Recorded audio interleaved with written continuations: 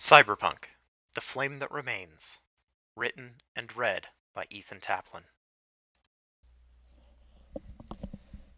Chapter 1. Sophie. Night City, 2075. Darkness folded in around her as the last light of cyberspace drained away. Ghostly fragments of code lingered in her vision before vanishing into the back of her mind. The monitors above her powered down one by one, leaving only the faint hum of her computer across the room. Sophie exhaled, steadying herself. She lay in a tub of lukewarm water, the last of the ice long since melted, steam rising from her skin. Her head throbbed with the heat of overworked neural implants. The ice was just one of a few safeguards that kept her cyberware from boiling her brain, but she always felt woozy surfacing after a dive into the net anyway. Her disconnect routine came first, checking vitals, running virus scans, and making sure every scrap of data had landed in its proper place. Only then did Sophie push herself up from the tub, water dripping into the rubber mat along its base. She wrapped a towel around herself and slipped into a pair of plastic slippers, shuffling groggily into the shower. Cold water shocked her awake, hissing over skin that still steamed from the heat of her implants. The chill did its job, cooling the ache in her spine and skull, clearing her head, and waking her up faster than any cup of coffee ever could. She made the coffee anyway. A packet poured into a chipped mug, mixed with tap water, and left to spin in the microwave. While it hummed, she collected the laundry scattered across the bed, the chair, the floor, and crammed it into the washing machine hidden behind a sliding wall panel. The dryer was stacked on top, and by the time she'd finished digging around in it for something to wear, the microwave chimed. Sophie padded back to the microwave, pulled the mug free, set it on the counter, and then turned back to the clothes she had selected and began to dress. Blue athletic shorts with pink trim, and a black tank top with a faded logo stretched across the chest. A pinned moth, wings splayed for all to see. The shirt had been a gift from her friend, Ares. He'd grinned as he gave it to her, as if she should recognize the band. She hadn't. How could she? Her childhood had been too strict, too controlled. Even now she was still figuring out what she liked. But the shirt was soft and it reminded her of him, so that was enough. 2 years ago, when Sophie had first set foot in Night City, her first time in California, or the new United States at all for that matter, she had been nothing more than a fugitive with a suitcase full of trauma and the chrome under her skin. She'd crossed the ocean with little more than the clothes on her back and a few $1,000 given by a kind soul whose name she had never learned. It had been enough to rent a shoebox apartment and buy herself a little time before the past caught up. Now she lived under the protection of the Wirehounds, a booster gang that had made its home in Mega Building H5. Like the others scattered across Night City, the tower was less an apartment complex than a vertical city crammed into concrete and steel. 100 floors of stacked lives surrounding the atrium hollowed out from the center, every 10th layer jammed with shops and other services that kept the whole machine grinding on. Most residents could go weeks without stepping outside its walls. Some never did. For Sophie, H5 meant anonymity. Safety of a kind. In a building with thousands of tenants, she could disappear into the press of the crowd, another face in the hive. It wasn't freedom, but it was cover, and cover was what she needed now. The screens above her desk blinked to life the moment she sat down, her neuroport and cyberdeck allowing her to ping the room's systems with a command as simple as thought. Monitors, climate control, even the window shutters. Almost everything in her apartment bent easily to her will. Lines of code spilled across the screens as her demons came online. Small self-written programs that in this case ran silent searches through Night City's information feeds. They combed news sites, chatter on the local net, even unsecured cameras, looking for traces of Emir Scandatech, the largest corporation in Norway. Company logos, security uniforms, mentions of anything to do with her former family. Every scan also probed for ICE, intrusion countermeasures electronics, digital watchdogs that might have sniffed out her demons if she wasn't careful. Most importantly, the program was on the lookout for anyone wearing clothing made of the same unique fabric as the armored bodysuit she'd stuffed in a lockbox and hidden under her bed. Most nights ended the same, blank windows and a soft chime accompanying the words "match not found." Tonight was no different. Only then did she let out another breath, safe for another day. She hadn't always been. Sophie had once been one of the 9 children remade into corporate soldiers, assassins, and black operatives by the Emir Skandatech Corporation at the behest of its CEO, Ursa Hrafnsdottir, their mother. They were the Nihaimar, the 9 realms, each named for a world of Old Norse myth. They weren't truly siblings, of course, but they were the only family she knew. The training had been relentless. Weapons, tactics, cybernetic augmentation, every piece of chrome forced into them came with its own lesson in obedience. She remembered sterile halls, endless drills, and the cold, digital eyes of their instructor, an artificial intelligence that saw her as nothing more than another experiment in flesh and circuitry. Most of her siblings had surrendered to or readily accepted their conditioning. She hadn't. Why she alone had slipped free, Sophie still didn't know. Strength, luck, or simply a crack in the design, none of it mattered. What mattered was that she had escaped, and that meant she would always be a loose end that Ursa could not allow to dangle. Sophie set her empty cup in the sink, slipped on her shoes, and tapped the control panel next to the door. The lock clicked, and the door slid open with a soft hiss. Noise rushed in the moment she stepped into the hall. The mega building was never quiet. Tenants shouting, kids running past, music bleeding through open doors, and the constant thrum of vending machines humming against the walls. The air smelled of 30 different kinds of food and incense burning somewhere down the corridor. She fell in with the crowd moving toward the atrium. The narrow hall opened into the cavernous hollow at the building's core, a space that stretched dizzyingly up through 90 floors of stacked balconies. Light bled down from neon billboards mounted across the higher tiers, advertising energy drinks, the newest cyberware, and vacations on the moon. Every 10th floor was a market deck, packed with stalls and storefronts. From where she stood, Sophie could already see the green and orange glow of the Wirehound's neon signs hanging over the nearest shops.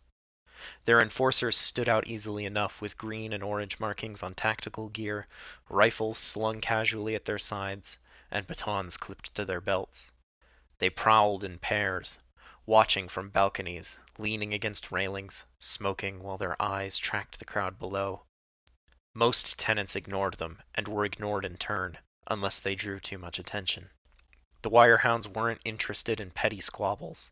They kept order, collected dues, and made sure no one stirred up trouble. Less visible were the stray eyes. They were the ones who were in control here, answering only to the alphas at the top of the dog pile, as it were. Sophie rarely saw them, which is how they liked it. Where the rest of the enforcers thrived on being seen, the stray eyes preferred to go without. They watched from the shadows, blending with the crowds, and keeping peace within the building in a much subtler manner than the enforcers they commanded. For the most part, as long as nobody in the building started causing trouble for the hounds, they left everyone alone and acted as security. They might step in to break up fights, but mostly they kept the regular tenants out of the places that the gang had deemed employees only. It was one of these areas that Sophie was entering now. The back hallway was quieter, stripped of the noise and chaos of the atrium. Sophie nodded at the door guard, a tattooed woman with a shotgun slung from a shoulder strap. The woman gave a grunt in return, and that was all the acknowledgement either of them needed. It hadn't taken the Wirehounds long to realize she was more than just another tenant paying their slightly higher than average rent. At first, Sophie scraped by on small favors, helping an elderly neighbor recover lost files from her computer, cleaning malware out of personal systems, the kind of work that only paid a few Eurodollars, and only someone desperate for those few Eurodollars would take. Her neighbor, Jamie Birch, a techie who lived and worked a few doors down, threw her the occasional job as well. Jamie was brilliant with busted wiring and jury-rigged chrome, but didn't have much patience for the software side of things. She'd point clients in Sophie's direction whenever a system needed scrubbing instead of soldering. This was fine by Sophie. As a netrunner, software was her specialty. They got along well enough, though Jamie was odd, eccentric in ways that made her seem half feral to the uninitiated. Once, when Sophie had asked why she preferred to sleep outside her apartment like the local homeless, Jamie had just shrugged and said she liked the air better. Eventually, Jamie had passed her name to a fixer, and Sophie found herself taking contracts that carried far more risk than recovering lost photos of her neighbor's grandkids, and paid more in return. As Sophie moved further down the hall, a door behind her slid open. She turned, just enough to catch a familiar figure stepping out. Ares. He wore tactical gear similar to most of the Wirehound's enforcers, but the only instance of their colors on his clothes was a single green and orange band wrapped around the left sleeve of his bomber jacket. He was a stray eye, one of the two who oversaw her floor and the two above and below, and as such, the other hounds respected him without question. His gaze swept the corridor, quick and practiced, before landing on her. A flicker of recognition, then the small half-smile she'd come to expect from him. That smile widened when she turned the rest of the way around and Ares saw her shirt. Silent, but still smiling, he lifted the slim, rectangular device he was holding, his agent, up for her to see. Although Ares had a neuroport implanted in his skull like Sophie and most people these days, with an agent included, he still preferred to use the one he could hold in his hand. He gave it a little shake, the familiar wordless offer she'd come to recognize. Call me if you want to do something later. Usually, she did. They kept it simple, grabbing food at the market stalls, wandering the city to watch people drift through the endless churn of night city life. Sometimes they'd sit in the hound's garage while Ares would tinker with his car and tell her about his past wandering the new United States western badlands as a nomad, what it was like to grow up on the road with a family that was equal parts tribe and crew. Sophie liked those stories, so different to her own childhood. Once, on a rare quiet night, he'd even dragged her to a screening of an old action film from the 2020s, Bushido. Sophie hadn't told him much about her past, only confirmed that her accent was in fact Norwegian. He'd never pressed her for more, but he wasn't blind either. He'd noticed the gaps, the things she hadn't done that he took for granted. Movies, music, even simple nights out. So he helped her find those firsts, piece by piece, his quiet way of helping her catch up to the world she'd been denied. It wasn't much, but it was enough. A fast friendship built on easy conversation and small escapes. The kind Sophie had never known before. She was already in an introspective mood, and seeing him now tugged her back to the first time they met, the day he'd knocked on her door, and instead of demanding payment, asked the questions that changed everything. Living in Night City meant one was beholden to a system built to bleed the people dry. Rent, utilities, food, everything carried a price, and the job Sophie was pulling barely kept her ahead of it. Scrubbing viruses and running errands for fixers paid barely enough to scrape by, and most of her early income had vanished into building the workspace she needed to function as a netrunner. Her cyberdeck and the virtuality function of her neuroport that allowed her to visualize cyberspace meant nothing without a secure, reliable access point. Building the computer that accommodated her needs hadn't been cheap, and without it she'd be stuck debugging her neighbors' laptops. When her first missed payment came due, she thought it would mean eviction or worse. Fortunately, it had been Ares who had come to collect, and when she'd opened the door, he hadn't found another tenant scrambling with excuses. Instead, he saw her life laid out before him among the chaotic cables that spread across the floor. The word Netrunner might as well have been scrawled across the walls in fluorescent paint. He'd looked around as she invited him in, taking in the tangle of cables, the freshly ice-filled tub, and the expertly constructed, powerful computer sitting on the desk. Whatever he'd meant to say first never made it out. Instead of the usual questions about why she hadn't paid rent, he asked an entirely different set. Could she infiltrate a hostile data fort and get out cleanly? Could she hold her own against black ice without frying her synapses? Could she write and adapt her own programs on the fly? Sophie hadn't been sure if admitting the truth was a mistake, but Ares only nodded, weighing her answers carefully. Then he'd given her a chance, a small job for the hounds, In essence, a test. She'd finished it in half the time she'd estimated it would take, her code tighter and cleaner than the other runners that the Hounds already employed. After that, she was treated as one of their own, and the work kept coming. She kept their systems clean, patched vulnerabilities, and reinforced the ice wrapped around the Hound's infrastructure. Sophie blinked, pulling herself back to the present. Ares was still there in the hall, waiting just long enough for her response. She lifted her hand to her ear, thumb and little finger extended. His smile widened just slightly before he tucked the agent into his jacket pocket and strode toward the atrium, his boots striking a steady rhythm on the floor. Her own footsteps joined his as she continued down the hall to her destination, the server room. The door hissed open to reveal racks of humming hardware strung with cables, lights blinking in steady patterns. At the center of it all sat Matthew, a techie a little younger than Sophie. She was 24, and he couldn't have been more than 21. He was already half swallowed by his chrome. Both arms were fully cybernetic, and compartments along the forearms were filled with tools.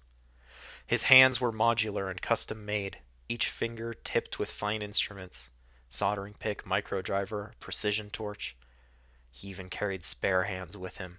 Every one was designed with joints in the fingers that let them fold flat against either the palm or the back, allowing them to be swapped onto either arm. Together, they kept the Hound's data fortress standing, Matthew handling the servers, Sophie the digital architecture. By rights, that made her his superior. Her work was more complex, and the stray eyes trusted her to oversee the whole system. But that wasn't how their dynamic worked.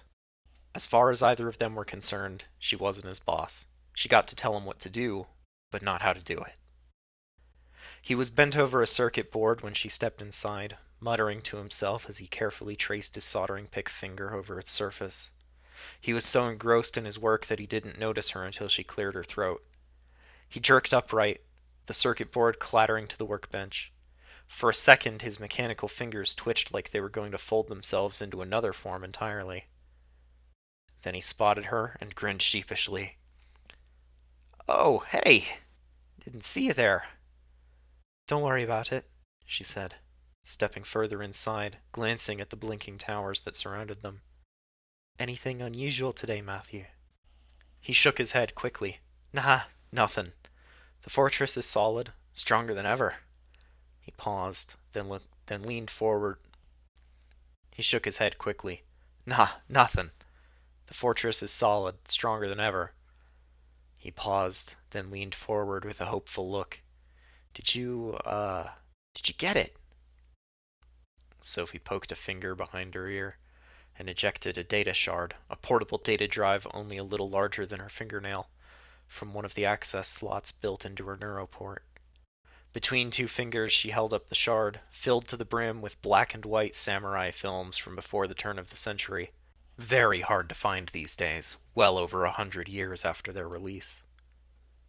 Matthew plucked it from her hand like it was treasure, grinning as he lifted a small display tablet from the desk and popped the shard into the side. "Sweet! Can't wait to watch all these."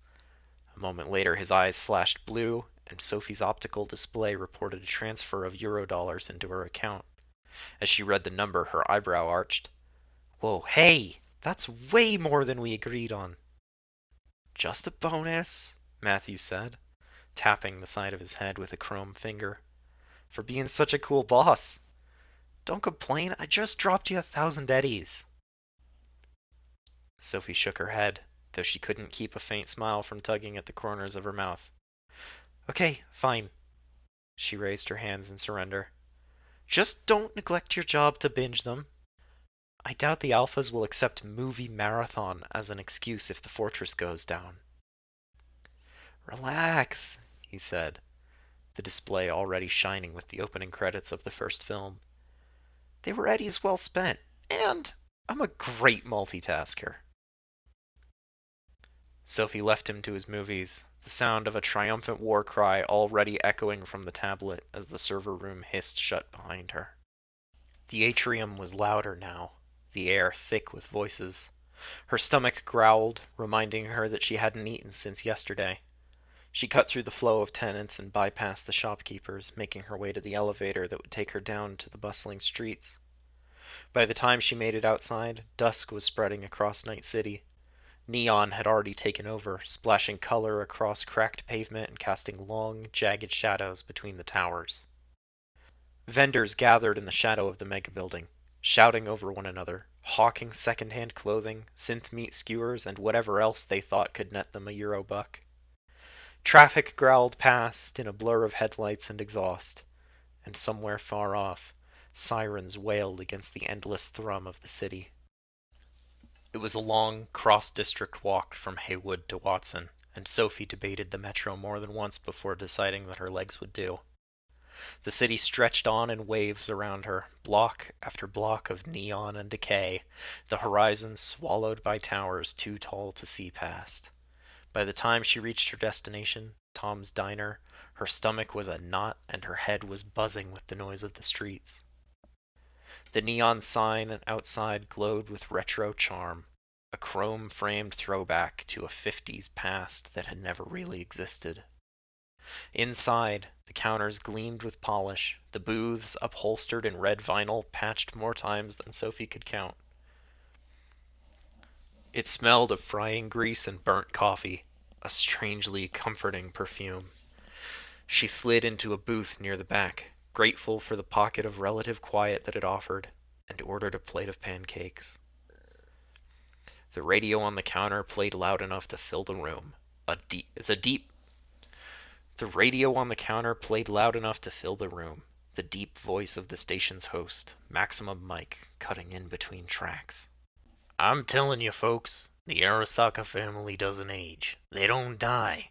Why? Because they're not alive in the first place. Bloodsuckers. Vampires. How else do you explain Saburo Arasaka still pulling strings after 100 years? They hide it in plain sight. The suits, the boardrooms. It's all a front for feeding. A few patrons laughed. One muttered that Mike must be out of his mind. Sophie didn't react. She never lent any weight to stuff like that. After all, the Arasaka family being vampires would be a surprisingly reassuring thought compared to the things she knew those at the top of the corporate world were actually doing. The waitress set her plate in front of her with a smile. Sophie prodded at the food in silence, the radio droning on as her thoughts turned inward and memory pulled her elsewhere. She remembered the cold rooms, bright surgical lights, and the way the gloved hands of those she'd trusted had turned her body into something she barely recognized. She had been torn apart and rebuilt numerous times, body parts removed and replaced every few years between the ages of 3 and 11. She'd been strapped down and told it was progress, the future. She'd been too young to understand, but not too young to know it was wrong. The implants came one after another. First was the neuroport, a lattice of wetware and interface nodes buried deep in her skull. It was the groundwork, the piece that let everything else talk to her nervous system. Without it, the rest would never have taken. Ports lined the base of her neck now, access slots for shards and cables, each one a scar from the day her body stopped being whole. Then came the optics. New, metal eyes that granted her perfect vision and fed her a stream of data overlays. She could see in low light and infrared, and no longer required a headset to view the net in virtuality. Cyberspace was part of her now. Her arms had been replaced with chrome prosthetics covered in real skin, identical at a glance, save for the thin silver seams crisscrossing the surface. Her right arm concealed a cyberdeck within the forearm, a powerful computer facilitating her manipulation of the net. Hidden in her left was a monowire, a spool of superheated monomolecular thread she could unfurl as a whip or tighten into a garrote. And then there was the Sandevistan. Grafted directly to her spine, a series of metal plates and green lights ran from the nape of her neck to the lowest of her thoracic vertebrae. The speedware rewired her perception, quickening her thoughts until the world itself seemed to slow, every detail suspended in unnatural clarity. It heightened her metabolic rate as well, driving her body to seemingly impossible speeds. The first time it had triggered was during recovery, before she'd even managed to sit up in bed. Her body was still raw from the surgery, every breath shallow against the pain radiating from her back to the rest of her body. And then, without warning, the implant fired. The world collapsed into viridescent stillness. She couldn't move, couldn't even hear herself as she cried out. Her mind screamed forward as her body failed to follow, locked in weakness. Seconds stretched into hours, hours into days. For 47 hours she lay there, trapped in a timeless hell, every nerve burning under the strain of a body forced to run faster than it could sustain. When it finally released her, she had learned to fear it. Not just the speed, nor the silence, but the deeper pull beneath it all. The feeling that something vast and hungry waited at the edges of her mind, ready to sink its teeth in if she lingered too long. The sense that should she lose control of the implant again, it might never let her go. Sophie hated lingering on memories like these, so as she finished her meal and pushed the plate aside, she forced herself to leave the thoughts in the diner with her empty dish. Dwelling wouldn't change the past. Out on the street again, with the city pressing in around her, she let the noise and neon anchor her in the present. Navarro's clinic was waiting. Jamie Birch had mentioned her first. Said there was a Ripper Doc in Haywood who actually cared if your Chrome worked the way it was supposed to, not just if you paid on time. Sophie had filed the name away but hadn't acted on it. A Ripper Doc poking around in her cyberware wasn't something she was going to take chances with.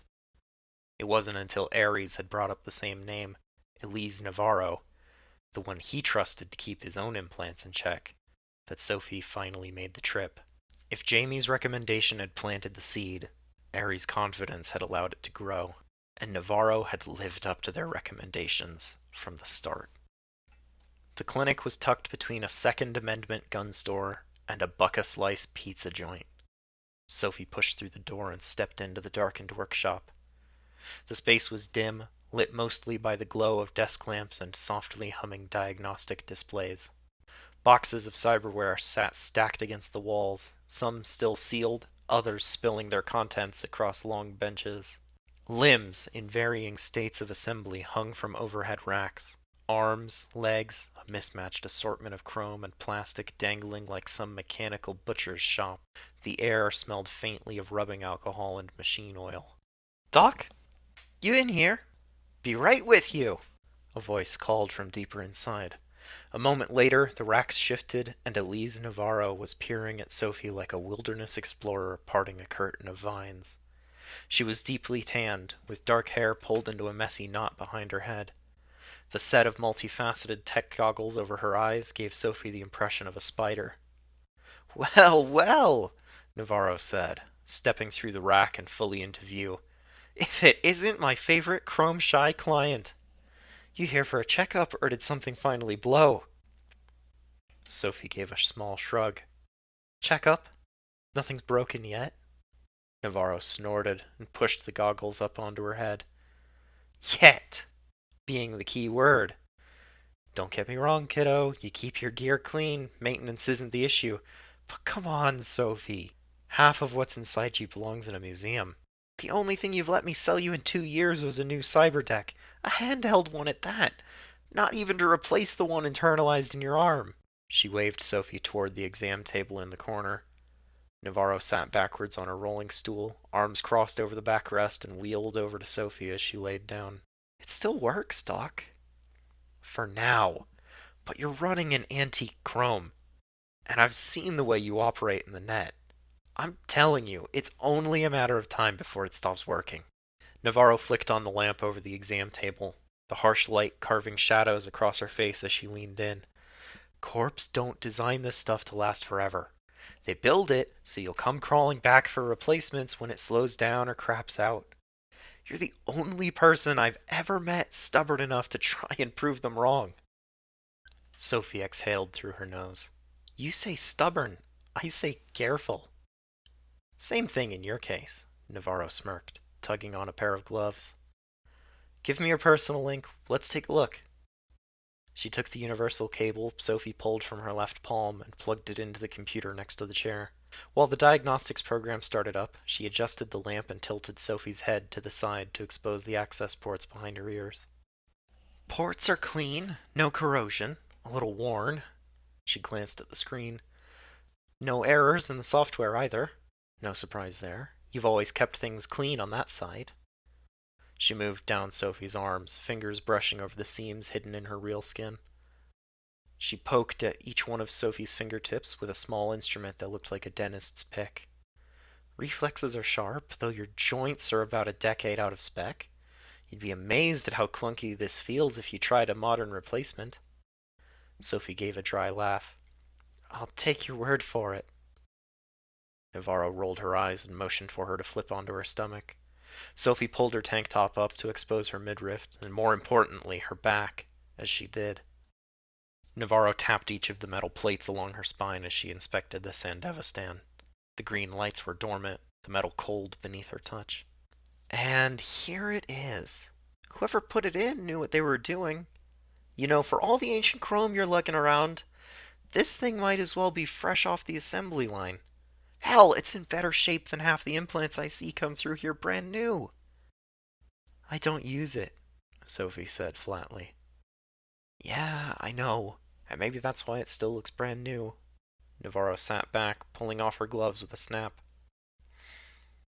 Everything else is holding together, but kiddo, you're running hardware that's nearly as old as you are. If it hiccups on you at the wrong time, don't tell me I didn't warn you. I wouldn't dare, Sophie said as she tugged her shirt back down and swung her legs off the table. But if it does hiccup, you'll be the first to know. Navarro rolled her eyes again, pushing her stool back toward her workbench. Damn right I will. 200 eddies, and I'll see you back in 2 weeks. Same as always, Sophie said as she paid and headed for the door. Back on the street, Sophie began the walk home. She passed an alley where several people huddled under cardboard and tarps, their eyes glassy with hunger or cheap drugs. Overhead, an aerodyne thundered between the towers, engines screaming. A pack of bikers roared past in vibrant leathers, their laughter jagged and sharp against the air. Sirens wailed in the distance, gunshots cracked. An explosion rolled somewhere in the city, rattling windows with its echo. This was the usual ambiance of Night City, violent and unpredictable. Sophie didn't exactly love it, but it was better. Better than the low, rhythmic hum of climate control fighting a never-ending war against encroaching cold. Better than her mother's voice issuing orders through speakers, almost never in person. Better than the unblinking gaze of Prosopon, the AI that had watched and mentored her from the moment she arrived in its domain. Better than Naustrand. Naustrand, the corpse shore, where Sophie had been forged in fire and blood and given the name Muspelheim. Where every skill she knew, inside the net and out, had been drilled into her. Where implants were forced into her body before she was ready. Where she had lived for her entire childhood, a corporate pawn. It was where she'd learned the truth. Chapter 2. She wore her age lightly. Naustrand, 2068. Prosopon.aic. Operation log. Level restricted. Handler access only. Designation Frost Chamber. Date and time 2068, July 22nd, 3:31 a.m. Assigned agents Asgard, Midgard, Alfheim, Niflheim, Muspelheim. Objectives: perform recon and data extraction from a decommissioned Militech black site buried beneath permafrost in northern Alaska. Mission outcome: success. Casualties and damage: Agent Niflheim suffered cybernetic damage. Agent Muspelheim suffered severe hypothermic trauma to cyberware post-mission. No fatalities observed. Anomalies noted. Comm signal strength dropped to 22.01% at 4:15 a.m. and remained at or below this level for 1,128 seconds. Muspelheim Performance Evaluation. Agent recovered 95.22% of invaluable data from corrupted AI data shard. Agent suffered severe hypothermic trauma post-mission. Notes: Agent Asgard exhibits continued growth in command position. Agents Niflheim and Muspelheim failed to cooperate at greater than 76.88% efficiency. Tag: Mission Report. Mission Success. Frost Chamber. Asgard. Midgard. Alfheim. Niflheim. Muspelheim. End of report. The yawning gate ground to a halt behind the AV as it passed through, the blast door's locking mechanisms crashing into place. The gate, disguised as the rock face of Tvillingsten, hid the Naustrund facility perfectly. The corpse shore awaited. Cold, white rooms, a mechanical hum in the air, and the ever-watchful guardian, Prosopon. The AV's interior displays showed the facility landing pad as the vehicle touched down. The displays darkened as the door slid open, allowing the 5 occupants to exit.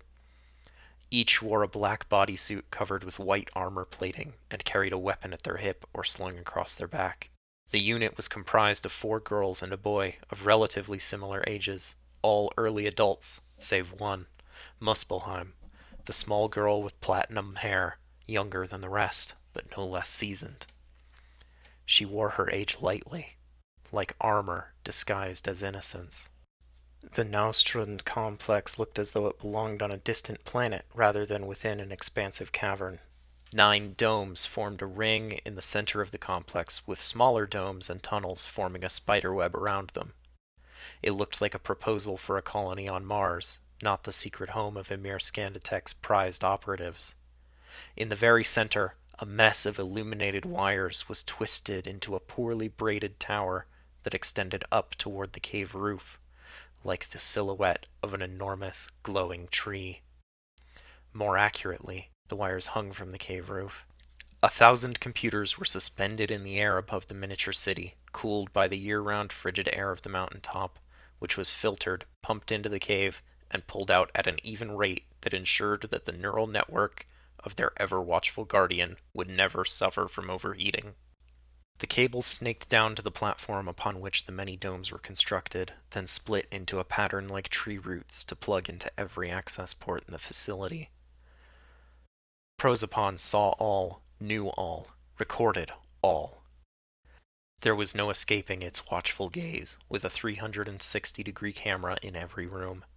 For added effect, the spherical cameras displayed an ever-seeing eye on the outside of the lenses. Prosopon was not simply the guardian of the Nihaimar. The artificial intelligence inhabited the Naustrund facility so completely that it had become the corpse shore's metal soul. Asgard, the eldest of the 5, placed her palm against the glass screen of the control panel by the security door, which flashed green and allowed them to enter the facility.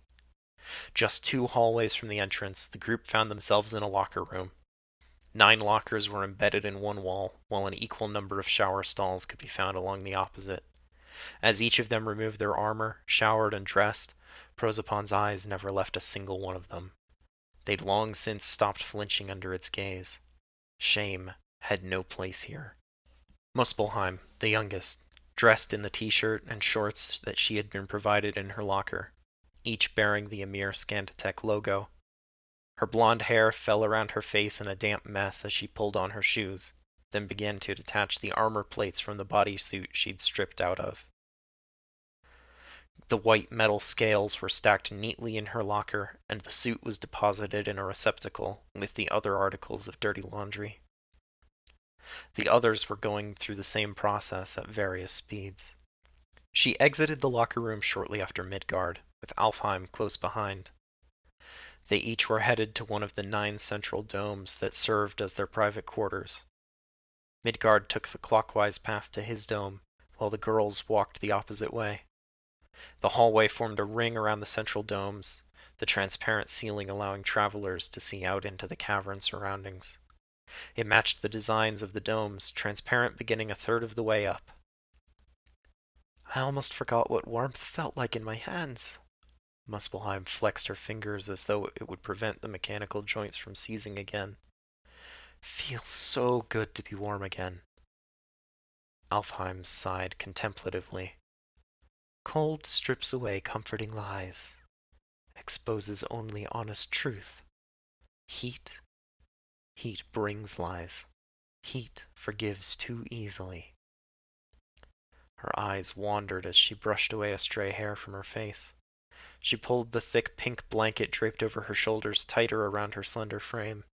I guess I prefer the lie then. The snow felt like razors. Alfheim chuckled quietly. You move well in suffering. It suits you in a way it doesn't suit the rest of us. You say the strangest things after missions. Muspelheim glanced sidelong at her sister. Only to you. They were halfway to Muspelheim's dome when they were pinged with a message from Prosopon. Operation complete. Codename requirements rescinded. Why do you think Prosopon always scans me first? Sophie wrapped her arms about her midriff, the synthetic skin covering her chrome fingers still cold to the touch. Astrid adjusted her blanket again. Perhaps it finds you interesting. Or maybe it's looking for something only you haven't learned to hide yet. Sophie's eyes darted back and forth as she tried to parse the older girl's words. What's that supposed to mean? Nothing important. Just... sometimes the youngest carry the oldest secrets. Astrid's voice seemed to drift into the distance. You'll understand one day. Or you won't. Sophie stared at her sister for a moment. You're a terrible comfort. I'm not here to comfort you, little flame. Her voice sounded like she either didn't believe what she was saying or wished that she didn't. I'm here to see what you'll do with the fire. Chapter 3. Intrusion. Night City 2075. A message pinged Sophie's agent, the text readout appearing in her sight. I have a job for you. The message came from Biteback, one of the top dogs in the Wirehound's hierarchy. She led the Hound's enforcers, commanding the entirety of their muscle out on the street. Rarely did Biteback think a problem couldn't be resolved by force, preferring to shoot, smash, or bite through her obstacles. Needless to say, it would be unwise to ignore her summons. On my way, Sophie replied, and picked up her pace as she recalled her mental map of Haywood. She was only a few blocks from Mega Building H5, and altered her meandering path to one that would take her home quickly while avoiding trouble. The sun was going down, which meant there was bound to be more of it out and about. As she turned the corner, passing a small clothing shop selling what she thought were likely knockoffs of designer brands, Sophie used a thought command to call Ares. After a moment, she heard the call connect and Ares' voice echoed in her thoughts. Something wrong? You don't usually call until later. Got a summons from your alpha. Biteback has a job for me. Know anything about that? Can't say I do. Damn it, I really hate the way she contacts me. Sophie grimaced to herself. Biteback had a tendency to speak gruffly in person, using the fewest words possible, but she was never cryptic. Only when she couldn't look whoever she was talking to in the eyes did she ever seem to have an ounce of mystery to her. Her text messages were terrifying. It's like she means to scare us. Actually, that's probably exactly what she... speak of the devil. She's texting me now. Just a sec. The words "please hold" flashed across Sophie's vision and nestled into her upper left periphery. She turned another corner, quickly jogged through a crosswalk with a blinking timer that had nearly run out, and came to a halt. She stood in the middle of a busy sidewalk that connected the stairs of Mega Building H5 and the rest of the city. On her left, a pair of food stalls were drumming up business. On her right, a pack of hounds in combat fatigues with neon green accents were eyeing a police drone that was hovering 30 feet up, surveying the crowd. Mega Building H5 towered above them all. The large H5 emblazoned on the building's face glowed bright, helping the rest of the city to blot out the stars. Thinking about the scale of Night City made Sophie's head spin. No matter how big the buildings were, they only served to make the world feel small. Sophie? Evidently Ares had reconnected the call while she was staring into nothing. Sorry, she said, feeling much younger than she was. I was somewhere else. What did Biteback want from you? You keep spacing out like that, and eventually you're gonna get hit by a car or landed on by an AV. Sophie smiled, the concern in his tone reminding her of Vanaheim. She had also considered it a bad habit.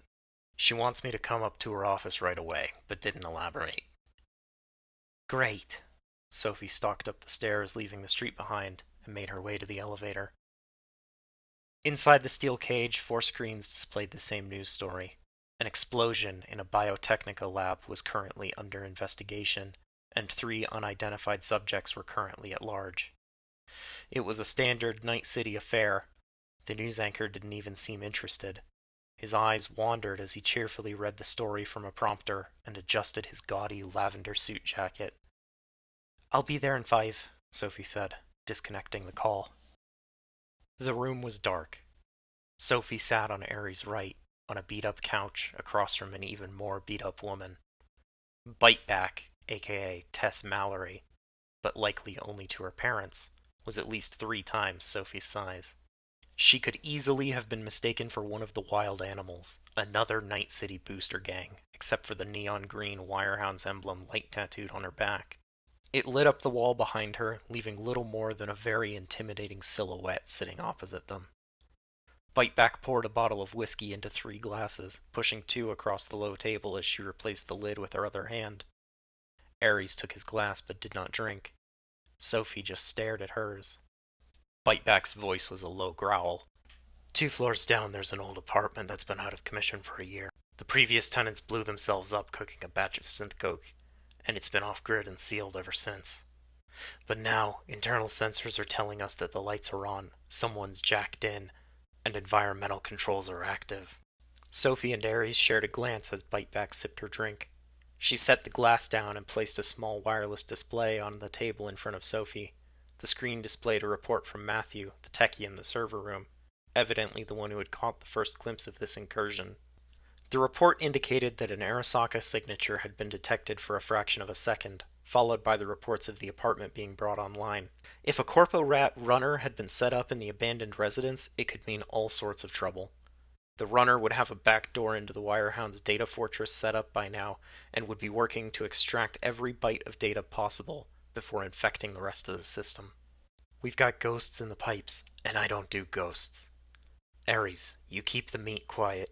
Sophie, you dive deep and rip out whatever roach is chewing on my bandwidth. No smoke, no noise. If this bleeds into the street, I'll bleach the whole damn floor, tenants or not. With Biteback's warning ringing in their ears, Sophie and Ares had begun their mad dash to the stairwell. Sophie continued searching through the data on the tablet. With her personal link jacked into the device, she could devour all of the information stored within while running through the halls. She stayed close behind Ares as they wove through clusters of tenants roaming the hallway. Ares unslung the rifle he carried on his back as they reached the floor they were looking for. They slowed their pace as Ares led the way to apartment 3481. The door was closed, still sealed with caution tape. Sophie knelt by the entrance while Ares took his position on the other side of the doorframe. He withdrew a small device from a pouch on his vest. It resembled a key card held to the side of a pack of cigarettes by a tangle of wires. Ares tossed the device to Sophie, who held it to the keypad, which beeped and flashed green. Ares went in first, quick and quiet, through the door before it had finished sliding open. Sophie followed close behind, pulling free a length of monomolecular wire concealed in her left forearm. She held the wire taut between her hands, ready to slice and dice whatever came out of the dark. The apartment shared the same layout as Sophie's, a desk to the right of the door, a small wardrobe embedded in the wall on the left. The wall opposite the door held a window looking out into the city skyline. To the left of the window, the remains of a mattress were resting in the sleeping nook. On the right, a couch and TV were set in the lowered area, 2 steps below the rest of the floor. The entire place was scorched, and various parts of a wrecked synth coke distillery were scattered across the ground. They swept the entire apartment and found no one. There's nobody here, Sophie stated what they both were thinking. Then it's your time to shine, Ares said, making his way back to the entrance. He took a post by the door and stood ready. If anyone tried to come in, they would be in for a hell of a shock. Sophie released her monowire, the glowing threads zipping back through the slot in her wrist. She sat on the least burnt part of the couch and closed her eyes. Finding the nearest access point, Sophie established a wireless connection and allowed herself to drift into cyberspace. Through Sophie's eyes, the net was an abstract painting touched by thousands of artists. The Hound's data fortress appeared as a riot of color. Neon strokes haphazardly splattered across a dark canvas, shifting as she glided through the ice wall she had erected around it. From within the chaos, doors took shape, each one leading into a different directory tree of the server. Sophie rezzed a demon and sent it searching. When the program returned nothing unusual, she pressed on. The deeper she went, the more the fortress changed. Colors thickened, swirling together like ink dropped in water. Lightning-thin streaks of code flared deep within the clouds. Other users drifted through the space, their IDs flashing green as her demon verified them. Nothing seemed out of place, until a flash of code revealed movement where there shouldn't have been any. Sophie's pulse quickened. She primed her defenses, reinforcing her self-ice before drifting any closer. The shape resolved into a Netrunner's avatar. Black armor plating, Arasaka insignia gleaming bright against the shifting void. It was a corporate agent, and she'd just been spotted. The Arasaka runner's avatar moved with rigid, almost inhuman precision. Lines of hostile code surged out from it, dark tendrils unraveling through the painted void, reaching for her. Sophie's ice flared in response, layers of defense intercepting the intrusion, scattering fragments of corrupted data like paint splattered across glass. She rezzed her deck-crashed demon in retaliation. The demon streaked toward the other netrunner like a comet. It would violently force the target out of the net and back into meat space, short-circuiting their cyberdeck in the process. But instead of ejecting, the netrunner's avatar convulsed. The black plating fractured, seams splitting wide as streams of alien code poured through it. The Arasaka insignia warped and twisted as if melting under a heat that wasn't there. Through the cracks in the avatar, Sophie glimpsed something else. Black orbs clustering together and pushing outward, each one orbiting the others in shifting patterns. They pulsed like eyes without pupils, straining against the human shell wrapped around them. Something had infected the other netrunner. Their avatar was flickering in and out as the infection tried to take their system over. The entire data fortress shuddered as the infection began to leak out of the Arasaka agent, rippling through its foundations, neon brushstrokes collapsing into static. Shit! It's a rogue AI, Sophie thought as the black orbs began to spill into the data fortress through the other netrunner. Her ice flared, layer after layer straining as the corruption pressed outward. Warning sigils cascaded across her vision, alarms screaming inside her head as the fortress twisted around her. The Arasaka runner's avatar had nearly collapsed. They must have been trying to subdue and extract the AI from the local net. Whatever the intruder had been intending to do, they had gotten tangled up in a malevolent remnant of the old net, an artificial intelligence that had been left behind while the rest were sealed behind the black wall, cut off from the next iteration of the net. It had probably been dormant until the corp had started messing with it. She leveled her deck-crashed demon at the runner one more time in a final effort to sever their connection. At this point, Sophie knew there was no saving the infected netrunner, but if she had a choice between being fried by another person or becoming the puppet of a rogue AI, she knew what her choice would be. She was too late, though. The AI's black orbs ripped their host's avatar apart in a spray of pixels and a metallic scream. The scream rattled through her skull, the destructive force of the AI enough to make her connection falter. The orb creature pressed outward now, no longer confined to the fading corpse of its host's connection. Each black sphere pulsed with raw code, orbiting and splitting, trails of corruption spreading like cracks across glass. The fortress itself warped around it, colors leaching from the digital world as the oily surface of the creature took on a rainbow sheen. Her layers of ice were breaking. Panic clawed at her chest. She had seen aggressive programs before, but this was nothing like the retaliatory black ice defenses she'd embedded in the Hound's data fortress firewalls. She'd never seen something that could hollow out a human being and wear them like a mask. The static shriek bored deeper, splitting her focus. Her vision fractured into a kaleidoscope of error messages and alarms. She forced herself to think past it and reach deeper into her deck. She might not have seen an AI like this before, but she was no stranger to fighting them. She'd learned from and later bested one after all. There was one trick up her sleeve, One demon she knew could stop it, the one she'd designed in secret and used to secure her freedom. The dragon. It erupted from her deck in a torrent of teeth and claws, a serpentine storm of fire and light tearing through the AI's orbiting spheres. For a heartbeat, the painted world was nothing but a blizzard of static. Then the orbs shattered, and the AI's scream cut out all at once.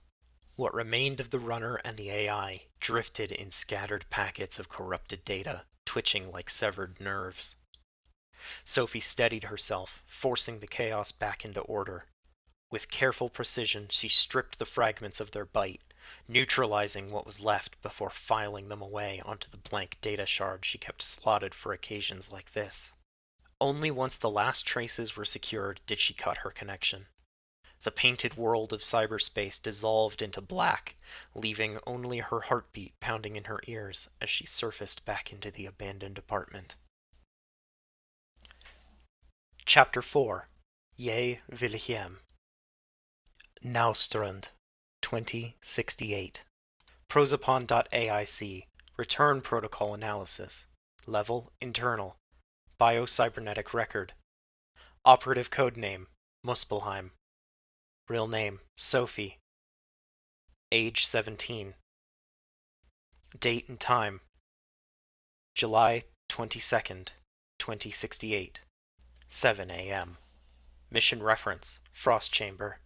Physical examination Vitals stable. Tissue damage critical.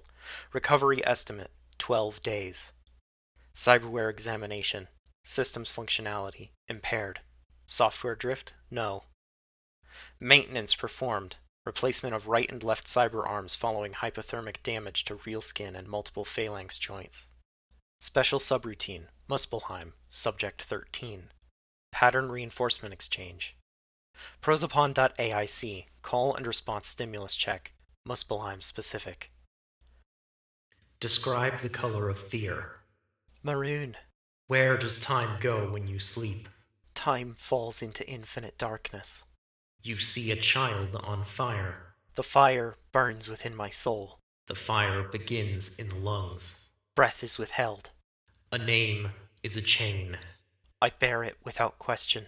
The sky fractures. The sun bleeds. Maintain visual lock. No deviation.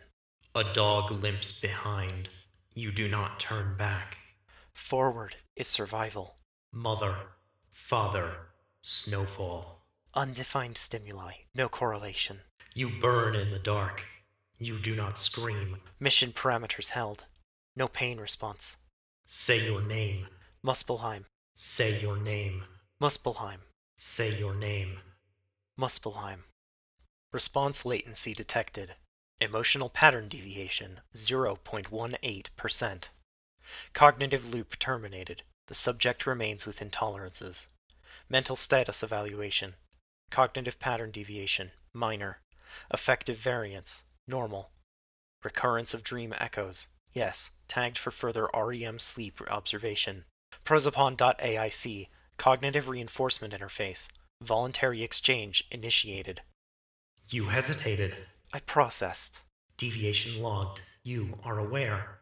I'm always aware. Do you recall what you felt? Cold, smoke, metal. Memory or metaphor?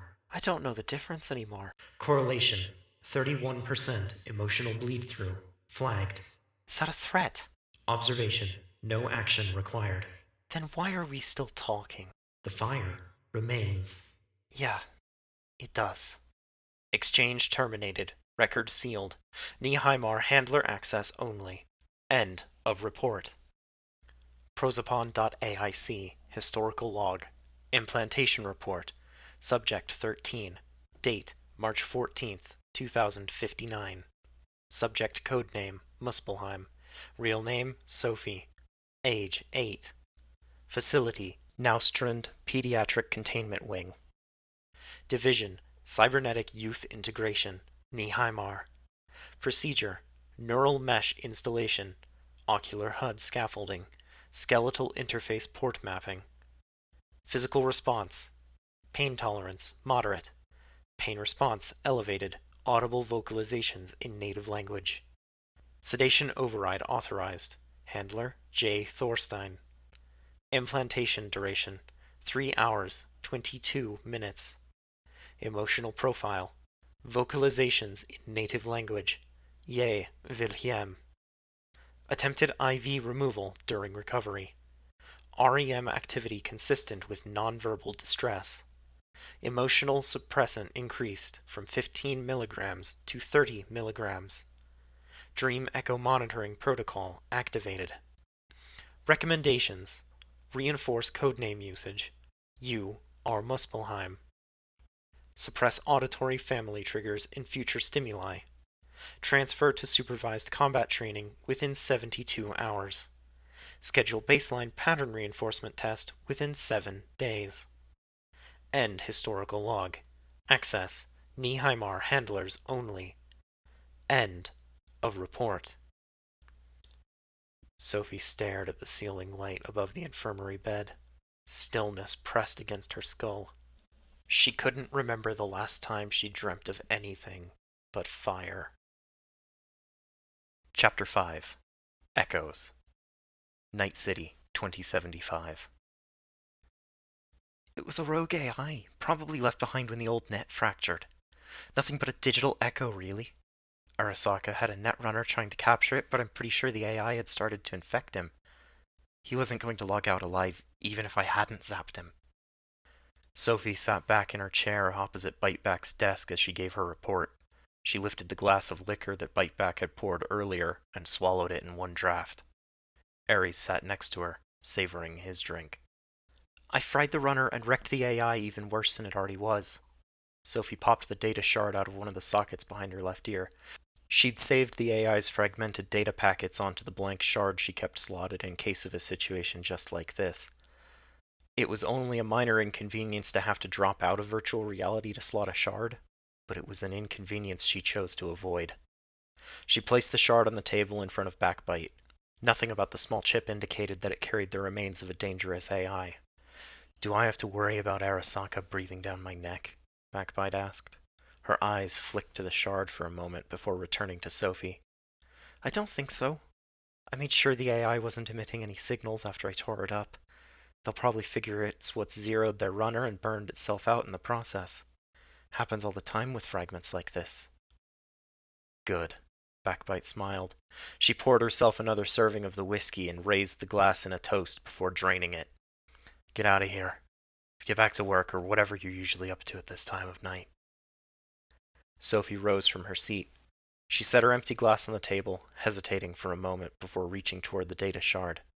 When Biteback made no move to stop her, Sophie pocketed the chip and turned to follow Ares out. They returned to the atrium, where Sophie leaned against the railing atop the short concrete wall that divided the walkways from the open air of the building's hollow center. Good work, Ares said, patting Sophie on the shoulder as he leaned back against the railing next to her. She looked to see his eyes purposefully scanning the crowds. He was still on duty after all. Nah, that was nothing. Exasperation dripped from Ares' voice. You fried a Corpo Netrunner and some crazy AI with nothing but your brain. That's not nothing. Sophie paused, thinking about all the things she'd done that would make putting down a broken, malfunctioning AI scrap code and a single Arasaka runner look like child's play. Fine, I guess I did a little bit.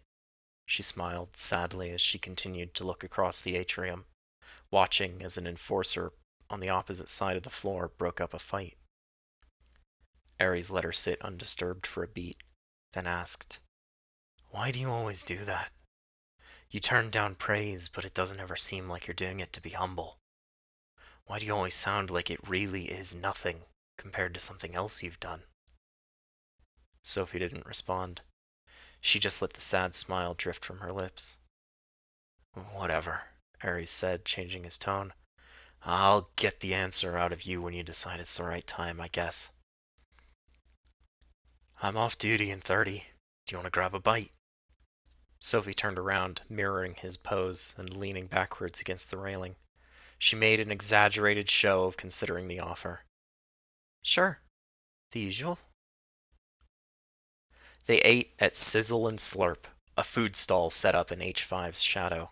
The owner, Mama Han, as her customers knew her, served only one dish, a steaming bowl of handmade noodles floating in crimson broth, garnished with chili flakes, and topped with several thin slices of synth sirloin. The flavor was rich and spicy, making Sophie's nose run and her face grow flushed. Ares grinned as he lifted his chopsticks to his mouth. This was his favorite place to eat in all of Night City. There was never a crowd this late at night, and Mama Han always had her customers' food ready within 90 seconds. Sophie hadn't liked the food the first time she tried it shortly after moving into the mega building, but after she met Ares, he talked her into trying it again, and again, and again, until she'd changed her mind. Sophie never asked for hers to be spicier than it already was, but Ares always did. Sophie was certain that Ares would have eaten every single meal at Sizzle and Slurp if Mama Han hadn't warned him he'd literally need an iron stomach to do so. Ares, like Sophie, was hesitant to implant any more cyberware than he already had.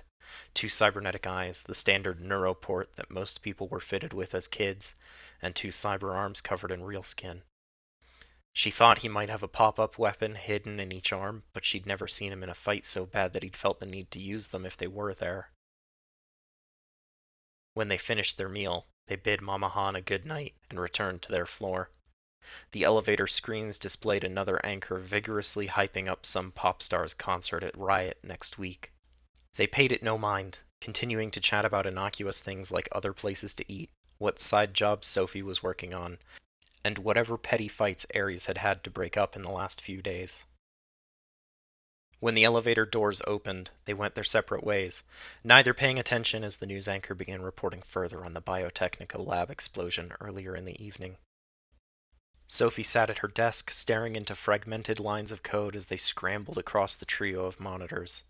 She was trying to learn everything she could from the rogue AI she'd tackled earlier, but its information had been sundered so thoroughly between the damage it had sustained during the crash of the old net and what she'd done a few hours ago, it didn't seem that her efforts would bear fruit. Could always comb through it in cyberspace, she thought, but looking at the empty tub, she thought better of it. She was growing tired and didn't feel like leaving home again, even if she'd only have to go 1 floor up for ice. Instead, Sophie decided it would be best to sleep for now. She booted up the security program that would alert her to anything spotted in Night City matching her hidden suit of armor, and left it to run as she tossed her clothes into the laundry machine and collapsed into bed. She pulled a blanket over her shoulders and thought commanded the room to darken. The lights flipped off, and the mechanical shutters slid down over the window, cutting Sophie off from the rest of the city. Darkness enveloped her as she closed her eyes. No matter how hard she tried, sleep never came. After an hour of searching for rest, Sophie decided that it just wasn't going to happen. She rose from the bed, grabbed her clothes from the still-open laundry machine, and entered the hallway. She returned 10 minutes later with a large cooler, filled to the brim with frozen cubes, and carried by an off-duty member of Ares' Stray Eyes, who had happened to be nearby.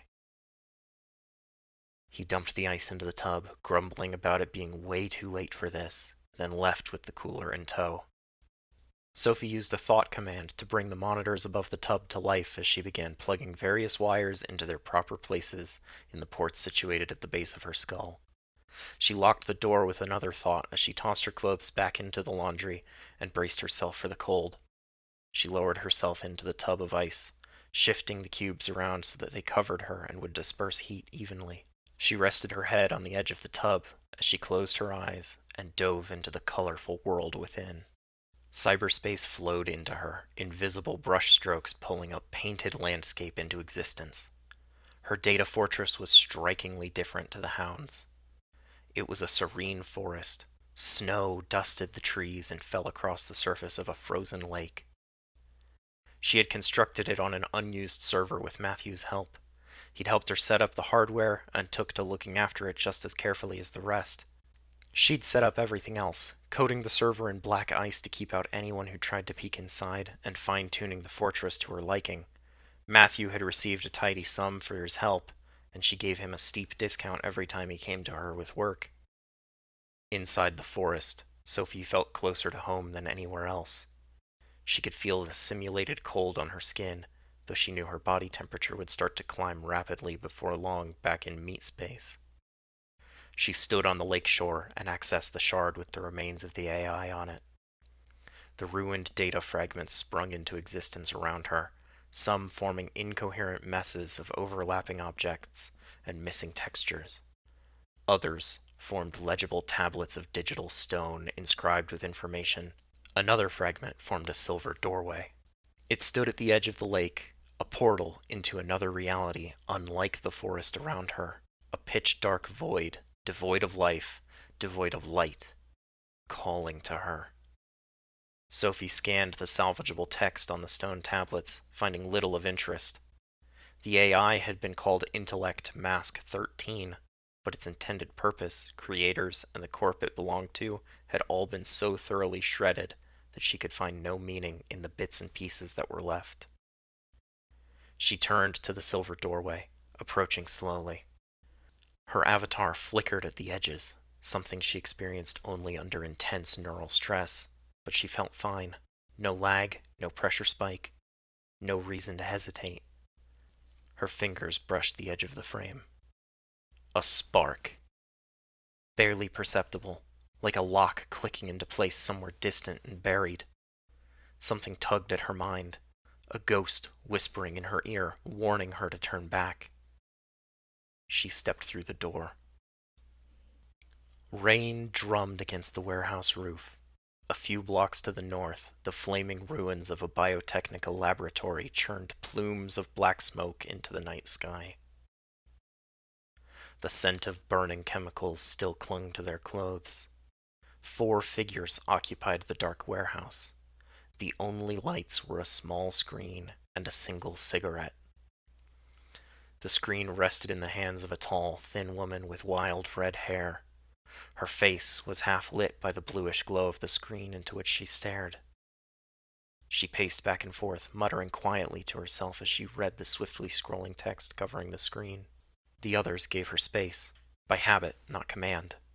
They were apprehensive of her tendency to speak as though she walked through the ruins of prophecy that her eyes alone could see. Sitting cross-legged next to a rusting cargo crate, a man with a thin beard blew a cloud of smoke into the air. On the ground before him lay a rifle, disassembled and meticulously organized across a dark cloth handkerchief. The man cleaned the weapon, illuminated only by the orange glow of his cigarette, and when every piece was spotless, he reassembled it expertly, as though he had done so 10,000 times before. Atop the cargo crate was the youngest of the 4 siblings.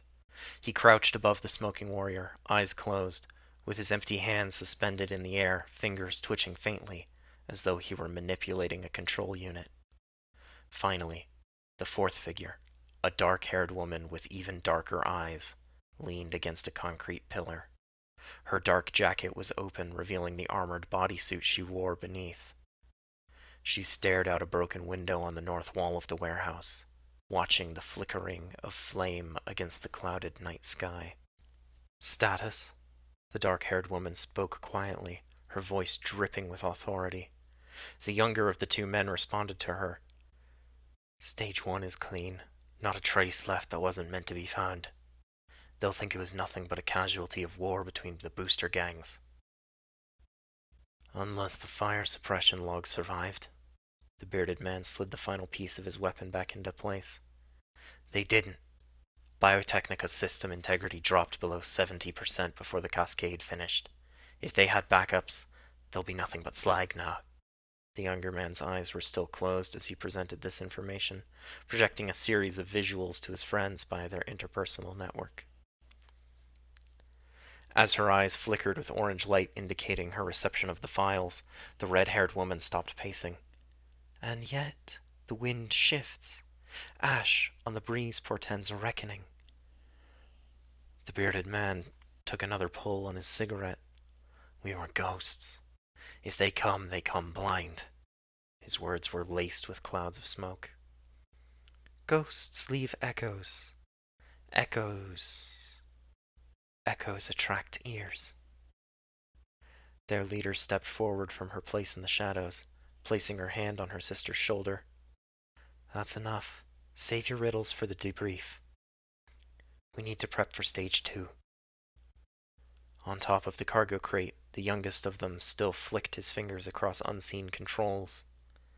Recompiling node maps now. The secondary entrance still scans green. The elder brother clicked a magazine into his weapon. Ammo topped, armor's clean. I'm good to go. The hour approaches, and with it... The red-headed woman looked down as the screen in her hands flashed red, and they all received a message. Prosopon.aic. High priority. Bifrost protocol activated. Logon detected. User alias Nornir. User biometric and cybernetic footprint analysis complete. User Nornir equals subject 13 equals Sophie equals agent Muspelheim. And with it, an unexpected visitor. Alfheim's voice dropped to a whisper as she completed her thought. She smiled faintly. The flame yet burns. Biotechnica can wait, Asgard grinned, mirrored by her brothers. It's time we stoke the fire. Chapter 6. Kindling. Night City, 2075. The moment she crossed the silver threshold, the world unraveled. Sound collapsed inward, color blurred into inky blackness. Cyberspace dissolved around her, not like melting code, but like breath stolen from the lungs. For a while there was only stillness. Then came light. It bloomed beneath her feet, threading into a bridge of fractured prisms suspended in the endless dark. A path of rainbow light glowing softly like a memory half remembered. She stood at the edge, unsure if she was walking forward or being pulled. Each step sent pulses of color radiating away from her, like ripples through still water, echoes through bone. There was no sky, just her and the path, and the hush of an infinite distance. Two shapes accompanied her in the void, black and nearly imperceptible within the void through which they soared on silent wings. Black against black. Muspelheim. One of the ravens alighted on her shoulder, staring at her with a single eye. The name struck her like thunder in a quiet cathedral. Muspelheim. They knew her name. No, not her name. An old name that belonged to someone else. They still called her Muspelheim. The system, the mask, the ever-watchful eyes. Prosopon. Her chains clung to old names. But that wasn't who she was anymore. Not really. She had chosen a name for herself, not one forged in a boardroom or whispered by a handler. Something older. Something hers. Nornir.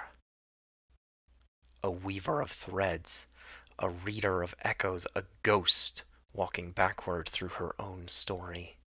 Not a weapon lit by someone else's fire. A spark she struck with her own hands. The bridge shimmered with that thought, her thought, and for a moment, it felt as though the code beneath her feet had accepted it, responded. The raven on her shoulder stared. As she walked, glyphs and masks shimmered and rotated as they formed in the void beneath the bridge. Broken visors, ceremonial crowns, jagged faces. Some she recognized, but could not recall. It filled her with vertigo as she stood on the verge of memory. The second raven alighted on the bridge and stared with the first, watching her intently as she approached the end of infinity. At the path's terminus stood an archway, formed of molten shards and splintering data. It resembled a broken crown atop a painted mask, torn in two. She approached. Intellect Mask 13. Prosopon extension node. Bifrost protocol. She tasted static. Her fingers twitched as the information flooded unprompted into her mind. Whether it was the remnants of a corrupted log or an identification protocol, she wasn't sure, but she was growing sure of something else. Mask. Intellect. Prosopon. She thought she'd burned a rogue. Nothing more than a fragmented echo caught between firewalls. She was wrong. So very wrong. This wasn't a shard of chaos. It was a face, a discarded identity, one of Prosopon's many masks. This wasn't something lost in the ruins and wreckage of the old net. It had been waiting. The ravens watched as Muspelheim looked around herself again, observing the bridge crumbling into pixelated dust behind her. She stepped through the broken crown. The ravens stared. 1,000 eyes joined them. She found herself in the last place she ever wanted to return to, surrounded by the glass domes and sterile hallways that filled the cave called the Corpse Shore. Naustrund. Home. Her head ached. The world around her spun. She felt the razors of cold against her bare skin. A sun threatened to ignite inside her head. She began to trace a familiar path down the silent halls. The ravens went with her. Their wings made no sound. They cast no shadows. One perched on an exposed conduit out of her reach. The other walked beside her, claws tapping against the tile, always 3 steps back. She did not look at them. She didn't want to know if they would still be there if she did. The hallway stretched ahead, steel-paneled on her left, glass-walled to her right and above, filled with the faint hum of ventilation that had once lulled her to sleep. Here, in the false warmth of memory, she should have known what came next. A left turn, then a short walk to the training dome. But as she moved forward, something slipped. The turn and stretch of corridor came, and came again. The corridor folded to the left twice, then 3 times. The same scuff mark on the floor passed underfoot. A hairline crack across one of the wall lamps traced the same curve, flickered the same way. She stopped. The hallway continued. She turned back. The same sight greeted her. She closed her eyes and felt a gust of air pass her face, even though the air was perfectly still, or perhaps was not there at all.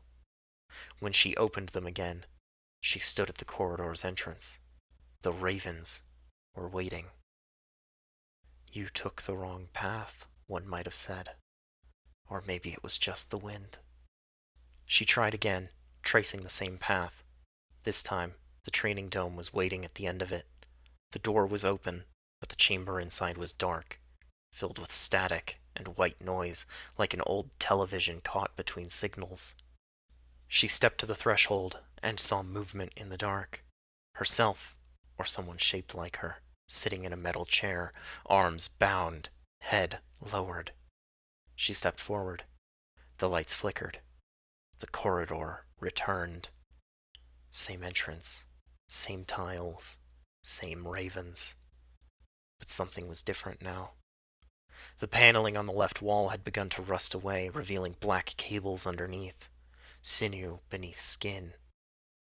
The lights overhead no longer flickered. They pulsed in time with her heartbeat. She glanced at one of the ravens. It looked back, its eye glowing red. She retraced her steps again. The corridor folded to the left. She stepped over the same scuff mark on the floor. The corridor folded. She stepped over the scuffed floor. Fold. Scuff. Fold. Scuff. Drop. Her foot found no purchase. The floor gave way.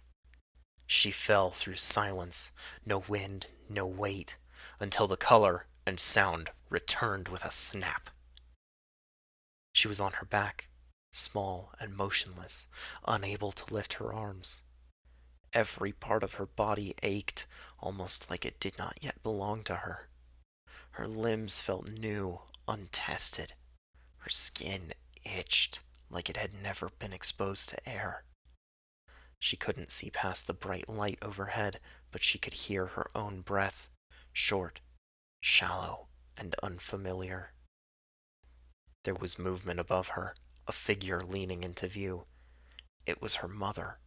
She was crying. A masked doctor stood beside her, cloaked in sterile green, but it was her mother's face, sharp and perfect and glowing with sweat, that filled Sophie's view. She felt her mother's lips press against her forehead, and her platinum hair brush against her cheeks. A mechanical voice hummed in the background, flat and unaffected. Subject 13. Codename assigned. Muspelheim. Muspelheim, her mother whispered, as if confirming it for herself. She didn't say Sophie. No, her next words were, "You will be my greatest creation." From the edge of the room, two red-haired girls stood in silence. They watched with almost horrified intrigue. They said nothing aloud, but the taller of the two seemed to mumble incessantly to herself as she pulled a blanket tighter around her shoulders. She was always cold. Alfheim, Vanaheim, they were watching a birth, and they knew it wasn't supposed to happen this way. Fire retains shape. Fuel supply sufficient. The ravens fluttered their wings nearby as the corridor twisted around her once more, spiraling in on itself until it led her to the doors of the surgical wing. Echoed screams bade her not to enter, but the doors swung open despite the warning. The only section of the complex without glass ceilings, the surgery center was dark, lit only by red emergency lights. The ravens forged ahead, leading her on with far more courage than she felt as she slowly followed. In the dark, she saw none of the eyes she knew were watching her from every angle. She turned and found herself in an operating room, the exit vanishing behind her. Her vision was suddenly flooded with light. A sharp scent hit her, sterile, metallic, and vaguely sweet. The ravens roosted on the arm holding the bright light that shone down on the surgical table. She knew this room, had been here many times, lying on the table. This time, however, she was also watching from outside the light. The girl on the table was 11 years old, her elder sibling standing over her. Marker lines crisscrossed her shoulders and back, incisions waiting to be made. Face down on the table, Sophie could not see the tears she remembered running down her face, but she knew they were there. The Sophie on the table couldn't move, couldn't defend herself. The Sophie watching from outside the light could do nothing to change the past. 4 others were gathered in the room. A boy barely older than the girl on the table, a doctor shrouded in sterile green, and the red-haired twins. The boy was Rune, Helheim. He stood by a stack of machines monitoring Sophie's vital signs. Astrid stood outside the light, unusually quiet. Next to her stood the doctor. He had not been the one to perform this surgery. No, he was only here to grade Vanaheim's performance. Vanaheim, Liv, stood over Sophie, hands steady despite her ragged breathing. Her eyes were red, but tears no longer welled up in them. She glanced at Rune, who nodded. Her pulse is elevated, but her vitals are stable.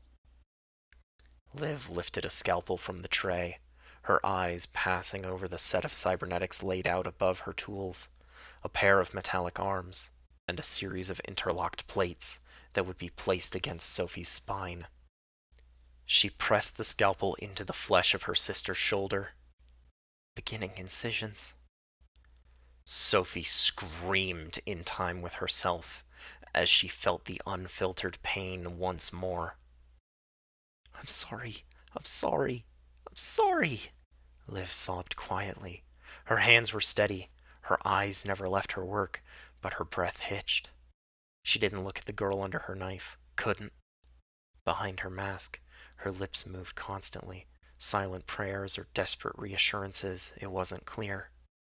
Almost done, she whispered under her breath. Almost done, almost done. She pulled on nerves and wires, fusing them together. She stitched, stapled, and glued. She worked for an hour before she was certain that the mounting for the right arm prosthetic was in place. When she was, she moved to Sophie's left side and began the process again. The finale was next.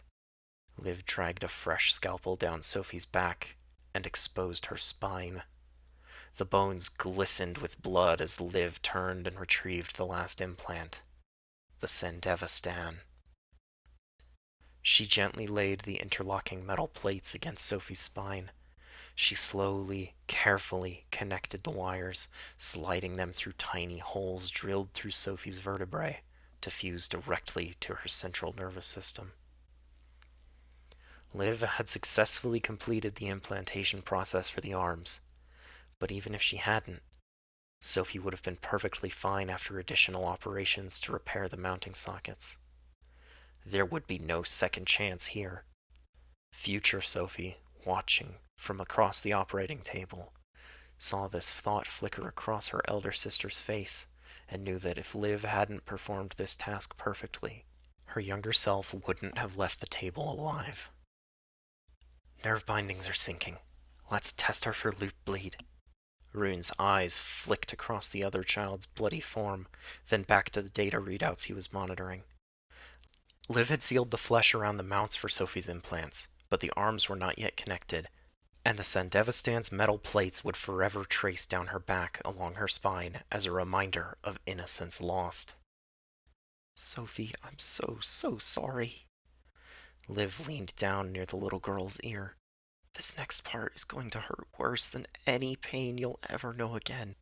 I'm sorry I couldn't apply any anesthetic, Sophie. The Sandevistan can't integrate properly if your nerves are slowed by even the smallest amount. She looked to the doctor, who lifted a remote and pressed the activation switch. The scream tore from the girl's lungs like it had been caged behind her ribs for 1,000 years. High, raw, ragged. She writhed against her restraints, eyes wide and blinded with pain. Green light illuminated her back. Liv gasped and clasped her trembling hands together. She's not ready for this. She doesn't have to be ready, Helheim replied too calmly. She has to adapt, like we all did. She's not like the rest of us, Liv's voice cracked. She's going to break. If she breaks, we get to build her better. Sophie wished she could cover her ears, but it wouldn't matter. The information was being loaded directly into her brain. She wished she could protect the girl on the table, covered in blood, tears raining onto the floor below. Sophie couldn't comfort herself.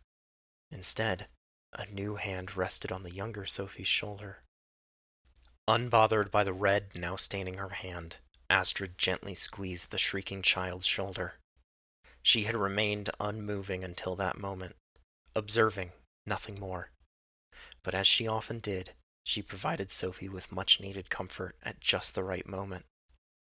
She crouched beside the table, anchoring herself next to the sobbing child. Please don't hold it in, she whispered softly to the girl watching as much as the one on the table. Pain does not make you weak. It means you're still becoming. Her voice was quiet between the screams, the pause between shudders. It carried no authority, no command, just presence. One day, you'll make them regret thinking you were soft. Fire retains shape. Fuel supply sufficient. Chapter 7. Embers. Night City, 2075. Fuck!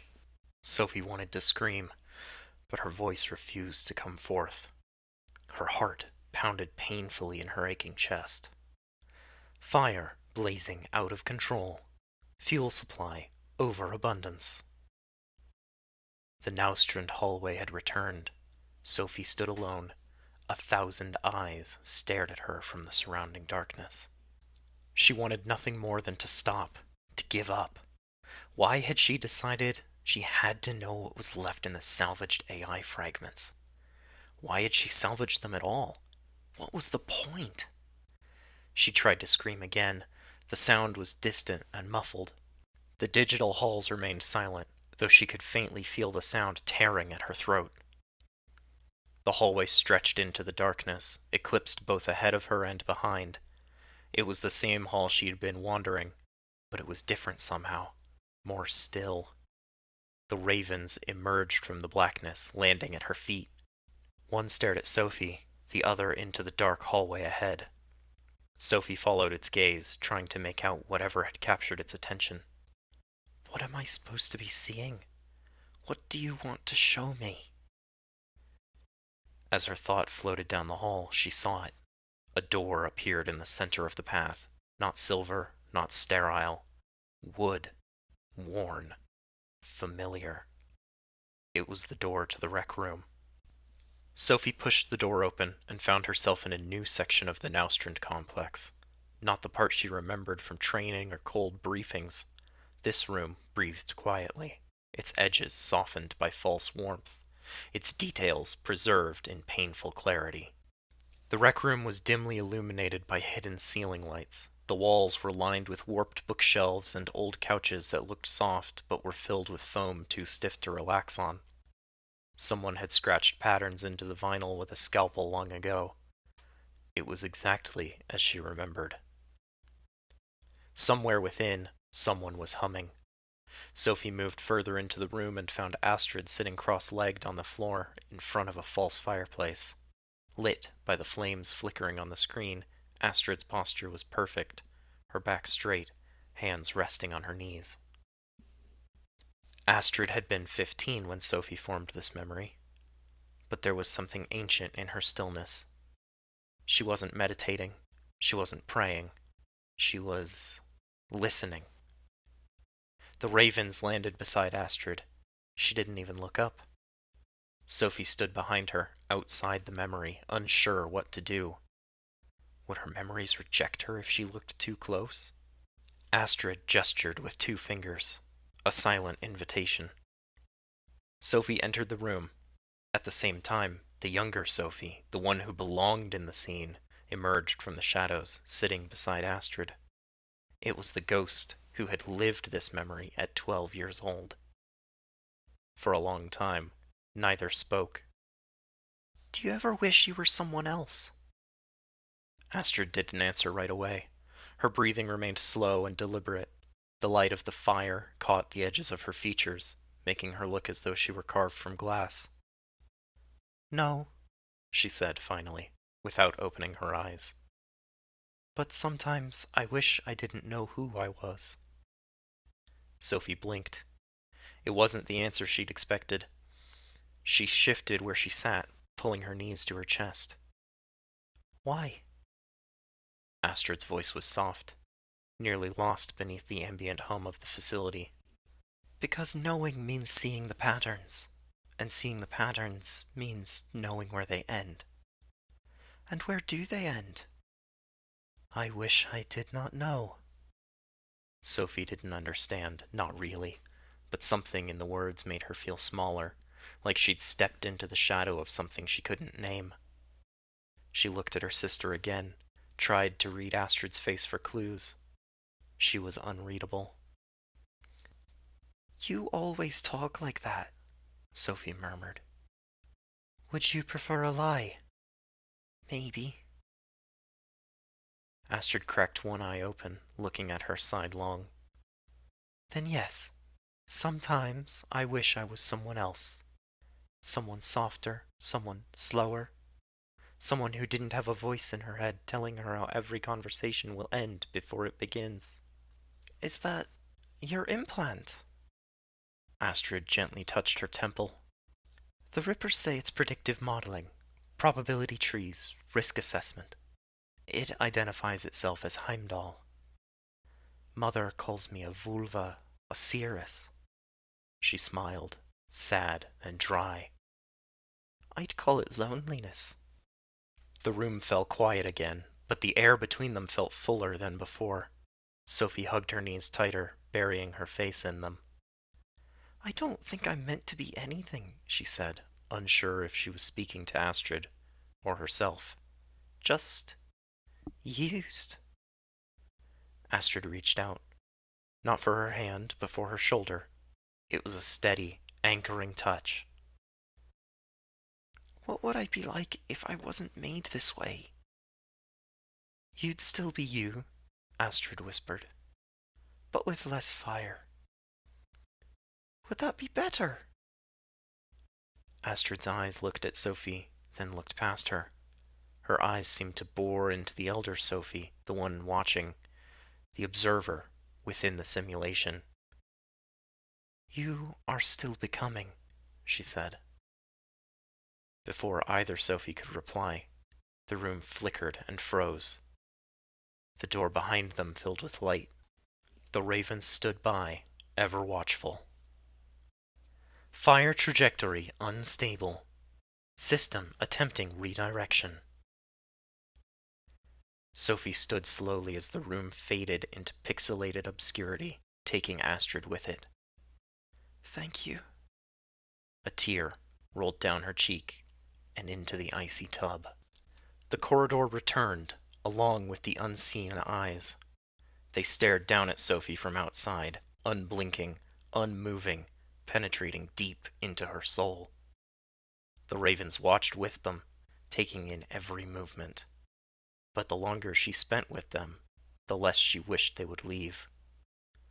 She felt that as long as the ravens watched her, the other eyes could do no more than watch as well. The corridor changed again, this time with no fanfare, no flickering lights or spiraling dread. It simply softened, became quieter. The angles of the walls relaxed, the colors grew gentler. She felt as though the world had exhaled slowly and was ready to take a deep breath. Sophie walked without urgency. The ravens followed in her wake.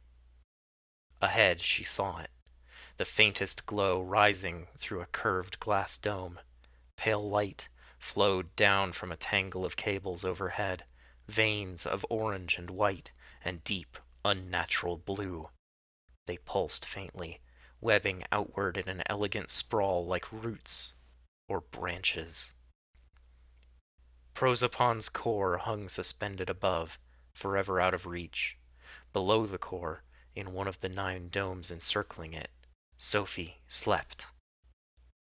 She lay curled beneath a thin blanket, her breath shallow and uneven.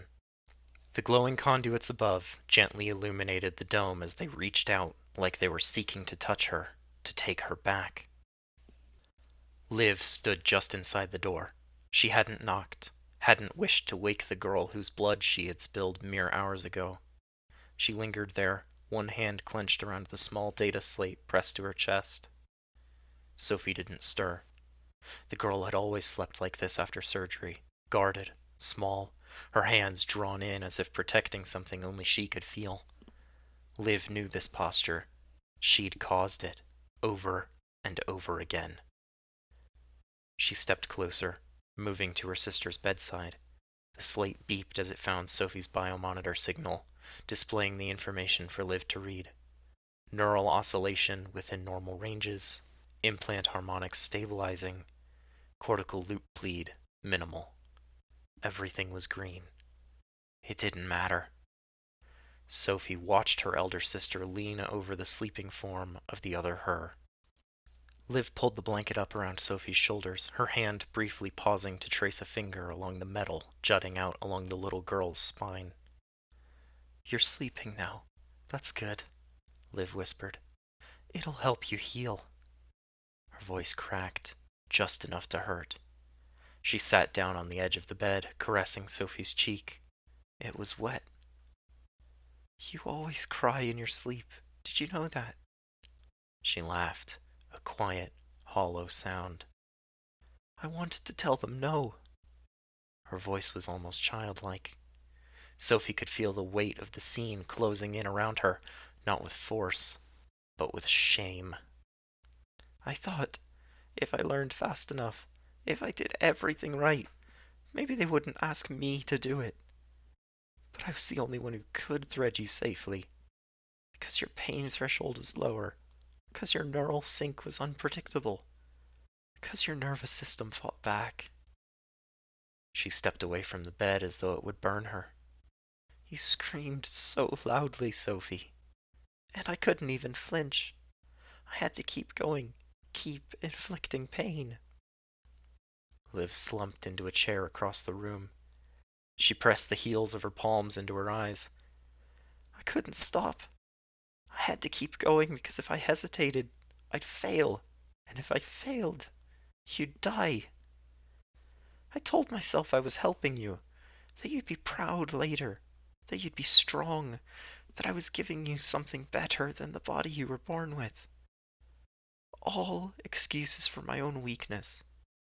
You never got to choose. She withdrew her hands from her face and looked again at the sleeping child. Her eyes brimmed with tears, hot and useless. They clung to her lashes before falling one by one to the floor. I should have denied them. Should have given you the choice to remain soft, to remain real. Liv's breath hitched, and soon she was sobbing, begging for forgiveness. The young girl in the bed couldn't hear her, but from outside the scene, Sophie wished once more that her virtual body would allow her to cry. I forgave you, she said softly. Inside the memory, Liv shook her head, almost like she'd heard. You should never have had to. Fire reduced, smoldering core stable. The hallway did not return this time. It snapped. Sophie was no longer watching. She was there. The shift came with a crackle, static running over her skin, a flicker in her teeth like lightning. Then concrete beneath her feet, a wet, heavy fog filling her vision, and the drumming of her heart in her ears. She knew this memory well, not because she was fond of it, no. She feared it for how much it had hurt. They were somewhere in the outskirts of Brno, in the Czech Republic, a biotechnica testing ground. Patrolling the facility was a small army of chrome-heavy biotechnica security, GeneWatch operatives from the look of their loadouts, and it seemed they had been authorized to use lethal force. Check corners, Freya, Asgard, called out. Sophie moved with careful precision, identifying vulnerabilities in the complex's ice walls as she went. She peeked through the cameras as she moved, marking enemy locations for her team. A drone patrolled the catwalks above her. A quick hack overloaded its optics and fried its targeting software. A hooded figure emerged from a nearby shadow and, with quiet precision, finished the job. The drone dropped silently onto the catwalk at Alfheim's feet. Sophie's vision crackled as she closed out the display of the camera loop. Jotunheim passed her flank without a word. Ahead of him, Sophie marked another target. This one was human, real. Sophie scanned, breached, and disabled his optics and cyberlegs in a single, seamless flow. The man collapsed to the ground like so much meat. Jotunheim paid the collapsing target no mind, rushing past it to take cover behind a nearby piece of machinery. Sophie joined him. A few yards ahead, they could see three red outlines, targets Sophie had marked while she was in the camera system. As long as Sophie remained connected to the enemy's systems, their positions would be displayed to her siblings via their optical implants and updated in real time by their own camera feeds. Jotunheim checked the ammo in his weapon, sliding the magazine back into the rifle with a click that left him looking satisfied. Just as he was about to leap over their cover, a voice rang out inside their heads. Hold position, Jotunheim. It was Svartalfheim, speaking over their internal agents. His command was followed quickly by the whirring of a drone. The machine swooped down on the outlined combatants, the lights on its surface flashing several times as it approached and promptly exploded. With no further reason to stay hidden, Jotunheim ducked out of cover and sprinted ahead, running toward their objective, marked on their visual displays with a golden glyph. The target was a black box server core in the facility's east wing, a cache of unregulated biotech experiments that Prozapon had told them must be scrubbed from Biotechnica's archives. Sophie and her teammates had marked more than 30 enemies remaining between their current position and the golden icon. At least half were scattered around the room Jotunheim had just entered. Sophie ran after Jotunheim but couldn't keep up. He was taller and faster, and his cybernetic legs had been designed to enhance his already incredible speed. He turned a corner, and Sophie watched two of the outlined figures vanish as gunfire rang out. Asgard was leading from a remote position. Svartalfheim was far behind Sophie, and Alfheim wasn't equipped for an all-out brawl against that many. Asgard's voice echoed in her mind again. Jotunheim, you dumb... You can't take on all of them on your own! Sophie could almost hear the expression of frustration on Asgard's face. She kept running, glancing up to see Alfheim just ahead of her up in the rafters. More gunfire rang out, followed by a shout from Jotunheim. Fuck! You're right, there are too many of them. I'm down and they're mobilizing to extract the objective. Sophie slid into cover, accessing the camera feeds again. She saw Jotunheim crouched behind a low wall, clutching his side. He'd obviously been hit. Blood was staining his white armor plates and smeared across the wall. His cyberware was spitting sparks, from which Sophie surmised he'd also been zapped by a netrunner. Sophie was formulating a plan on how to extract Jotunheim and at least emerge from the mission without any fatalities on their part. But Asgard's voice came again, sharp and clipped with authority. Muspelheim, breach cover. Activate your speedware. The command snapped against Sophie's nerves. She was suddenly and uncomfortably aware of the metal plating that ran down her back. She froze behind the cover, her breath caught mid-chest. Not again. The hum of the spinal implant tickled the base of her skull. The speedware was already sinking, ready to thread her perception through the eye of a needle. All it would take was her thinking about it a little too hard. Time would stretch, sounds would distort, her thoughts would fracture into unbearable clarity. And when it ended, her body would scream. Muspelheim, now! Another burst of gunfire erupted ahead. She watched the enemy outlines flicker. One dropped, the others scattered. Alfheim and Svartalfheim closed on Jotunheim's position. The objective marker was being surrounded by red enemy outlines. 3 more were returning to where Jotunheim lay, ready to finish the job. I can handle this without it, Sophie whispered to herself. She took a deep breath, then repeated herself across the comm channel.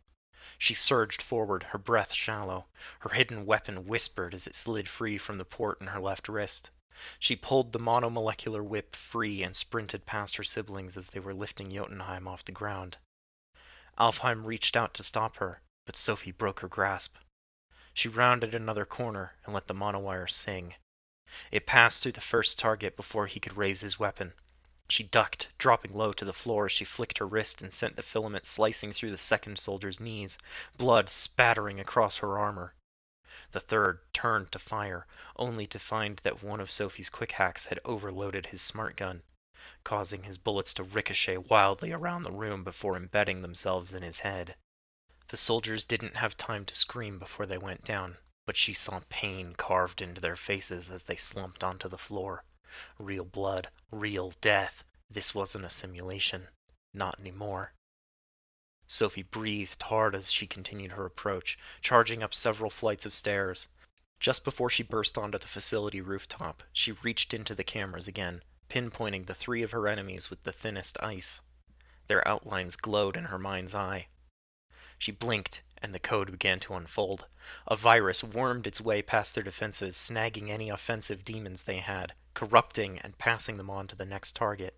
The virus worked faster and faster with every down target until the code had devoured itself, and only a few remained. Sophie didn't stop moving. The monowire hissed once, twice. 2 more corpse soldiers fell. One was severed cleanly in half at the waist. The other fell to his knees as his head dropped to the floor behind him. Sophie approached the last few Biotechnica soldiers guarding the black box server as it was loaded onto a vehicle for extraction. Rain plastered her hair to her face.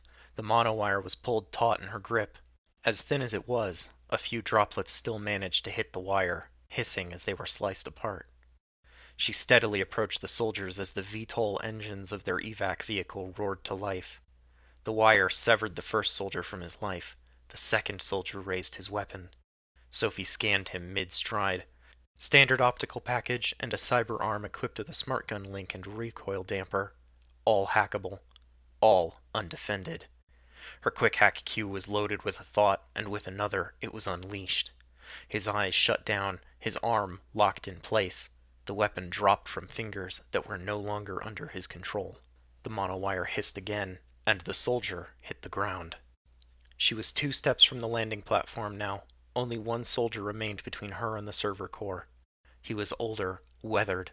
Squared shoulders, heavier cybernetics braced into his frame, reinforced subdermal armor, hydraulic joints. His personal ice wall shone in her eyes. This one wasn't going to fold. Behind him, the giant metal box containing the black box server was being hoisted onto the VTOL's ramp by an automated loader. Countdown flashes burned in the drenched sky. 10 seconds to liftoff. Sophie lunged forward. She flicked her wrist, sending the wire whipping around her enemy. At the same time, she dove to the side and began to breach his ice. A single hole in his defense was all she needed. But the moment she moved, so did he. His movements were fast, augmented, unnaturally fluid. He slipped through the monowire with ease and raised his weapon. As she stared down the barrel of his gun, Sophie knew what would happen next. Knew the speedware threaded through her central nervous system was already humming, ready to stretch her consciousness into razor-thin time. She could dodge, outpace the bullet. She could slide past him and sever his neck before his eyes even registered that she'd moved. All she had to do was give in, submit to the Sandevistan, let it take her. She refused. She didn't need it. She was wrong. He pulled the trigger. Pain exploded in her side, white hot, red blooming. Her knees buckled and her ears rang. Her thoughts fell away from anything but the wound. The monowire slackened and hung loosely around her fingers. She hit the ground hard, gasping harder. The VTOL engines screamed overhead, wind slicing down around her. Her vision blurred as the black box was lifted away. The grizzled soldier stood over her, weapon trained, but didn't fire again. She heard footsteps. Someone crashed through the door onto the rooftop to join them. She heard Jotunheim shouting over the storm. Alfheim's silhouette dropped into view, blades drawn. A spray of blood cast out around her, and the soldier went down. Sophie's vision fragmented. Her biomon screamed at her, and errors cascaded across her eyesight. Someone grabbed her beneath the arms, dragging her toward cover. Eventually, the rain stopped falling and was replaced with the sounds of her siblings arguing. Fucking idiot! I told her to use it! That was Asgard. She had it! She had the shot! Svartalfheim snapped. The objective's gone because she froze again! Asgard snarled. Shut the hell up! All of you! She's bleeding out! That was Vanaheim's voice, sharp with fury. You can settle this later! Sophie tried to speak, but her lips wouldn't move. Her field of view narrowed until the world was only flashes.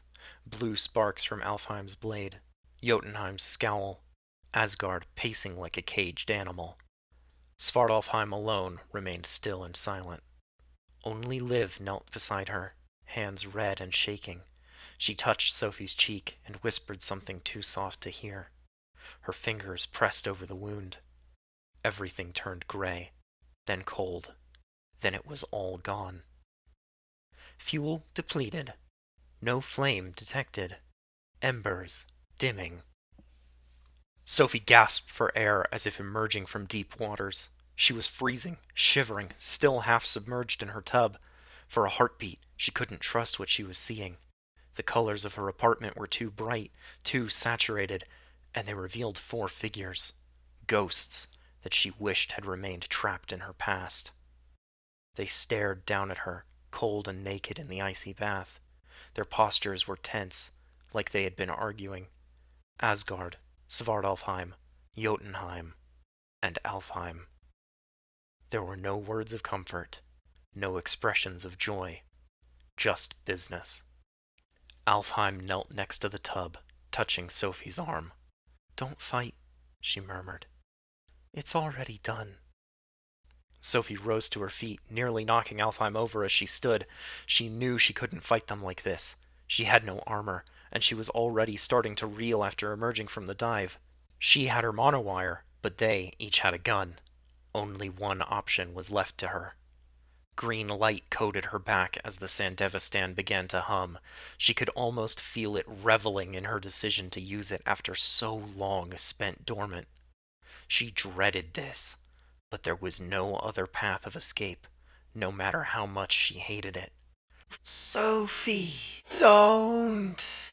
Alfheim's cry was stretched out as the world screeched to a halt around Sophie. The implant in her spine burst into laughter, mocking, involuntary, and electric. As she leapt from the tub, droplets suspended mid-air, frozen where she had ruptured the water's surface. She took 2 steps and collapsed. Sparks erupted from her spine as she crashed to the ground. Every nerve in her body was on fire. Shit! Jotunheim shouted, tackling her. She couldn't have fought him off if she had tried. He grabbed her arm and twisted it behind her back, holding her down. Behind them, Asgard said, "We have her. Package secured." She saw Svartalfheim's boots near her face as he approached. "Her vitals are all stable, and the short circuit should have her down for the count for a few hours. You can let her go. She won't be running any time soon." Jotunheim released her, then moved his grip under her arms and lifted her up. Alfheim opened the dryer and tugged a large hoodie from within, pulling it over Sophie's head before taking her from Jotunheim.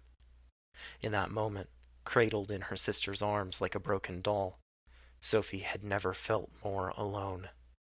At Asgard's command, they vacated the apartment, leaving behind only a trail of water and a raven staring silently from its perch on the edge of the tub.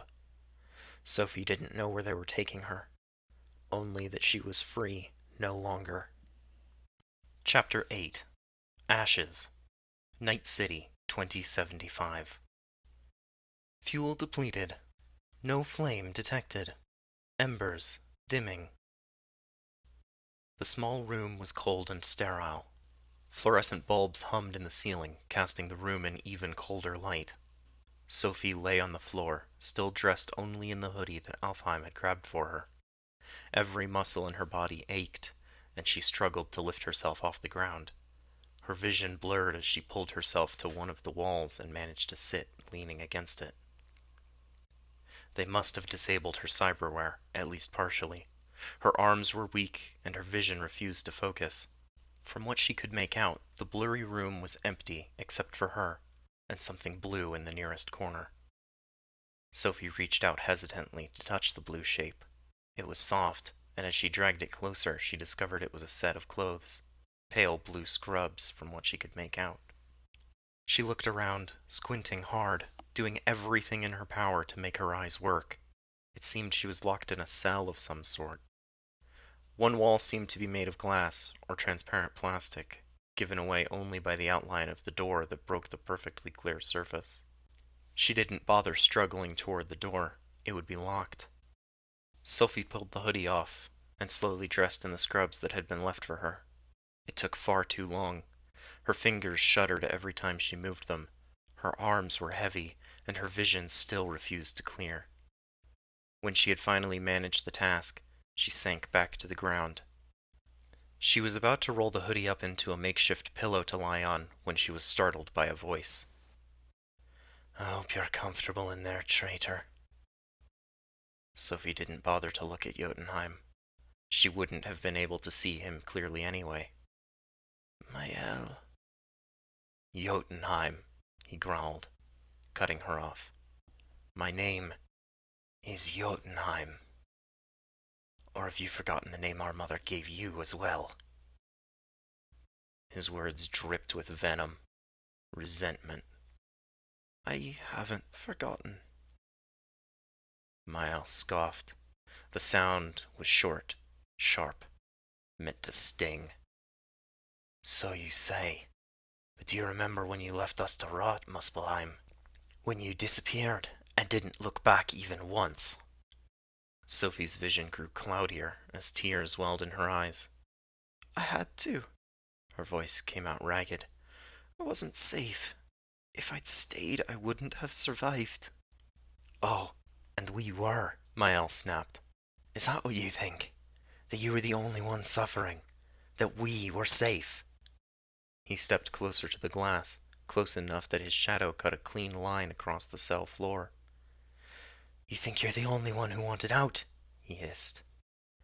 You think I didn't dream about running, about burning the whole fucking place down and walking out into the smoke? If I'd stayed, I would have died like the others. Her words caused the room to freeze over. Mael didn't speak. He just stood there, staring.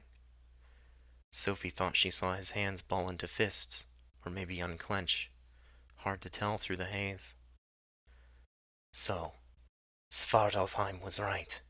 His voice was soft but tighter, like it was strangling itself. You do know about them.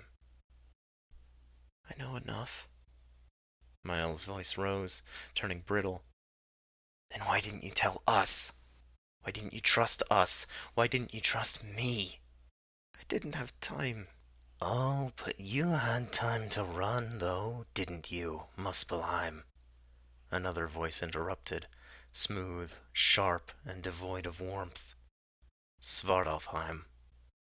He was just another blurry figure on the other side of the barrier to Sophie, but she would never mistake the shiver his voice sent down her spine. Eric, she whispered. Mael turned to the newcomer. What are you doing here? I was sent to assess the damage. Svartalfheim didn't look at him. She could feel his gaze locked onto her, like he was preparing to take her apart piece by piece, just to see how she fit together. She's broken, unstable. You know what that means. I'm fine, Sophie lied through gritted teeth, forcing her back straighter. Svartalfheim stepped toward the transparent wall. The lock disengaged with a soft chime and the door swung open. Sophie wished desperately that she had the strength to move, to burst through the door and run. She didn't have the strength now to even try.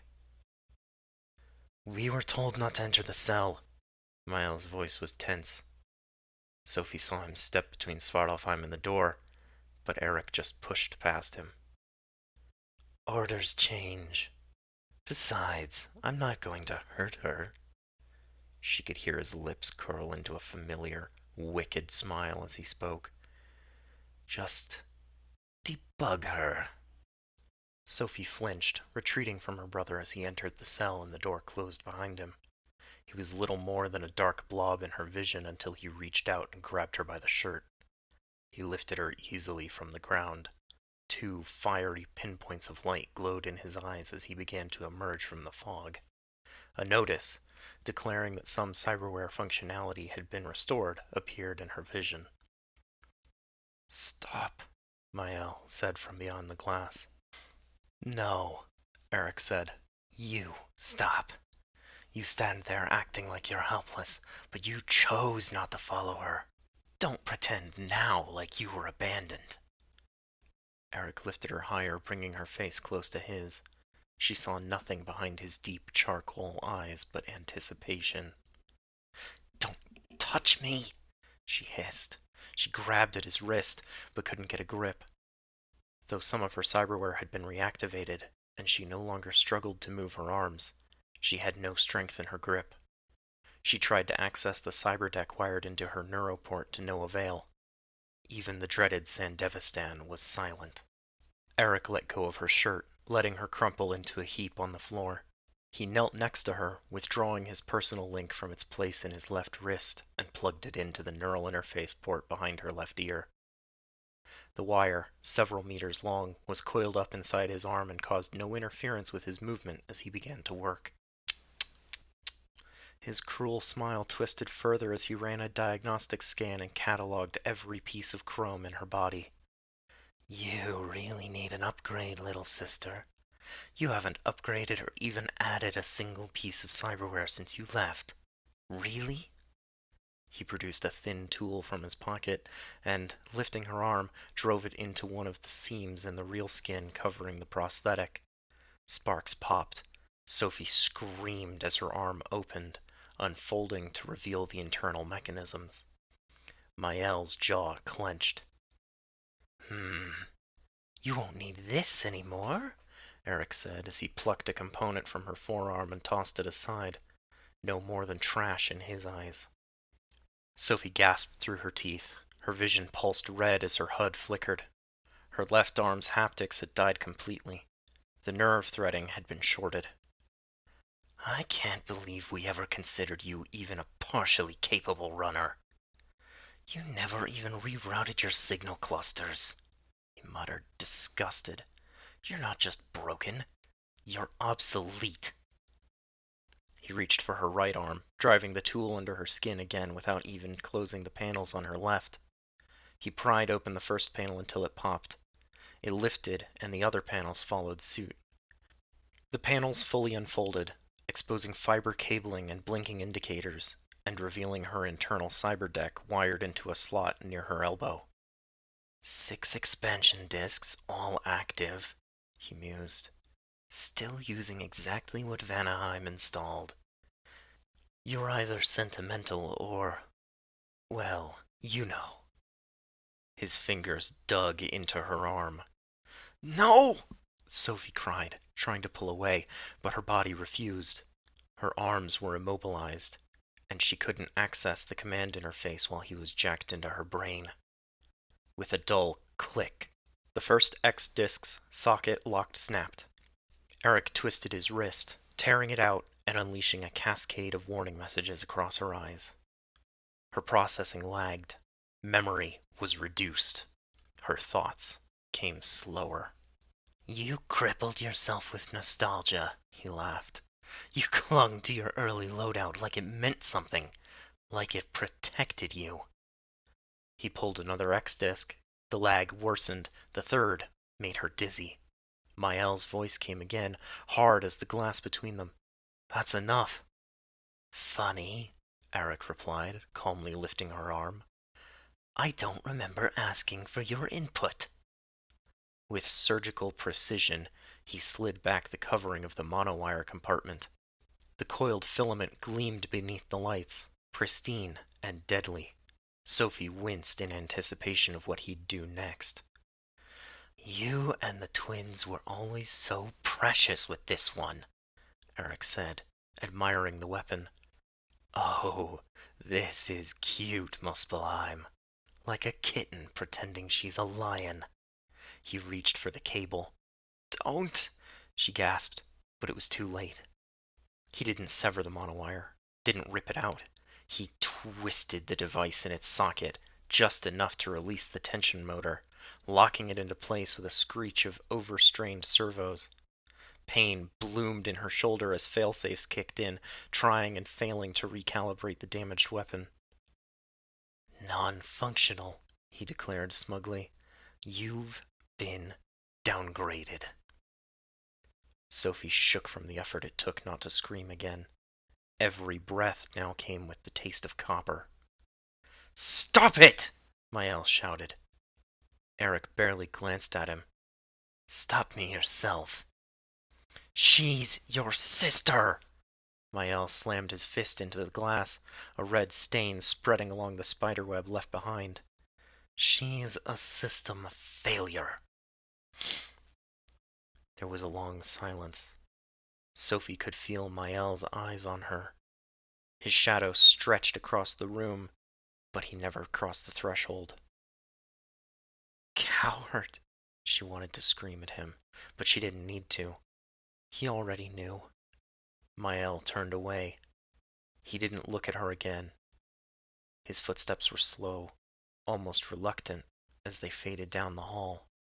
Eric exhaled slowly, like a weight had lifted from his shoulders. He turned back to Sophie.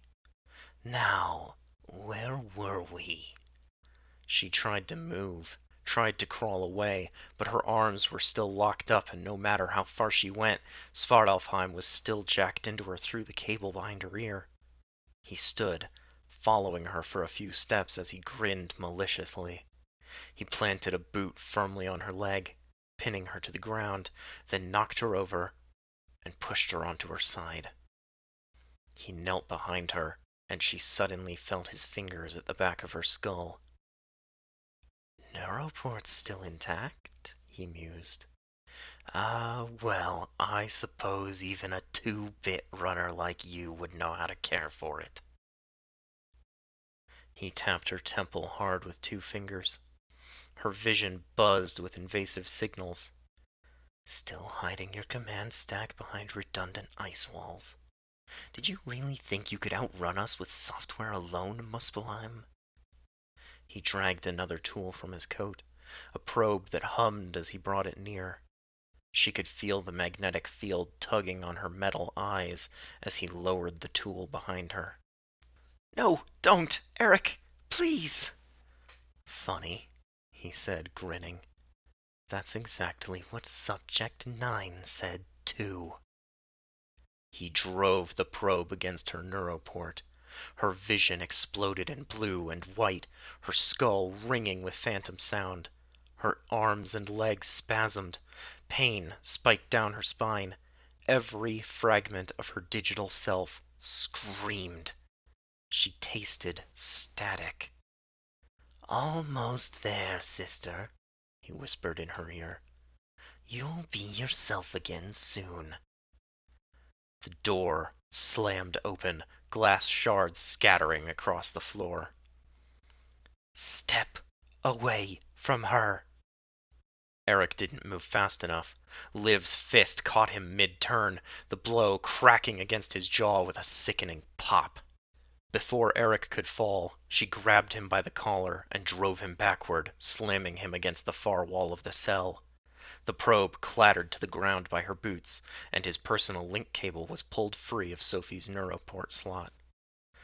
Du jävla sukfein, she snarled. You lay another finger on her, and I'll gut you. Sophie couldn't see them clearly, but she heard the fire and the raw fury in Liv's voice. Sophie tried to speak, but her voice caught in her throat. Astrid was already beside her, skidding to her knees. She reached for Sophie, gentle where Eric had been anything but. Her fingers brushed Sophie's cheek as she tried again to speak. Astrid, Sophie croaked, her voice a ruin. I am here, came the whispered reply. I have walked the path beside you.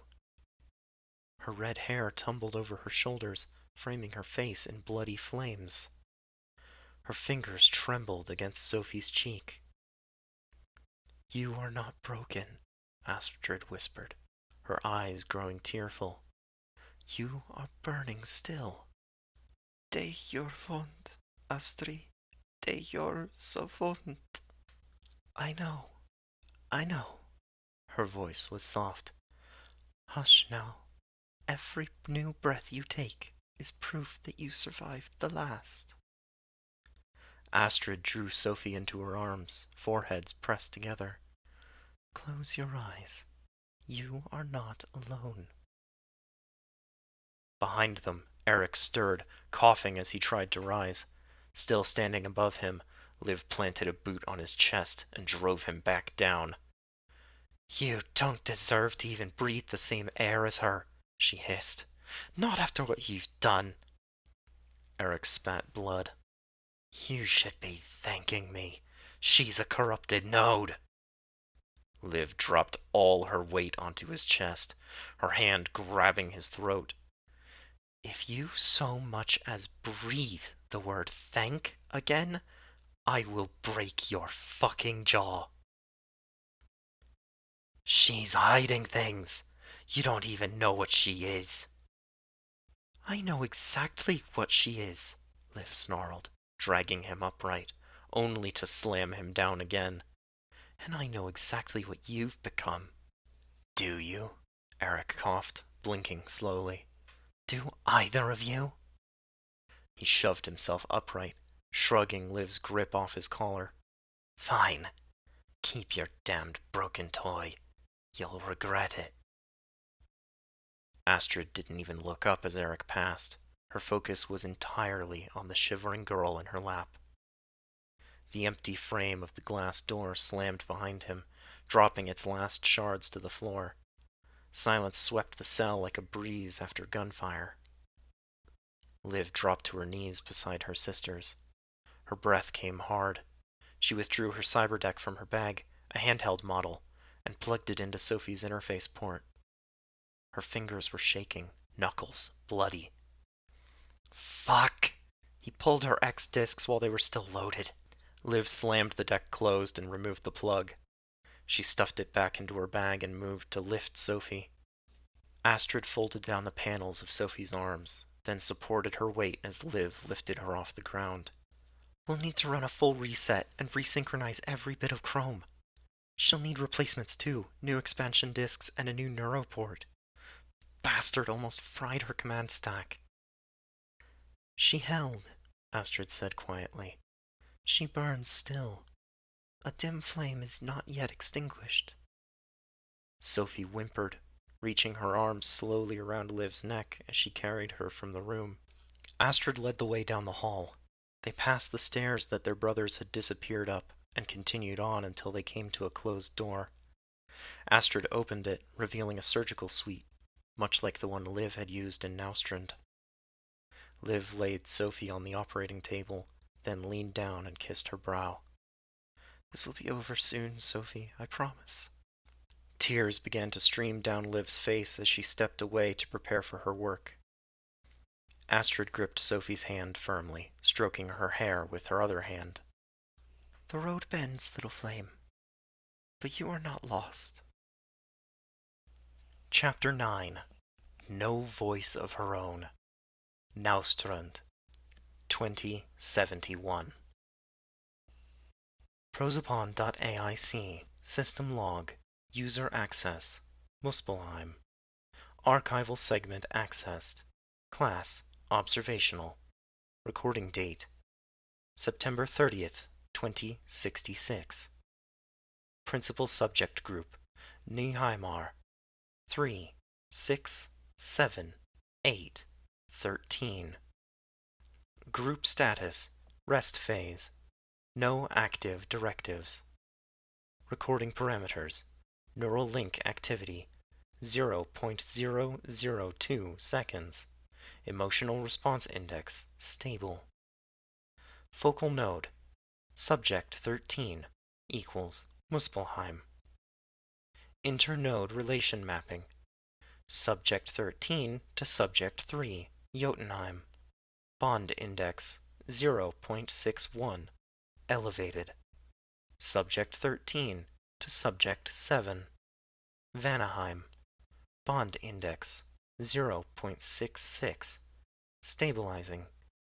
Subject 13 to Subject 8, Alfheim.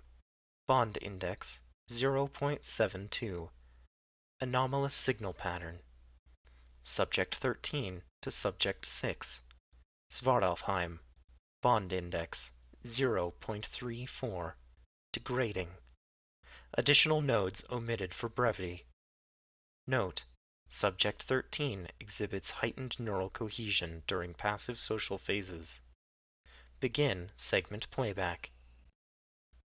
They were scattered around the rec room like discarded playthings, sprawled across couches slumped in corners, or pacing quietly like ghosts too restless to sit. The lighting was dimmer than usual. False warmth cast by the ever-looping fireplace simulated across the central wall. Sophie sat cross-legged on the floor, the fraying edge of the mat she sat on between her fingers. She liked the tactile feedback. The scratch of the synthetic threads helped her focus. Mael sat beside her, back to the wall, legs stretched across the floor. He was flipping a knife and catching it repeatedly. One of the real ones, not training safe. It caught the light each time it flipped, flashing silver like a blink. You'll cut your hand, she murmured without looking at him. I won't, he said, too flatly for it to be arrogance. It wasn't a challenge, just a fact. On the couch across from them, Einar and Freya were quietly arguing over a data slate, probably displaying the breakdown of the last mission sim. Freya's voice was sharp, tinged with command even here. Einar smirked at her frustration, clearly enjoying the tension. Their postures were relaxed, but not unready. They were never unready. Astrid lay on the floor near the fireplace, one arm behind her head, the other resting on her stomach. Her lips moved constantly, crossed by her barely audible whispers, predictions. Liv sat near her, watching her sister in silence. Every now and then she scribbled something in a worn notebook. Occasionally she looked at Sophie and Maël like she wanted to be closer, but didn't wish to intrude. Sigrid and Rune played chess in the far corner, trading moves back and forth so quickly it would be difficult to follow the match. Rune kept losing, but if it bothered him, he didn't show it. Sigrid didn't gloat either. She just played as though the game was an equation she had already solved. And then there was Eric. He leaned against the back wall, far removed from the others. His arms were crossed as he watched everyone, calculating, detached. "Do you ever feel like—" Sophie hesitated. "Like this isn't what we're meant to be?" She looked at Maël. He arched his brow. "We were designed to be this." "Designed, yeah, but that's not the same." Maël was silent. "You ever think about staying out there?" "We've been out there," he said after another stretch of silence. "The world's just more walls. Thinner ones, maybe. Dirtier. But walls, all the same." "That's not what I mean." He sighed. "Then what do you mean?" She hesitated again. "I mean, staying, not coming back." Maël blinked. "You'd be dead in 2 days." "Maybe." She glanced at him. "But sometimes I wonder what it would feel like to be nobody. Not a weapon, not Muspelheim. Just Sophie." Maël's jaw flexed. "Do you remember when we were deployed in Prague? The rooftops?" "Yeah." "People stared at us. Not like they were afraid. Like they didn't know what they were looking at." "They weren't supposed to see us." "I know. But I liked it. For a second I felt like a ghost. Like I could disappear." Maël stopped flipping the knife. "We don't disappear," he said. "We complete the mission. We come home." "Is this home?" she asked, too soft. He didn't answer. From the floor, Astrid whispered, "Home is where they bring you back in pieces and call it repair. Where the lights never go out and the silence never sleeps." Sophie winced. Liv's eyes didn't move from Astrid. Maël turned toward Sophie. "I don't think you really want to be nobody." Sophie shrugged, her eyes dropping to her hands that weren't really hers. "I don't think I want to be this." He said nothing, just sat there, present, but very far away. Eventually, Sophie leaned into his side and closed her eyes. "You'd come with me, right?"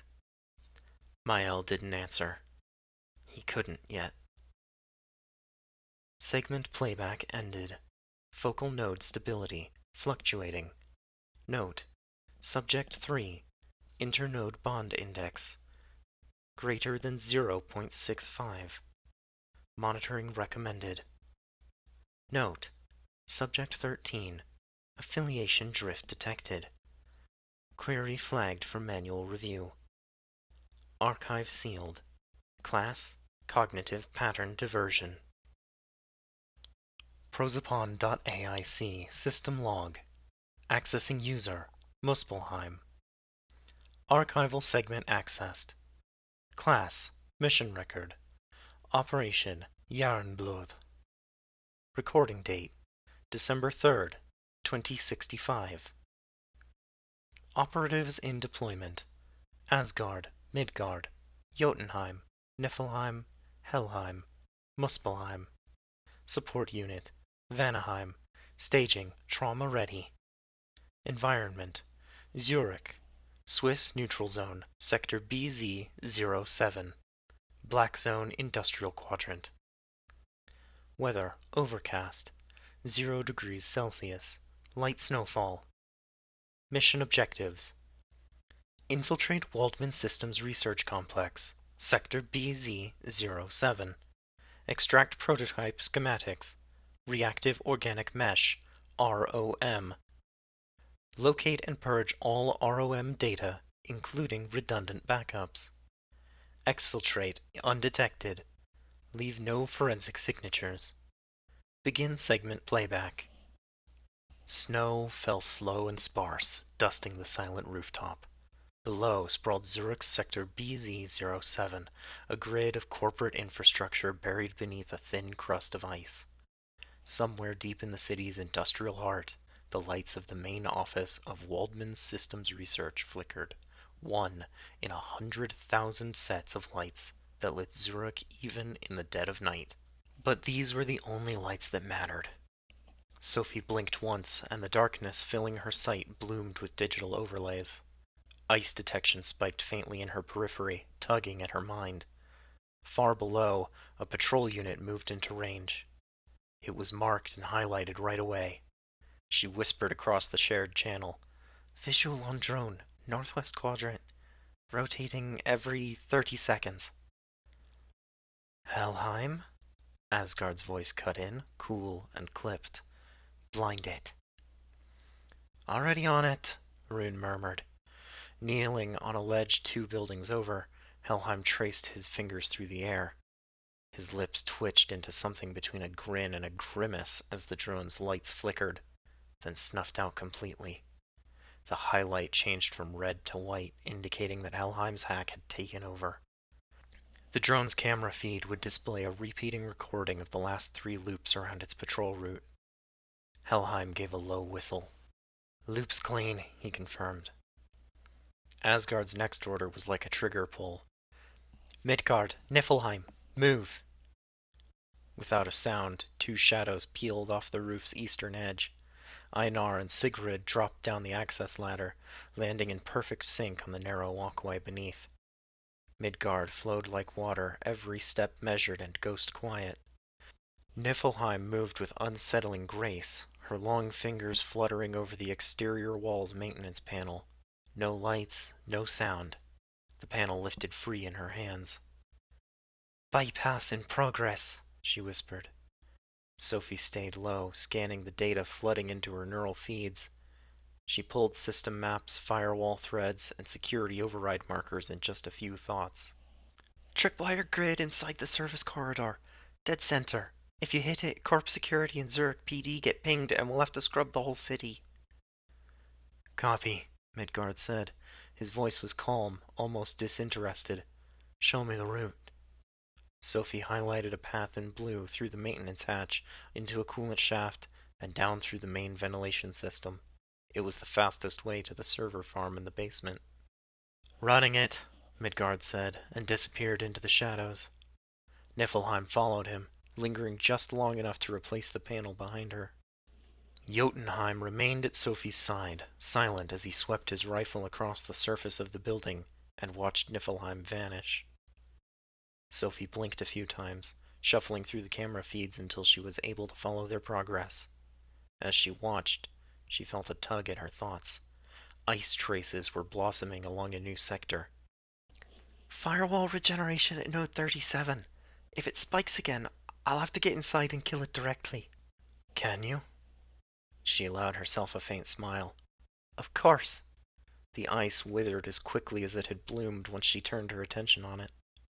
Perimeter steady, Jotunheim murmured, still scanning the area through his scope. 2 guards circling the northern courtyard. They're staggered. 7-second intervals between crossings. Logged, Sophie replied. A faint blue arc appeared in her vision, mapping the guards' locations en route. Midgard approaching vent access, Helheim reported. 30 meters to the target zone. Inside the building, the cameras flickered for just a moment. noticeable only if one was watching specifically for it. That moment was all it took for Helheim to slip a worm into the sensor system, guiding it like a conductor with a symphony. Cameras are blind in corridors 5B and 5C. You'll have 20 seconds. Understood, came Midgard's reply. Sophie tracked him through the cameras. Every step he took was tracked on her HUD, syncing with the lines of motion detection arrays and ventilation temperature sensors. Einar's balance was immaculate, his movements like a dancer's. When he reached the main floor's junction, he didn't stop, just twisted upward, gripping the lower edge of the vent with his fingertips, and pulling himself into the shaft without a sound. Niflheim wasn't far behind. Her pattern of movement was less fluid, but no less effective. Sophie switched through the cameras a few more times until she saw them slip out of a vent in the basement. They were just outside the server vault. Niflheim knelt by the door. Interior ice status? She asked, slipping her personal link into the small control panel in front of her. Sophie exhaled and focused. She used Niflheim's direct connection to peer into the systems. Layered security. 3 buried spikes. One of them looks viral.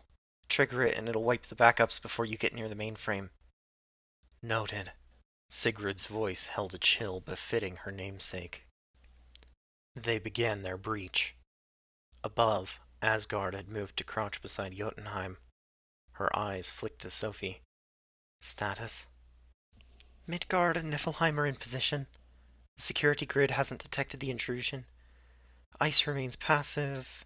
Extraction window is 12 minutes. No alarms triggered. Asgard nodded once, returning her gaze to the cityscape. Let's finish quietly. Sophie nodded.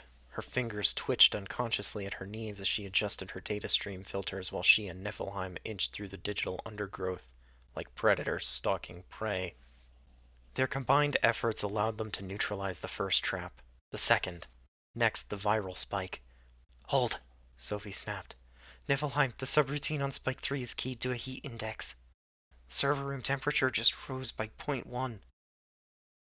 Niflheim's fingers flew across the keypad as she and Sophie searched for an access route into the thermal sensory systems on the other side of the door. Finally, Niflheim managed to open a tunnel, and Sophie flash froze the readouts. The third spike trap was no longer a threat. The vault is open, Sophie said flatly as Niflheim disconnected from the access point. She and Midgard stepped back as the vault door slid open, revealing a large tower of blinking lights.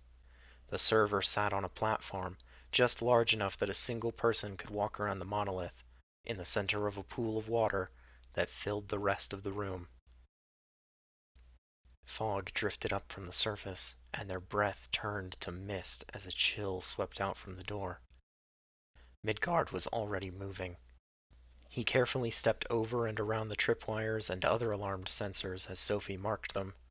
Within seconds, Midgard was at the server and jacked into it. Copying schematics, he said. Time remaining 1 minute. The data ran silently through his system, then Sophie's. In her feeds, rows of environmental control systems, lab documents, and prototype firmware scrolled by until the ROM schematics snapped into view. She copied the files onto a pair of redundant data shards. Package acquired. Still hardwired into the server, Midgard uploaded the demons Sophie had prepared. A series of internal nodes blinked out in rapid succession as her malware ripped through the server, devouring every bit of data related to the reactive organic mesh. It would replicate and spread, wiping every backup from the local net, as well as any off-site branches of the Corp's data fortress. Then every iteration would turn on itself, leaving no trace. Sophie ran a final sweep. Systems clear. No evidence remaining. Exfil, Asgard ordered.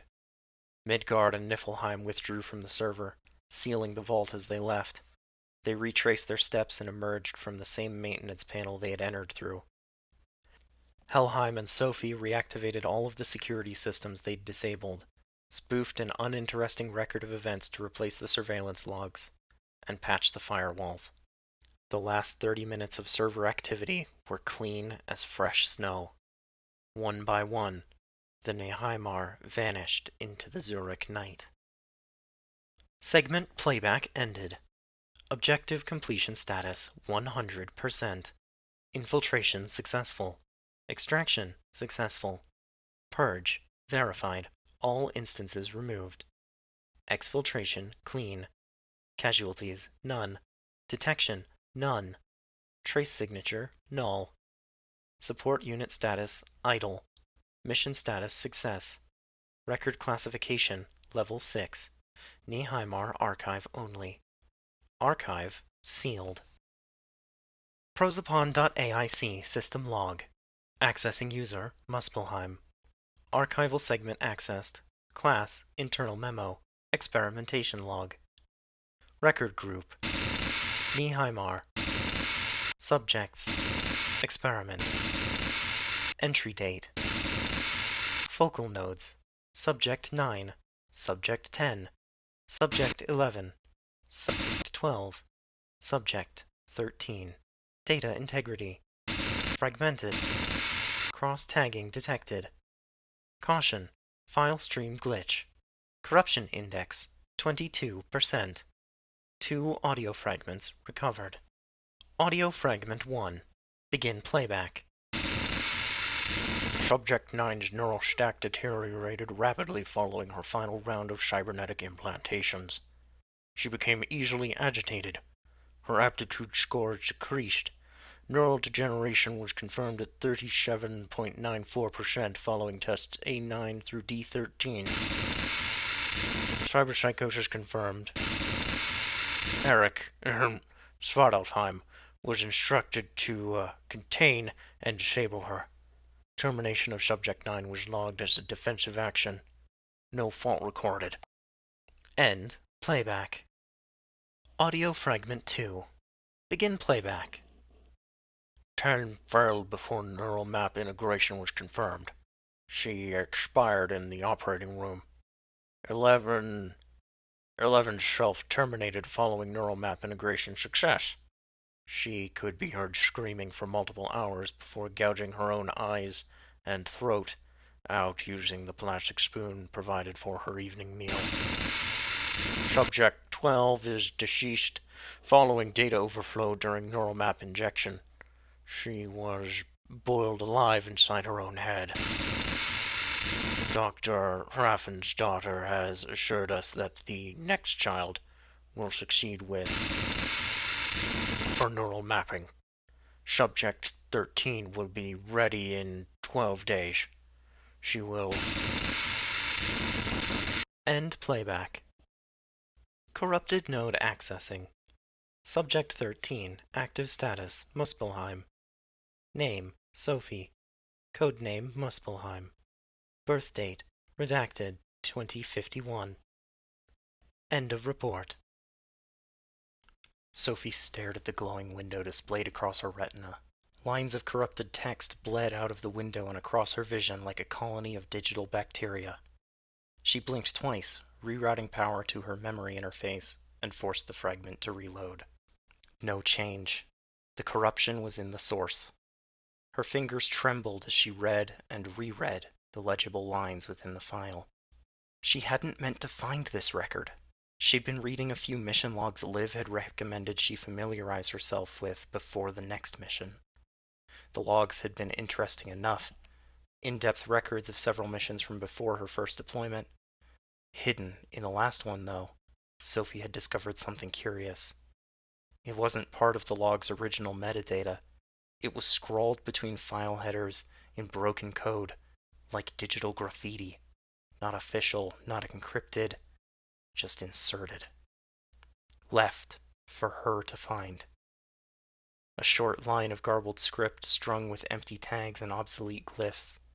Almost invisible, but embedded deep inside, pulsing faintly, was a symbol she recognized, like a capital Y if the center line extended up through the fork.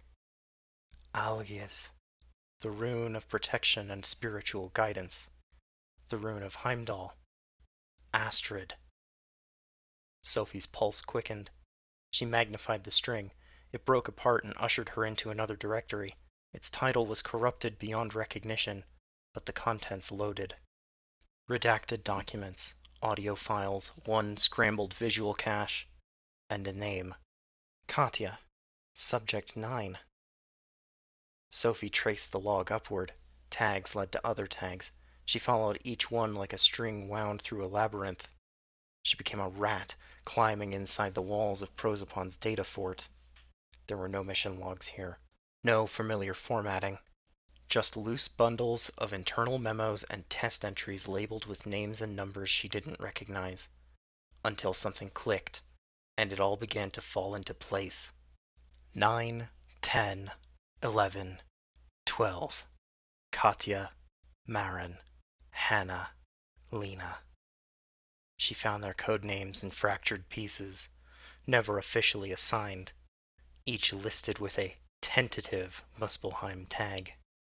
She pulled up the fragments, static-laced, jittering, but intact enough to tell the truth. Katya, Marin, Hannah, Lena, all dead. All Muspelheim before her. Sophie felt her throat tighten. Her eyes flicked across the data, scanning for anything that could explain why. Why had they been replaced? Why were they all Muspelheim? She found nothing. Only their failures. Clinical and cold. Then the thought struck her, sharp and undeniable, like a blade between her ribs. Neheimar. 9 realms. Of course. Emir Scandatech would fill the gap over and over again, as many times as it needed to. If Muspelheim burned, they'd just name another. She wasn't irreplaceable. She was just another iteration. Subject 13. She wasn't part of a family. She was part of a sequence. And the numbers only ever moved forward. She dug deeper. The audio logs, distorted as they were, made it clear. Each of the previous Muspelheims, subjects 9 through 12, had undergone neural remapping. Not just reconditioning, not behavioral shaping. A full-scale overwrite. Wiped and rewritten. Their minds, who they were, had been erased to make space for something else. Someone else. Neural map failed to stabilize.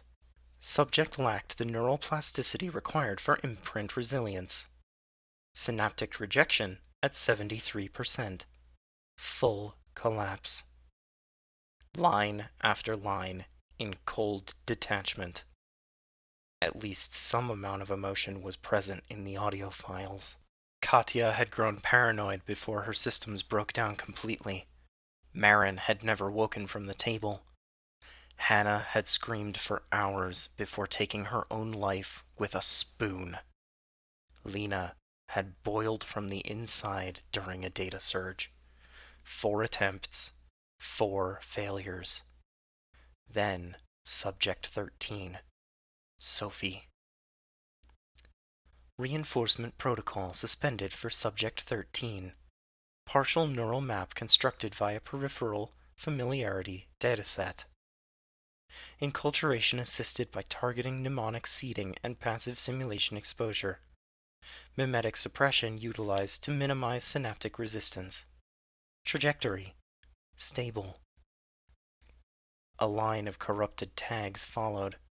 Most of the information was unreadable, but the message was clear enough. She wasn't the first.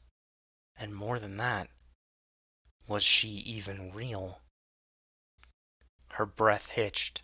Her pulse spiked. Her biomon pinged her with a warning. Her thoughts, her memories, the voice she heard when she thought in silence, was that hers? Or was it someone else's? Whose memories had been etched into her mind? Which ones were actually hers? Were any of them? Who were you before they turned you into this? She tried to recall the sound of her own voice as a child. Couldn't. She thought of her first memory, the first real one. It wasn't a birthday, a holiday, a favorite toy. No, the memory she chose was one that she knew with absolute certainty couldn't belong to anyone else. It was Liv's face, close and covered in blood, whispering that she was sorry as she fitted the Sandevistan's metal plating along Sophie's spine. That was it. Not birth, not love, not life, just the knife. She blinked. Her vision swam with digital noise, but somewhere in the static, a familiar glyph pulsed once more. Algas. Protection. Or warning. Maybe both. She sat frozen, adrift in the blue static of the fragmented files, her breathing shallow. The retinal overlay dimmed, trying to prompt her to disengage before system fatigue could damage her deck. She ignored it. Katya, Marin, Hannah, Lena. Dead. All of them. Wiped clean and rewritten, until they collapsed beneath the weight of someone else's voice in their skull. Sophie. She stared into the name burned into the corrupted log. Subject 13. The one who succeeded. The one who survived. The one who could still be erased. She wasn't special, she was just stable. That was all it took to be kept alive. The breath caught in her throat, her hands clenched at her sides. They could do it again. Start over. Wipe her clean, replace the body, try again, and no one would ever know. No one would stop them. Her name was a placeholder. Her memories were scaffolding. Her life was a test of longevity. She couldn't stay. Not another day. Not now. The moment the idea rooted itself in her mind, it grew fast and hard as bone. I have to get out. Even if she died trying, her death would be hers, not the corpse. Sophie closed the data window. Her retinal display flickered once, then fell dark. In the silence, only her heart answered. Prosopon.aic. Call and response stimulus check. Muspelheim specific. Describe the color of fear. White. Like hospital lights. Where does time go when you sleep? Into dreams that are not mine. You see a child on fire. The child is me. I do not burn alone. The fire begins in the lungs. I was not breathing to begin with. A name is a chain. I wear it, but it was never forged for me. The sky fractures. The sun bleeds. This is not new. I remember it wrong. A dog limps behind. You do not turn back. I remember turning. I remember guilt. Mother, father, snowfall. False memories. Simulated comfort. Erased context. You burn in the dark. You do not scream. I screamed. You did not listen. Say your name. Sophie. Say your name. Subject 13. Say your name. I don't know. Response latency detected. Emotional pattern deviation 71.92%. Alarm triggered. Chapter 10. First, do no harm. Night City 2075. Sophie was awakened by the ping of her biomon alerting her that it had finished its diagnostics report. The scrolling readout of her vitals and other biological information was joined by a panel filled with information detailing the status of her cyberware. According to the readout, it was the middle of the night. More importantly, everything was once again in working order. Sophie pushed herself up on her elbows. She was lying in a hospital bed, wearing a gown. Next to her, Liv's red hair bloomed across the sheets. She had pulled a chair right up to Sophie's bedside and had fallen asleep resting her head by Sophie's knees. She looked so peaceful, wholly unlike the visage of rage Sophie had seen in her cell. Sophie sat up and stroked Liv's hair. The sensation in her fingers was clearer than before. Liv must have taken the liberty of upgrading Sophie's implants while she was making repairs. When Liv opened her eyes, Sophie was just finishing a more detailed inspection of her cyberware. Her X disks had been replaced, doubling her previous storage space. Her monowire had been repaired.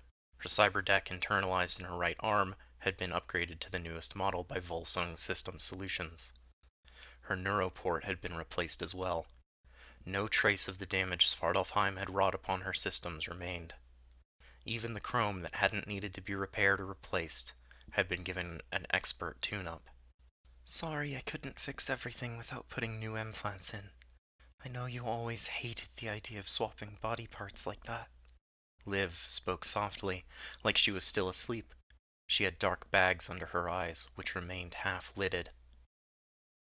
It couldn't be helped, I guess, Sophie shrugged. She looked around the room. It was almost identical to the cell she'd been in before. The main difference was that this room had furniture in it. The bed she lay in, Liv's chair, a small table, and a second chair. There were still no windows, not counting the glass wall that held the door. Sophie took note that this room's door was not only unlocked, but had been left open. Where are we? Sophie asked. Emir, Skandetech doesn't have any official presence in Night City.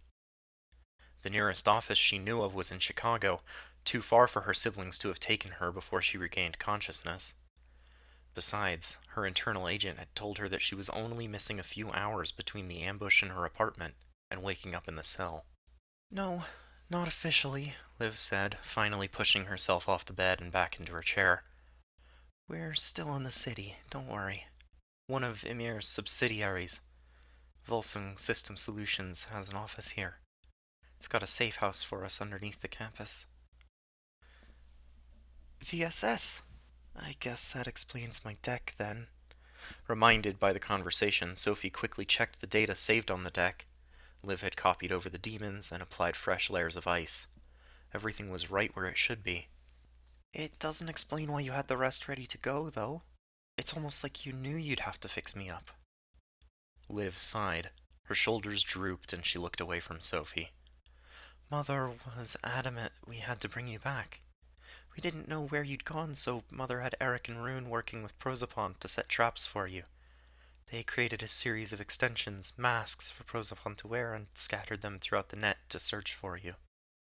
Clever, Sophie said, a small smile on her lips. It was quickly overtaken by anger, though. It disguised itself as a rogue left over from the old net. I found it when I neutralized an Arasaka netrunner who was trying to retrieve the rogue. I'm guessing that the runner was part of Prosopon as well, though. Probably. Sophie fell backwards onto the pillow. Maybe Eric was right. I'm not anywhere as competent a runner as I should be. Liv grabbed Sophie's hand, squeezing tight. Eric doesn't know what he's talking about. You outmatched every runner you ever faced with us.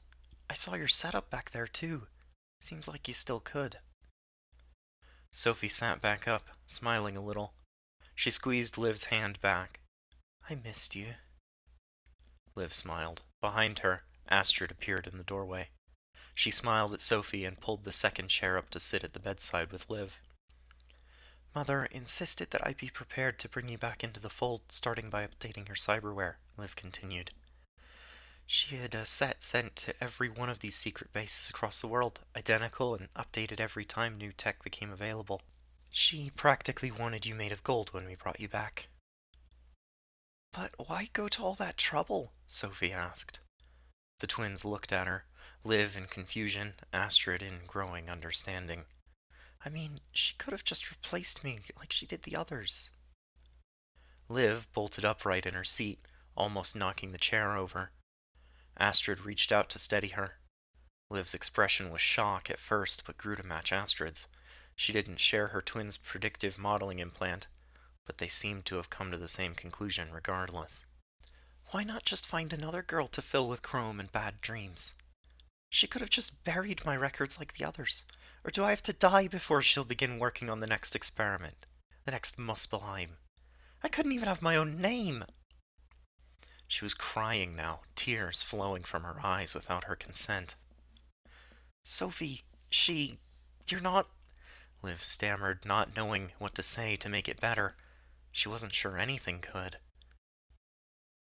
She did not call you an experiment. Astrid's words were calm as she stroked Sophie's hair. She called you daughter. I was there to hear her speak the word. Ursa calls us her children, but in your case it's true, Liv said. You're the only one of us who shares her blood. Sophie's tears were no longer of sadness, but of anger. Her fists clenched as she spoke through gritted teeth. What about the others?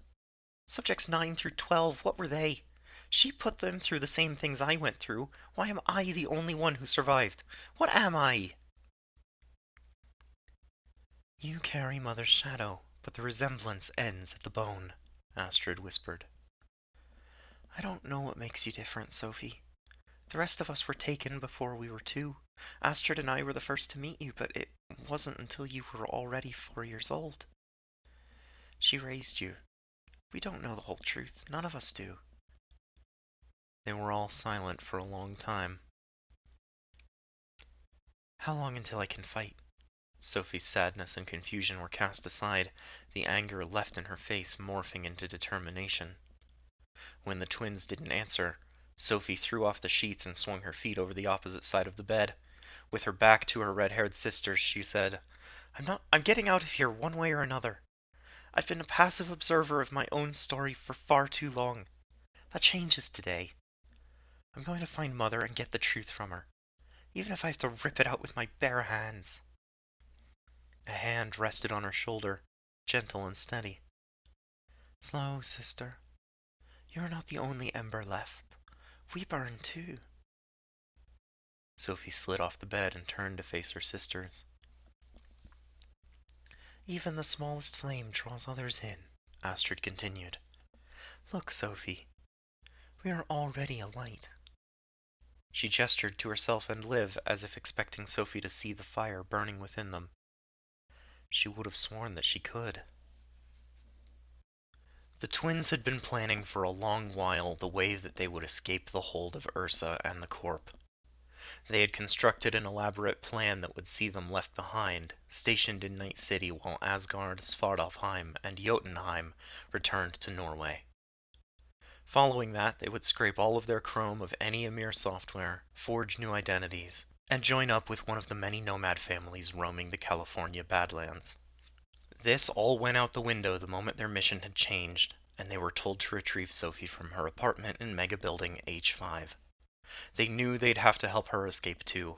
What sort of sisters would they be if they left her behind, especially after all those years spent guiding and protecting her? They didn't know what Ursa had planned for Sophie once she was back in her clutches, but it wasn't likely to be a happy celebration of the prodigal child's return. The current plan was simple. The girls would sneak out. There were 3 office buildings in the Volsung System Solutions campus. The underground facility connected them as a sort of shared basement. The VSS staff included 30 armed security enforcers on campus at all times. They were split evenly between the 3 offices on the campus, so there would be 10 standing between them and the way out. The rest would come for them if any of the alarms were tripped. They also had their siblings to contend with. Asgard, Svartalfheim, and Jotunheim were formidable foes on their own. Working together, they would be an even greater threat. Sophie and Astrid would be doing most of the fighting. Liv had been combat trained just the same as they had, but she had never gotten involved in the action when she deployed with them. Her medical skill set had surpassed all of the doctors in the Naustron facility by the time she was 18, and as the most skilled physician they had, she had always remained on standby during missions, never on the ground with the rest of her siblings. They could, of course, have had their combat skills downloaded into their brains via data shards or any number of other methods, but Ursa had insisted that each and every one of her children acquired their skill set in the traditional way. As such, Liv was a fully capable fighter, markswoman, and was just about as lithe as the rest of her siblings, but lacked any experience in a real fight. Thanks to her position within the Nihaimar, Liv had put all of her focus into saving lives. She had never taken one. They were ready to go. Liv and Astrid had dressed in their special issue armored suits. Astrid wore all black with a hood drawn up over her red curls. Small armor plates were woven into the fabric, like well-hidden scales. She had altered the color of the armor plates in the time since Sophie had last seen her. Astrid was now the only one of the siblings who wore no white. Liv's armor resembled that of a trauma team medic, a suit that was unmistakably designed to keep her unharmed by all but the heaviest weaponry. She wore a helmet that featured a series of cameras embedded into the otherwise featureless and completely encompassing armor plates. The feeds fed directly into her mind through her neuroport via the plug behind her ear. Sophie's armored netrunning suit was made of the reactive organic mesh that the Nihimar had once stolen from the Waldman Corporation in Zurich. It was lightly armored, but more importantly, it was capable of reducing latency between Sophie's brain and her own cyberware, resulting in quicker hacking and faster reflexes. However, the suit was still stashed in a lockbox under her bed, so she had instead dressed herself in a new set of scrubs with a leather jacket from Liv. It wouldn't deflect bullets, or likely even a blade, but it was better than nothing. At least they hoped it would be. They began by infiltrating Volsung's data fort. Sophie swept her consciousness through their systems, marking every guard she could find before disabling as many alarms as she could and taking command of the cameras. Freya, Eric, and Mael were nowhere to be found. Maybe they had gone to finish the second stage of their mission against Biotechnica. Liv didn't think so. Alfheim and Vanaheim had been assigned to the job too. Asgard wouldn't have mobilized their siblings without everyone. It was more likely that they had simply found a place out of sight of the security cameras to await their next orders. We'll just have to be wary of them then. Sophie opened her eyes as she finished uploading her demons into the data fort. Astrid led the way from Sophie's recovery room to the stairs near the cell with the shattered glass door. She guided them silently, using their internal agents to communicate. Sophie had scrubbed as much of the Emir Scandatech spyware from their systems as she could, prioritizing the communication system to ensure that their siblings couldn't listen in. Astrid went first, Liv second, and Sophie third. Astrid's implant, Heimdall, would allow her to take control of any fight that broke out should they fail to go unnoticed. The guards' locations were still marked and updated in real time thanks to Sophie's command of the cameras. She quickly shifted through each feed as they ascended to the ground floor, but still saw no trace of Asgard or the others. When they reached the top of the stairs, they were met with an armored door, the other side disguised and flush with the wall. The stairwell was hidden to keep out unwanted visitors both from within the company and without. Sophie accessed the door controls through the net and willed it open. The bulky machinery wasn't particularly loud, but every noise made Sophie anxious. She could see that the room on the other side was empty of guards, but she wasn't certain that no one else had heard them. In the end, it didn't matter much. Each entrance to the underground facilities was hidden using the same technique. They would have had to open a door like this no matter which path they took. Sophie took the risk of closing the door behind them, deciding that it would be better in the long run. A guard who found an open secret passage was far more likely to raise the alarm than one who heard a strange noise, but found no source. Sure enough, two guards arrived to investigate just as the sisters reached the other side of the room and ducked into a cubicle. The girls held their position and watched the guards look around for a couple of minutes before returning to their regular rounds. When the room was empty again, Astrid led her sisters down a short hallway to the lobby. The lobby was divided neatly in half by a chest-high wall that extended from either side of the reception desk. To the left of the desk were a pair of scanners that employees and guests had to pass through to enter. This was just a formality, though. There was no barrier but social practice to prevent Sophie and the twins from jumping over the reception desk and heading directly to the doors. Liv produced a black card from a pouch at her hip and held it to the sensor by the door handle. It flashed green, and the door's lock clicked. The VSS campus courtyard was a triangular patch of grass, illuminated by the neon signs that adorned every surrounding structure. The three office buildings sat in the center of each edge of the triangle, and a large fountain was set right in the middle of the courtyard. A seating area was carved into each corner of the yard, accessible by concrete steps that led down into the space. Each had a bench that wrapped around the edge and two tables in the middle. The fountain quietly burbled in the otherwise quiet corner of the sleepless city. They moved quietly to the fountain, crouching down next to it as they went over the last phase of their escape. "The last obstacle," Liv explained quietly, "is that fence." She gestured to a high fence that ran the length of the courtyard. "It's electrified and alarmed, and all of its data is funneled through a separate data stream to the rest of the facility. There's one gate that will let us cross the barrier, but it's on the same system. So we're going to have to scout around the edge of the fence and hope that the control panel is out in the open. Seems like a major flaw in the design if it is." Sophie was scanning the outdoor camera feeds for anything that might be the control box, but was coming up short. Astrid spoke quietly, gesturing toward the fence. "Whether it lies in the dirt or the dark, we'll find the hinge. If not, we'll break the door instead." She gave Sophie a small smile before she started to move. "Well spoken, sister, but you're too late." The sound of Freya's voice made Sophie jump. She turned toward the sound, placing her right hand against her wrist, ready to pull her monowire free. Freya seemed the definition of casual, leaning against the fountain about a third of the way around from where they were crouching. She seemed to be relaxed, but Sophie saw that her pose was poised perfectly to allow her to leap into action if they tried anything. Astrid was the first to move, leaping at Astrid, twirling in midair and bringing her paired knives down with such force that the stone of the fountain where she had been leaning an instant before was reduced to rubble. Freya had deftly moved out of the way. Freya lashed out at Astrid, kicking her hard in the ribs. Astrid tumbled into the fountain with a splash.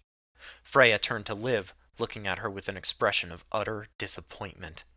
"I should have expected this, I suppose. You always cried more than the ones on your table, always shook once the blood flow had been stemmed. You never had the stomach to be what Mother made you." Liv drew a handgun from the holster at her hip. "You're wrong, Freya. I had the stomach." She lifted the firearm, pointing it at Asgard's chest. "What I didn't have was the heart to pretend it didn't matter." Sophie stood, sliding the monowire free with a hiss. Its faint glow cast her hands in pale light. Her vision fractured into tactical overlays, highlighting Asgard's vitals, posture angles, and known cyberware. Still, she hesitated. Asgard didn't move. She looked past the barrel of the gun leveled at her chest and settled her gaze on Liv, her expression darkening. "Then you're a liability." Asgard's eyes narrowed. She didn't reach for her own weapon. Instead, she launched herself forward, becoming a dark blur in the shadows between them. Liv fired once, twice. Asgard twisted between the shots. The first ricocheted off the armor plate covering her shoulder. The second threw stone splinters as it missed and impacted against the fountain. She slammed into Liv like a wrecking ball, knocking the gun from her hand and driving her to the ground with a grunt. Sophie Sandevistan shrieked in her mind, urging her to go faster as she lunged after Asgard. She fought the urge down as she cast her monowire out toward Asgard, the filament catching the neon lights in a shimmering curve. Asgard ducked under the whip, clearing herself of the wire by less than an inch. A sizable sheaf of her dark hair drifted to the ground, severed cleanly. Asgard pinned Liv beneath her, one knee pressing down on her sister's chest and a hand closing around her throat. She raised her other hand above Liv's helmeted face, spreading her fingers wide as a long metal claw extended from under each nail. With a single swift movement, Asgard deflected Sophie's next strike with her wire off of the claws before driving them down toward Liv's face. The claws pierced the armor as though it were little more than cloth. Sophie saw the metal crack and shatter as Asgard withdrew her hand, pulling the helm off of Liv as she did.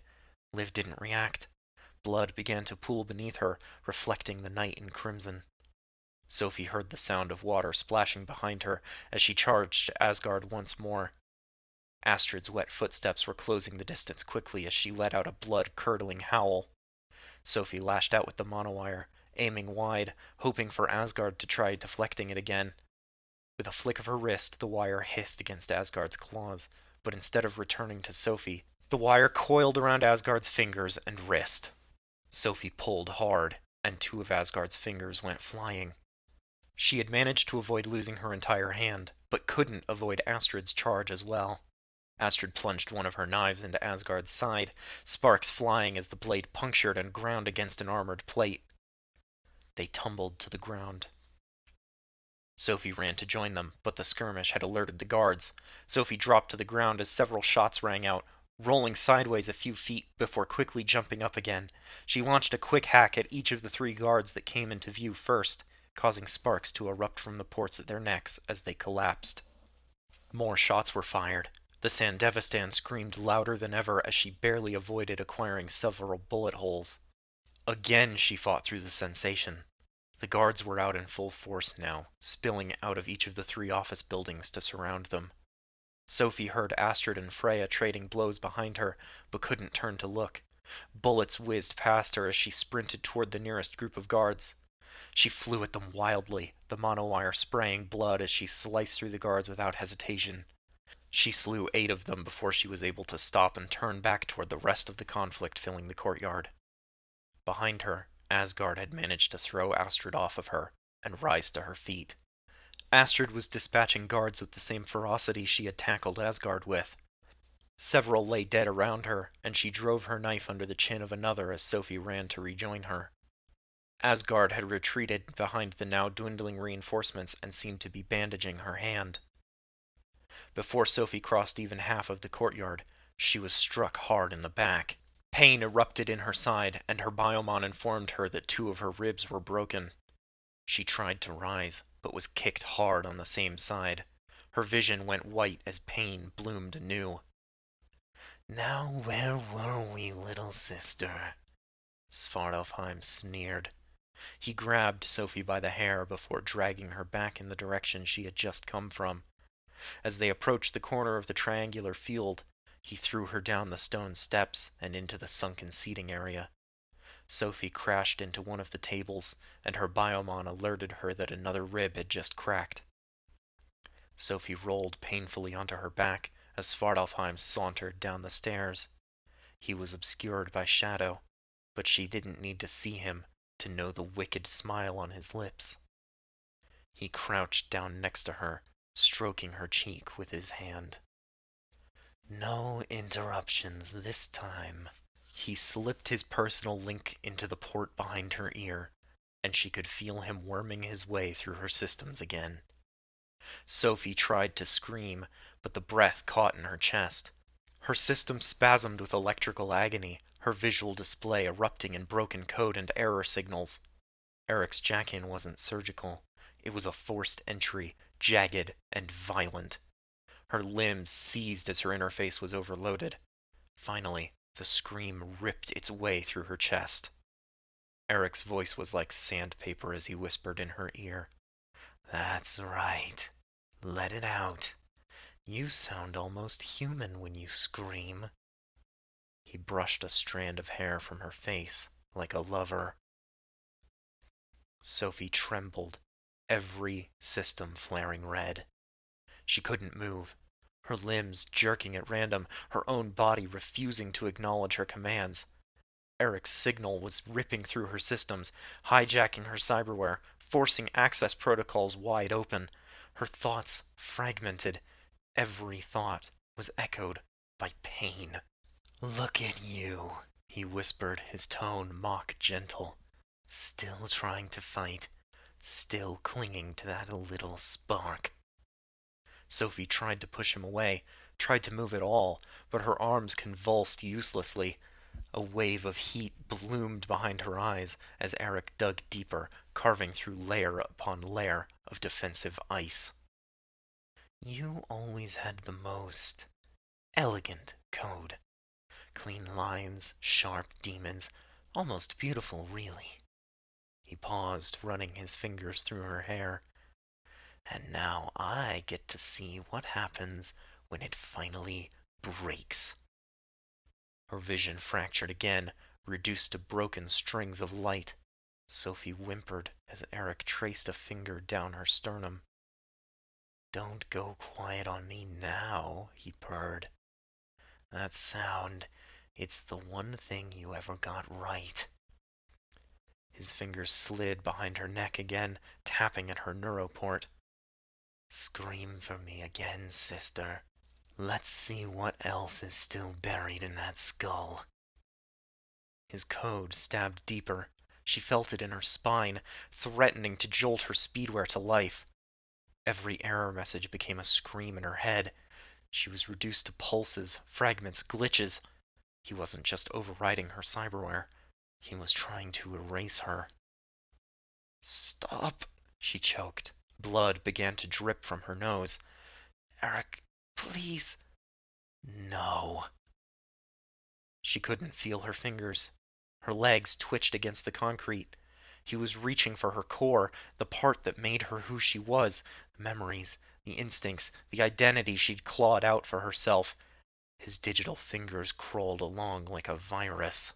You think you're real? That you have a family? He whispered, hand pressing hard against her sternum. You're alone. Nothing more than meat and code, a failed experiment still pretending to be someone. Sophie's breath hitched again as the heat flooded her brain. Don't worry, he added. After this, you won't have to pretend anymore. Her breath slowed. Even her pain began to flicker. You sounded just like Subject 9 before, just like the original. You might have lasted longer than her, but your skills never matched up. In the end, she even died prettier than you. Eric leaned down and wrapped both hands around Sophie's throat, pressing his lips to her cheek as he began to squeeze. The worm in her mind laughed as it began to rip at her memories, even as her vision went black. And then, a voice, low and shaking with fury. Get away from her! The sound that followed was a sharp crack, a single, clean gunshot. Eric's head snapped to the side as blood misted into the air.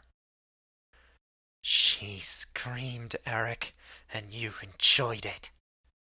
Rottne Yavel. Liv's voice shook as she spoke. She was limping and bloody. Her face was painted red by a wound at her temple, and she was supported by Astrid. She spat blood at Eric's corpse. I hope hell exists. You deserve it. Sophie coughed and rolled onto her side. She reached a hand to the back of her head and jerked out the now dead cable that had linked her and Eric. The moment it disconnected, the worm he'd injected, now only a ghost, shattered. The bits of her mind it had torn at could be repaired with time. Liv knelt next to Sophie, helped by her twin. Her eyes were dark and hateful, but as she looked down at Sophie, the hate drained away, replaced with love. She gently stroked Sophie's hair. It's over now. Everything's going to be okay. Sophie smiled softly. She wasn't alone. Not anymore. Chapter 11. Kintsugi. Night City, 2075. Someone was bleeding again. The smell hit first. Iron, old copper, the bitter trace of ozone where someone's mod had discharged during the scuffle. The hallway hummed with that specific kind of silence you only got in the seconds after a fight. Lights flickered overhead. Somewhere behind the door of 3622, a panel was cracked and sparking like a failing nerve. The residents had stopped shouting. He stepped forward, boots heavy on the tile, eyes already scanning for damage as he approached. There was blood on the wall. More on the doorframe, a smeared handprint. A nod of his head pointed out the stains to the other man who followed close behind. They each held a pistol as they approached the door. On the other side of the half-closed door, low voices could be heard. Then there was a sharp crash, a chair or a body slamming against a wall. With a single gesture, the two men burst into the apartment. Ares leveled his weapon at the chest of the first occupant. Dixon pointed his at the second. The third person they found inside was a young woman. She was bound and gagged and bleeding from a nasty head wound. Her attackers froze and raised their hands over their heads. One dropped a knife which clattered to the floor. Dixon ushered them into a corner as Ares knelt next to the girl. Upon closer inspection, her nasty-looking head wound was just that. It was superficial and already clotted. He pulled the gag from her mouth as she looked at him with wild, tearful eyes, then cut the cords that bound her. She pushed herself off the ground and covered her bare chest as she sobbed. So that's what the knife was for. Ares reached into a pocket and withdrew a small folded cloth. It unfurled into a small blanket that he wrapped around the girl's shoulders before standing to face Dixon and the thugs. He tapped the comm in his collar. We've got 2 thugs in 3622. Send a medical drone up around the West Loop. An affirmative answer came back. At the same time, his agent lit up. The device buzzed in his pocket as it projected a message across his vision at the same time. Incoming call from Nornir. Sophie. He hadn't heard from her for 2 days. That wasn't exactly uncommon, but that she'd called instead of finding him on patrol worried him. Ares stepped back from the girl, turning to Dixon. I've got to go. Dixon frowned, adjusting the grip on his pistol. We've still got a mess to clean up. Ares didn't answer right away. His gaze dropped to the 2 men huddled in the corner. Bloody knuckles, twitchy eyes, boots still tacky with the girl's blood. One of them shifted slightly, his hand drifting toward his pocket. Dixon noticed too. It happened fast. The jacketed man shoved his hand into the garment. The other lunged toward a broken bottle on the floor. 2 shots, cracked like thunder. Both of the thugs collapsed in a heap, twitching briefly before going still. Smoke curled from the barrels of the hound's weapons. Ares looked at Dixon without flinching. Mess cleaned. Dixon stared at the bodies of the would-be rapists, blood pooling around his boots. I'll keep an eye on her until the drone gets here. He moved to the girl and helped her to her feet, then led her out into the hall. Ares followed them, tapping the comm in his collar again to report the bodies, then turned and started down the hall as he answered the call, still ringing in his head. Sophie, he said softly, the world narrowing to the sound of her voice. I need you to come to Navarro's clinic. Come quick, I need your... Shit! Her voice was shaking, strained. Something was wrong. Sophie? Ares' voice dropped low. Are you okay? Are you hurt? No. A pause, then faster, more urgent. No, I'm fine. It's my sister. Sister? The word caught him off guard. She'd never mentioned her family. Not once. He wanted to ask, but swallowed the impulse. Be there soon, he said instead. Her reply was quiet. Thanks. He broke into a sprint, charging down the hall toward the elevator that would take him right to the parking garage. His mind raced ahead of his body. Sister. The word didn't sit right. Not because it was strange. Hell, everything about Sophie's life had always seemed held tight behind locked doors. But because of the way she'd said it. Panicked and raw. Real. He nearly crashed into the back wall of the elevator when he pushed past another hound who was just stepping out. He slammed his hand into the control panel, ordering it to take him down. When the doors finally closed, he leaned against the wall to catch his breath. He only realized that neither he nor Sophie had ended the call when he heard her exhale. Her breath was shaky, like her lungs were full of something she hadn't yet figured out how to say. She saved my life, Sophie finally murmured. Now she might die because of it. Ares didn't answer right away. He put every thought out of his mind except one. She won't. His voice was low and sure. The elevator doors opened into the parking garage. Ares strode quickly to his car and was on his way. He never ended the call, though Sophie said nothing else. When Ares stepped inside Elise Navarro's Ripperdoc clinic, he was greeted by the barrel of a gun. It was held by a strange woman as tall as he was, with a shock of wild red hair, green eyes, and a spattering of freckles across her cheeks. She stared him down as the door swung closed behind him. The barrel didn't waver. Ares raised his hands slowly, palms out. Easy, he said, voice calm, steady. Sophie called me. The woman didn't lower the gun. Her gaze flicked up and down his frame, measuring him like a threat and puzzle both. You're Ares, she said finally. not a question. I am. The red-haired woman lowered the gun, tilting her head ever so slightly, as though listening to a voice that wasn't there. You are the one who watches when she runs.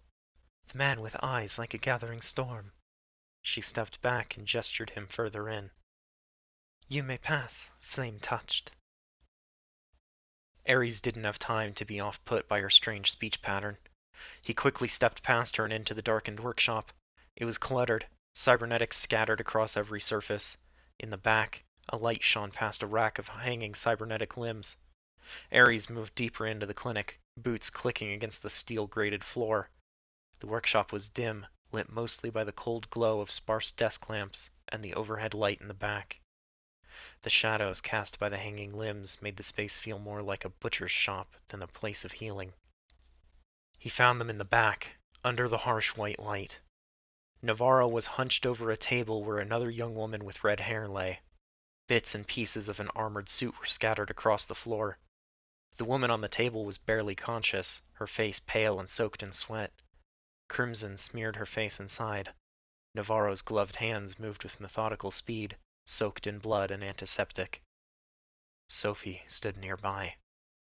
She looked like a bomb that had already gone off. She wore a set of blue scrubs and a leather jacket that was too big for her. She was spattered in red and black. She was wringing her hands, and her brow was knit in an expression of worry. Her eyes were red, and her cheeks each bore a clean streak. She'd been crying. She turned when she heard Ares' steps. For a moment she didn't say anything. Her throat moved as if she were trying to swallow words that refused to go down. And when she did speak, her voice was quiet. You came. Ares nodded, crossing the room without hesitation. You called. She nodded once, her lips pressed into a thin line as though she was trying to hold back a flood. Grief, guilt, rage, all of it shimmered just beyond her eyes. She didn't step toward him, didn't say another word. Just stood there with her fingers twisted together, like she was waiting for him to flinch away from what she had become. He didn't. Instead, he closed the distance and wrapped her in his arms. He wasn't sure what else to do but be there, solid and steady and real. Sophie tensed for half a breath. Then something inside her gave way. She folded into his chest, her hands clutching at the front of his jacket, like he was the only thing anchoring her to the floor. Liv. She almost died. I thought Freya had killed her, she whispered, voice cracking. I thought she was dead. Ares didn't ask who Freya was. Not yet. He just held her tighter. And then Eric found me. Her voice hitched. He dragged me away from the fight. Tried to tear my mind apart. I couldn't move, couldn't scream. I thought... She choked.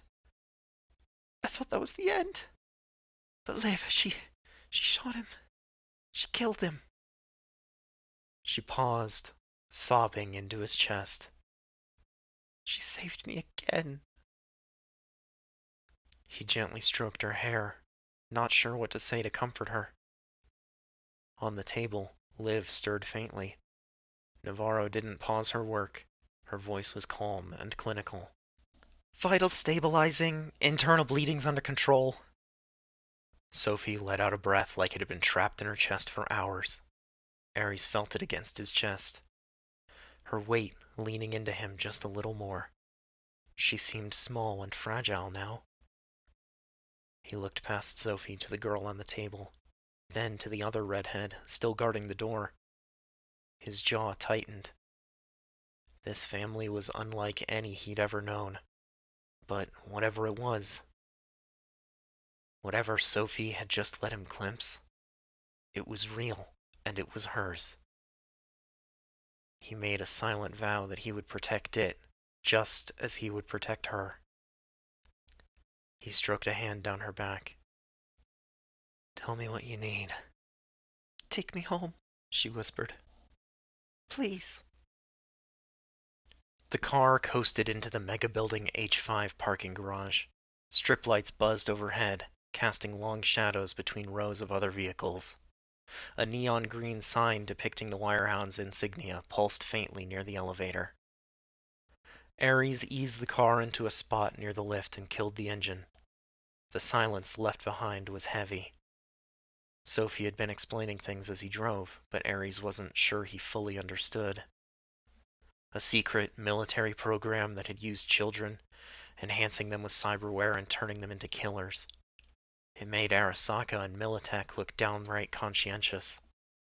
And Sophie, his friend, his ally, at the heart of it all, not just involved, not just affected, but made by it. In retrospect, it almost seemed obvious. Nobody picked up net running like she had unless they'd been trained in a pressure cooker, and not just trained, but shaped for it. She didn't talk about her past. Not once. Nothing more than a vague mention of Norway when questioned about her accent. But he'd never pressed the issue. Everyone in Night City had their ghosts. He figured she'd left hers behind. He was only half right.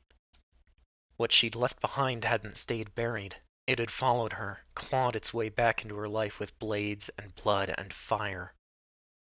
Just 2 hours ago, Sophie had been fighting for her life, and he'd been patrolling like it was any other night. He and Dixon had taken down 2 thugs mid-assault. They'd saved that girl, got her out before things turned permanent. It had felt like something in the moment, a small victory. Now, that victory seemed to be nothing more than a paper crane before a wildfire. The thought left a bitter taste in his mouth. He didn't want to diminish the good he and Dixon had done. He knew the girl they'd saved would remember that moment for the rest of her life. But compared to what Sophie had just told him, it felt small, incomplete, like he was playing at being useful. He turned slightly, glancing at her from the corner of his eye. Emir Skandatek, Nihaimar, Muspelheim, Subject 13. The names stuck in his head like shards of glass. She hadn't moved since the engine cut. Just sat there, arms crossed tightly over her chest as if holding herself together by force. Her jaw was tight, her expression hard to read. But her eyes, they were still burning with purpose. It hit him then just how much she'd been carrying on her own, and how little of it she'd let anyone else see. He exhaled slow and measured, then gave a faint shake of his head and glanced over at her. The lights from the dashboard painted half his face in quiet amber. "You tell a hell of a story," he said with a soft smile. Her arms stayed crossed, eyes fixed somewhere ahead, but unfocused. "Still feels like I'm missing a few chapters," he added. She let out a breath, not quite a sigh of relief. "I told you the part that matters." "I figured." He pushed his door open, the hydraulic hiss breaking the quiet. "And you had good reason not to tell me earlier. I won't ask that you tell me the rest until you're ready." Sophie followed him out of the car and across the garage. Their footsteps echoed quietly off the concrete walls. The garage around them was quiet, save for the buzzing of the lights and the distant hum of the city bleeding through the walls. "What happened to Freya?" Ares asked as he pushed the button to call the lift. "I didn't see the rest of the fight, but before Eric got me, I managed to take part of her hand. It sounded like Astrid got her pretty good between the ribs a few times, ripped apart one of her legs, and managed to break most of her claws. Liv said that the first thing she saw when she managed to get back up was Freya retreating." Ares nodded slowly, absorbing that. "Think she'll come back, cause more problems?" "Eventually." Sophie's voice was steady but not confident. "Freya doesn't lose gracefully. But she won't rush into another fight with Astrid either. Not after that." The elevator arrived with a rumble and a soft ding as the doors slid open. Ares stepped aside to let her in first, but she hesitated as he asked, "And Mael?" After a moment, she entered the lift, saying, "He wasn't part of the fight. Liv said he told her and Astra that Eric had come to me in my cell. He's the reason they got me in time. Got a message to them before things got really bad." Ares frowned. "But he didn't stay." "He was just gone after that. Astrid looked for him while I was recovering, before we made our escape, but there was no trace." "That sound like him?" Sophie leaned against the back wall of the elevator, arms unfolding slightly as the doors slid shut. "No, and it's really starting to bug me." Ares watched the floor numbers begin to tick upward. "You think it's a bad sign?" "I don't know. I think he's deciding who he wants to be," she said. "He's always been caught between us and our mother. I just don't know which part of the family he'll decide is more important to him." Ares gave a quiet nod. "And if he decides he can't stay with them?" "Then he'll find me." She hesitated, then added, "At least, I hope he will." The elevator chimed again, doors parting to reveal the familiar walkways of their floor. Neon signs flickered overhead, casting a strange rainbow over the concrete. A few wirehounds were gathered, lounging near the stairwell, nodding to them as they passed. Ares offered quick, familiar greetings. They entered the atrium and took the shortest path to Sophie's door. She pressed her hand to the control panel and the door slid open. Ares hadn't been in Sophie's apartment since the day he'd come to collect her rent, and ended up comforting her. That was over a year ago, and the apartment had drastically changed since. It was dark, the only lights coming from the half-shuttered window and an array of computers. 3 monitors were suspended above a square tub pushed against the wall below the window. A hose had been run from the tub to the shower to drain it. Cables snaked across the floor between the tub and the desk where the rest of Sophie's computer setup sat. Puddles of water were still scattered across the floor. Ares stepped into the room behind her, pausing for a moment to take in the scene as Sophie walked over to her desk. She lifted a towel off the back of her chair and draped it over the largest puddle. When most of the water had dried, she tossed the towel into the open laundry machine and turned back to her desk. The monitors above the desk lit up as she sat down and began tapping away at her keyboard. "You've been through hell," Ares said quietly as she worked. "And you're still standing." Sophie glanced at him with an eyebrow raised. "Is that your way of saying I look like shit?" He cracked a small smile. "You're wearing a jacket a size too large, torn scrubs, no shoes, and you're covered in blood. But no, you don't look like shit." Sophie gave a soft snort and turned back to the screens. "High praise." After a few moments of silence, she paused. Her hands rested on the keyboard a moment longer before she straightened and turned toward him, leaning back against the desk. "What do you see when you look at me, then?" It wasn't a challenge. There was no edge in her voice, just quiet curiosity, like she wasn't sure what she wanted the answer to be. Ares didn't speak. He didn't need to. The look he gave her carried all the words he could have said, but chose not to. He saw her, beneath the blood, beneath the implants, beneath the pieces that had been broken and rewired and sharpened into blades. He saw not what she had been made into, but the strength it took to remain herself in spite of it. Sophie held his gaze longer than she meant to. Then she looked down, a breath catching softly in her throat. "Okay," she said, her voice barely above a whisper. "That's enough looking." She looked back to the desk and powered the computer down, then turned and made her way to the bed. "Let's get what we came for," she said, digging her hands under the mattress and beginning to lift. Ares moved to her side without a word, bracing the other corner as she pushed the mattress up. The springs groaned in protest, revealing the hollow compartment hidden beneath. The storage space was the size of the entire bed, but held only a single object. It was a compact black case, smooth and matte, and covered in a thin layer of dust. She grabbed the case with a free hand and set it by her feet. Then they lowered the mattress back into its place. When she set the case on the bed, Ares saw that it was held shut with a thick padlock. Sophie didn't even bother with the lock. She tugged the monowire hidden in her left wrist free and used it to slice cleanly through the shackle.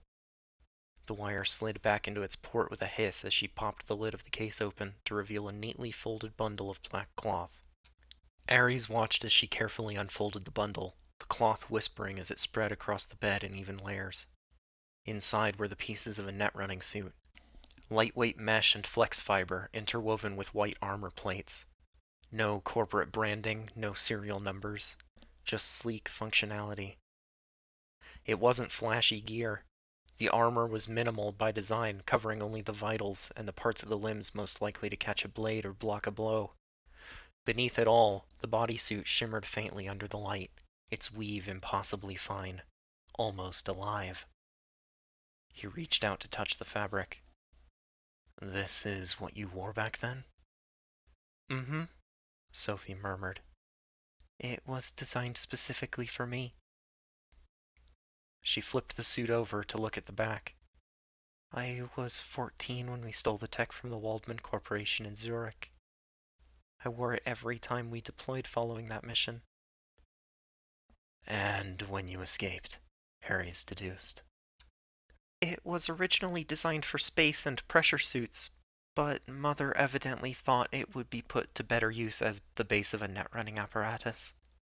I can't say she wasn't right about that, but I've always wondered about all the good it would have done had we just left it in the hands of its creators." Ares was silent, contemplating her words. Sophie stepped away from the bed and took off her jacket. She tossed it onto the bed next to the bodysuit and was about to lift her shirt when Ares realized what was happening. He turned quickly, giving her space. "You want me to wait outside?" "No." He heard the light rustle of fabric as she undressed behind him. There was no hesitation in her voice, just quiet certainty.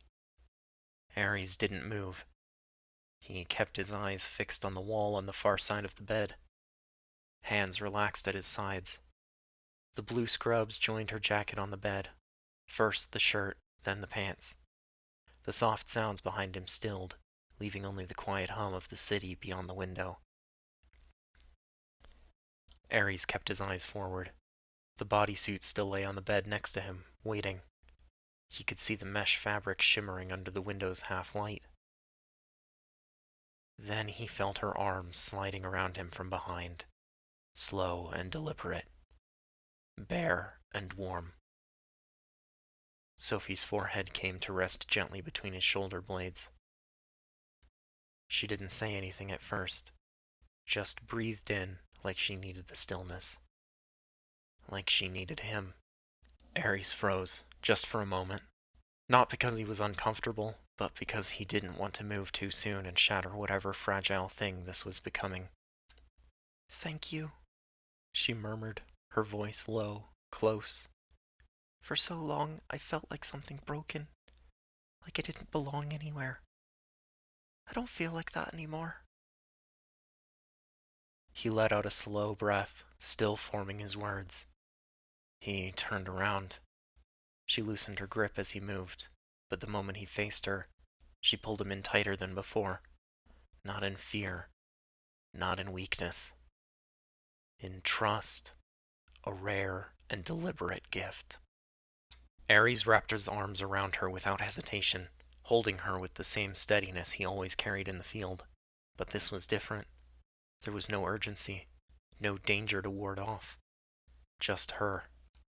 "Even if you do break," he said softly, "I'll help you pull the pieces back together." Sophie didn't respond. She just stayed there, her head tucked beneath his chin, her breathing slow and steady. Eventually, she pulled back, but not far. Her hand slid down his arms before letting go completely, fingertips trailing as if reluctant to leave.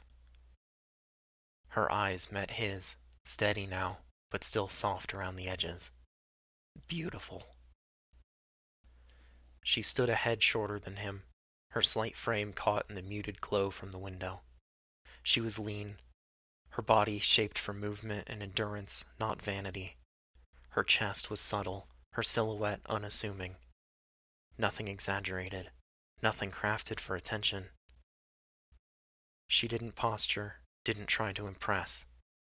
She simply stood there, bare and unguarded, letting him see her every truth. Ares thought she was the most beautiful thing he'd ever seen. Not for symmetry or softness, but because she was Sophie, because she trusted him with this, because she was real, and that was everything. She held his gaze a moment longer, then stepped past him without a word. Ares didn't move. He didn't speak. He just gave her the space, knowing that the moment didn't need to stretch any further to mean something. He heard the shift of cloth as she lifted the bodysuit from the bed, the whisper of the mesh slipping over her skin. A low chime sounded as the suit sealed against her, sinking to her internal systems. When she spoke again, her voice was composed and steady. "I'm done." He turned. The ROM suit clung to her like it was her own skin. Light from the window cast a soft gradient across the armor plates, catching along the curves of her shoulders, the lines of her hips, the gentle rise and fall of her breath. The mesh between the plating flexed with her every movement, seamless, reactive, almost alive. It was armor, clearly, built for speed and survival. Every plate had a purpose, every seam aligned with intention. But the way it fit, contouring to every line of her body, left little to the imagination. Ares cleared his throat, suddenly aware of his own silence. "Looks like it still fits." Sophie looked at him with a slight smirk on her face. She was amused, and as far from shy as she could get. "Too well?" she asked, turning in place with a deliberate flare, letting the suit catch the light. Ares blinked just once, and gave a small shake of his head, half amused, half aware of how carefully he had to tread the line between looking and staring. "I mean, I'm not complaining, but unless you want to draw the eyes of everyone we pass on the way out of here, maybe wearing something over it wouldn't hurt." Sophie arched her brow, still wearing that faint smirk. "Are you suggesting I cover up?"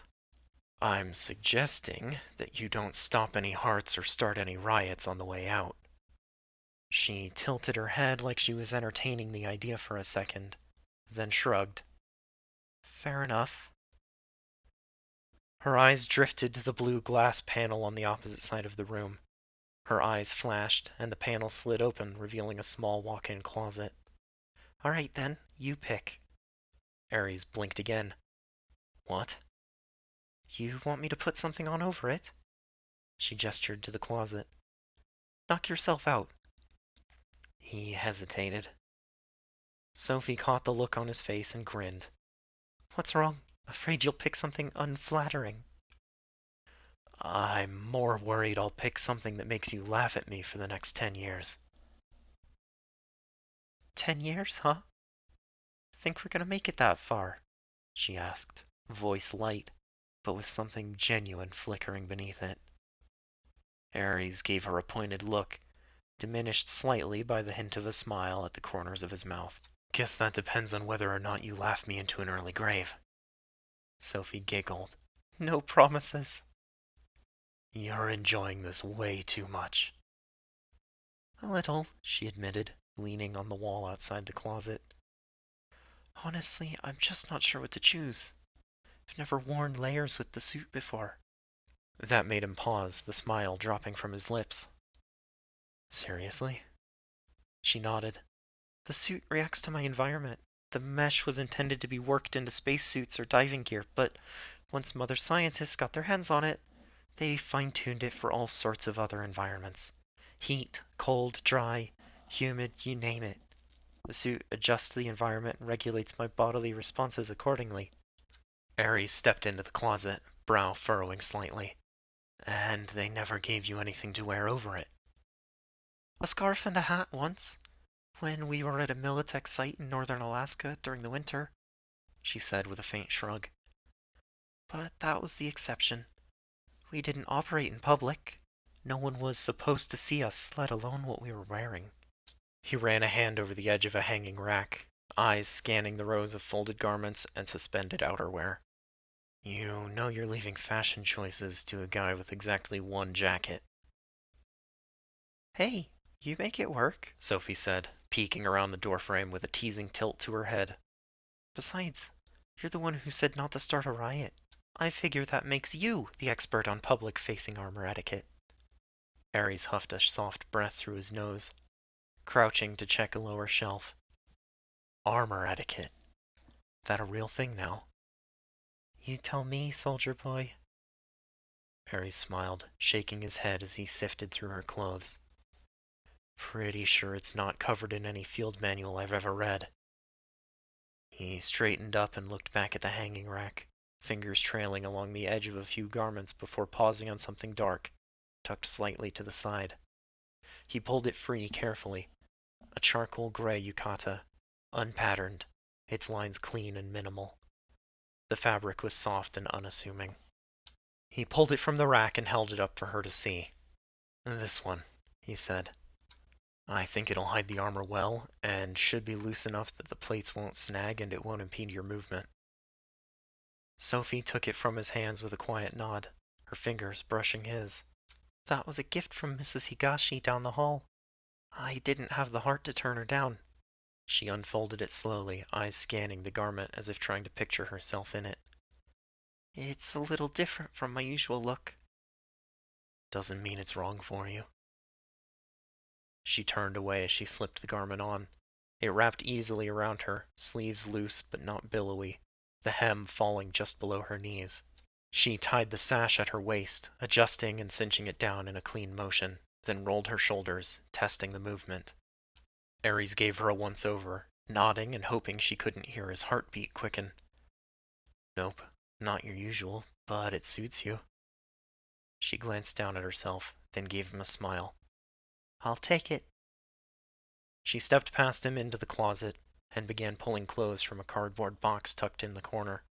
Shirts, a few pairs of pants, and spare undergarments. She stacked them with care, building two piles. For Liv and Astrid? Ares asked.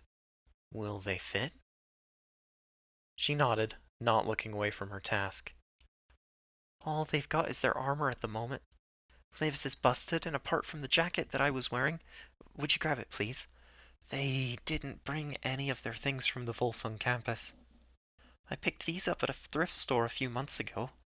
I realized later that most of their sizes were mislabeled and never got around to taking it back. The stuff I've grabbed should fit them just fine. I hope. She started stuffing the clothes into a duffel bag as Ares retrieved the jacket, draping it over one arm. They left everything behind when they decided to help me. I owe them so much more than this. Her voice wavered. But it's a start. Ares didn't respond right away. He just watched her work. He set the jacket in the duffel before she zipped it closed. He lifted it onto his shoulder while she pulled on a pair of running shoes. She stood and stepped back into the large room that made up the rest of the apartment. The light spilling in from the window had brightened, casting an orange glow across the walls and the dormant tech still scattered around the room. Everything felt quieter now. It felt like it was finally, really, hers. Ares stood quietly at her side. Feels different, he said. Sophie nodded. It is. She scanned the space one last time, not to say goodbye, but to take stock. She'd be back. This was still her space, her territory. But right now, there were things that needed doing. At the door, Ares adjusted the weight of the duffel and glanced at her. So, what now? Sophie stared at the control panel for a moment, then turned to him. There was a fire in her eyes again, the kind that refused to flicker and die. I'm going to find a way to confront her, she said. Mother, Ursa. I don't know how exactly yet, but I will. She doesn't get to control our stories anymore. Ares met her gaze without blinking. Then whatever that looks like, however it plays out, I'm with you. Sophie looked at him for a long moment. No hesitation, no second guessing. She stepped closer, stopping just in front of him. Thank you, she said, voice low and steady, for everything. Then she reached up to his cheeks and pulled him down into a kiss.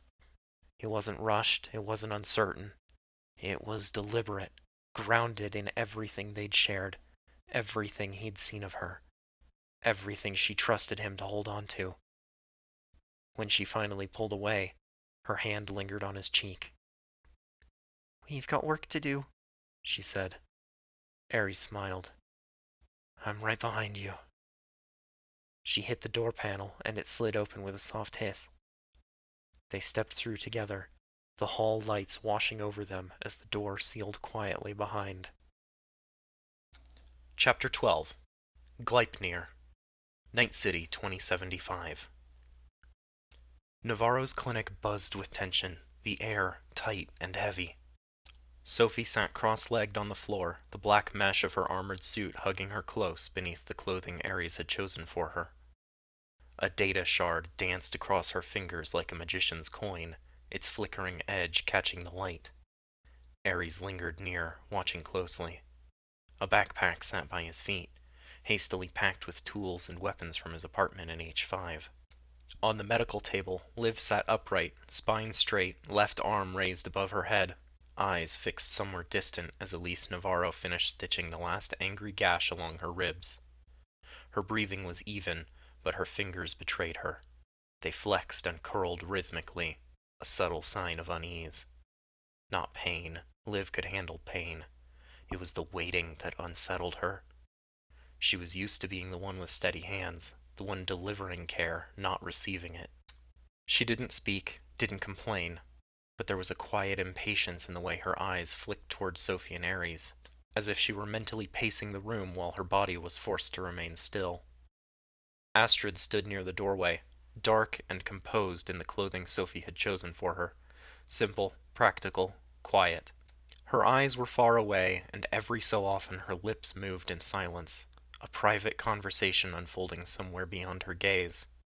Whether it was with Heimdall or herself, no one asked. Are we done yet? Liv asked softly, her tone a blend of forced calm and restless urgency. Not irritation, but readiness. Her fingers stilled momentarily as Elise tied off the last stitch. You're lucky I didn't put you on bed rest, Elise replied without looking up.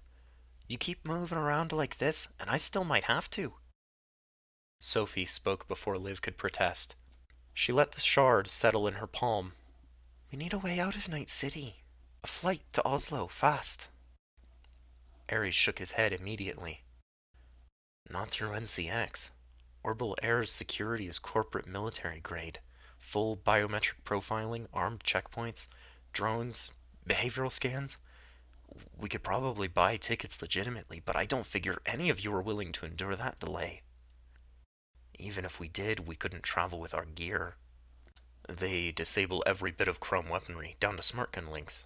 Not that we'd get one past security. And they would definitely confiscate your suit, Sophie. I don't think NCX is gonna be our ticket out of here. Sophie grimaced. Y'all could head out into the Badlands, Navarro chimed in, drying her hands on a stained towel. Drive a couple hours to San Francisco.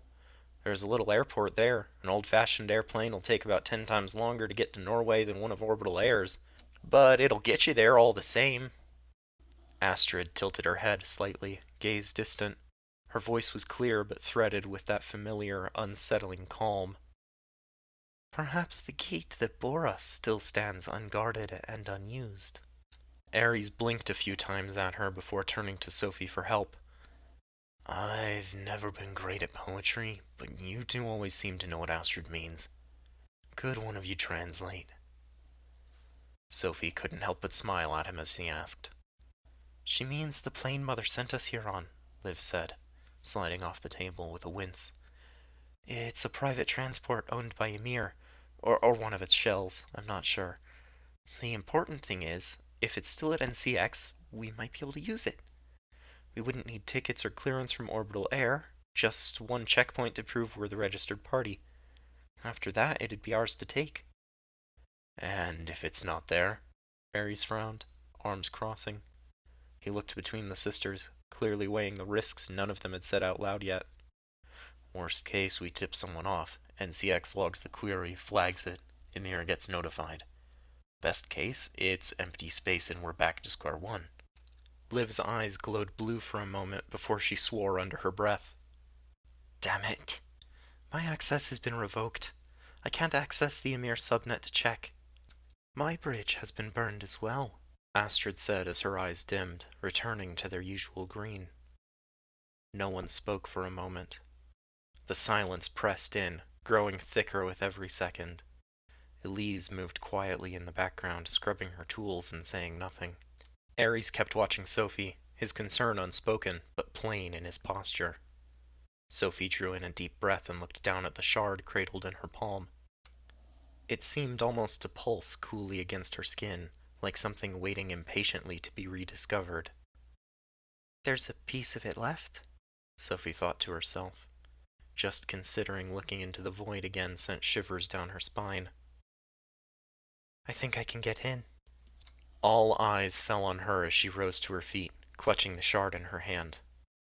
I've still got the fragments of Prosopon's mask. I think I can repurpose it to get back into the Emir systems. Ares unfolded his arms. Listen, I know you're good at this, but you told me that thing was a trap from the start. It was dropped into the Hound subnet intentionally to look for you, and it's what's dragged you back into this mess in the first place. His voice was tense, full of worry. If that thing sets off alarms again, it could be even worse than setting off red flags by asking the wrong questions at NCX. He stepped forward, placing a hand on Sophie's shoulder. Are you absolutely sure about this? She placed her hand on his. No, I'm not sure. If I screw up, I could bring the entire corp's attention right to us. It's the option with the biggest risk, but I'd say it's the one with the biggest payoff. She raised her eyes to meet his. But I'm not going to decide this alone. A beat passed, then Astrid spoke. Her voice was soft but unwavering. The darkest paths inspire the deepest fears, but they often lead us home. She's on board, Liv said, translating for Ares. I actually got that one, he chuckled. I'm in too.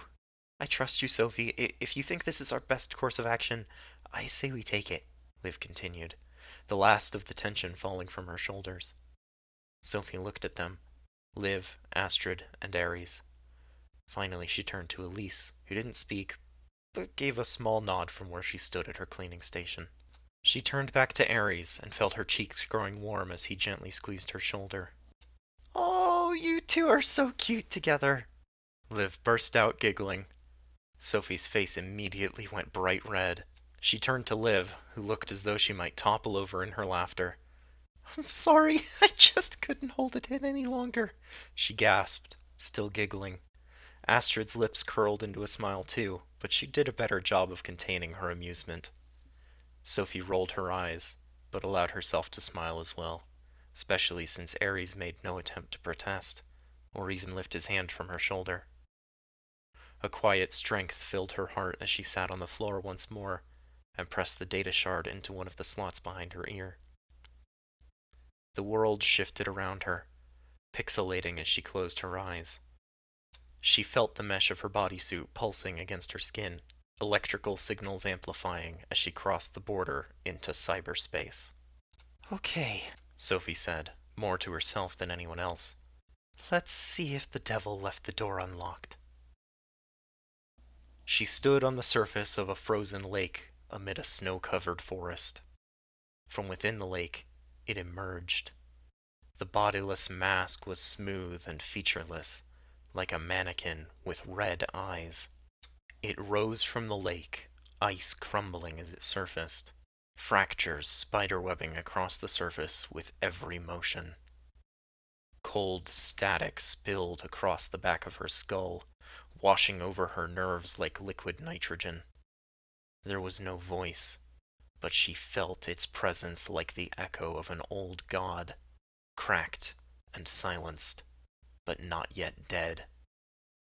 There was no silver door this time, no bridge of light, just the lake, the trees, the cold. The mask stood before her, a fractured sentinel, trembling with the residual memory of control. It had been there the last time, she was sure of it now, though it had not revealed itself. This time, it had no choice. She reached out with her mind and took hold. The ice beneath her groaned, data fracturing outward from where she stood. The fragment responded.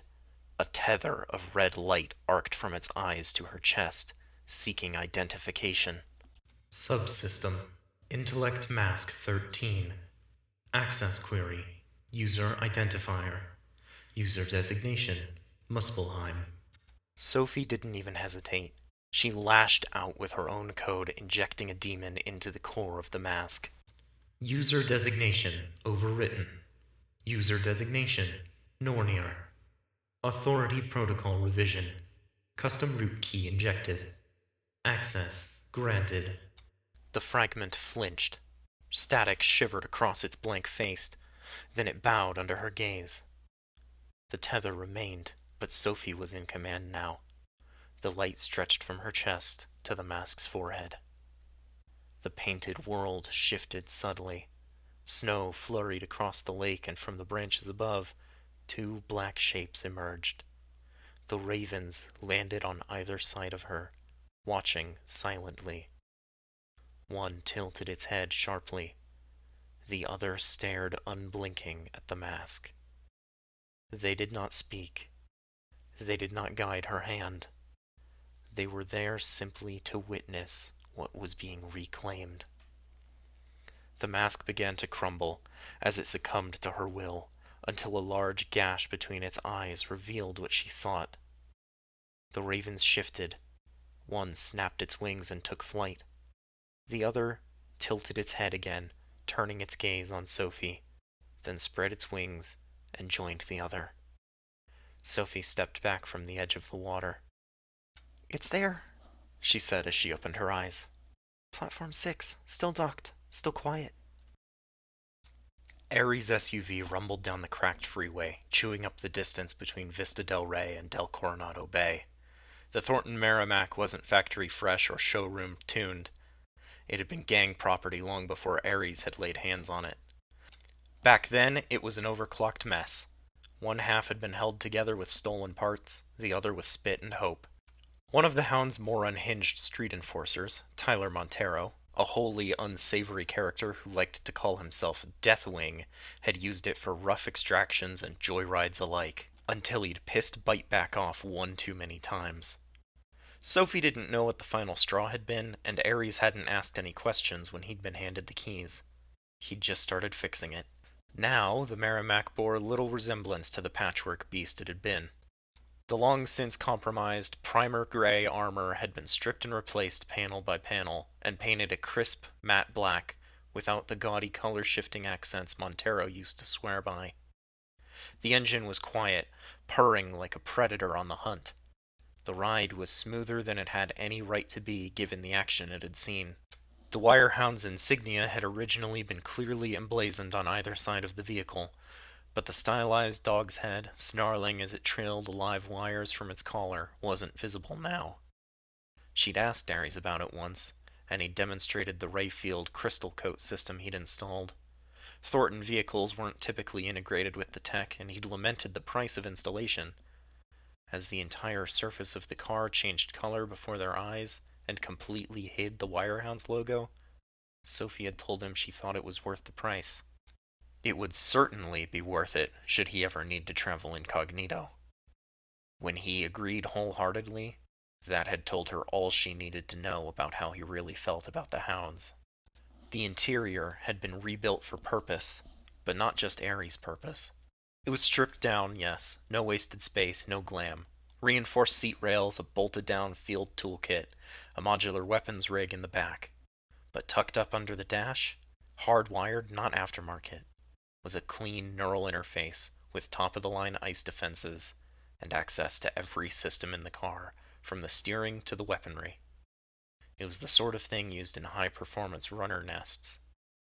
She hadn't suggested it, hadn't thought to, but there it was. The interface was clean with well insulated wiring, a responsive interface, and every line tucked in like it had been done by someone who knew exactly what mattered and refused to cut corners. Not just functional, smart, efficient, in a way that said whoever built it had gone out of their way to make sure it was done the right way, with someone specific in mind.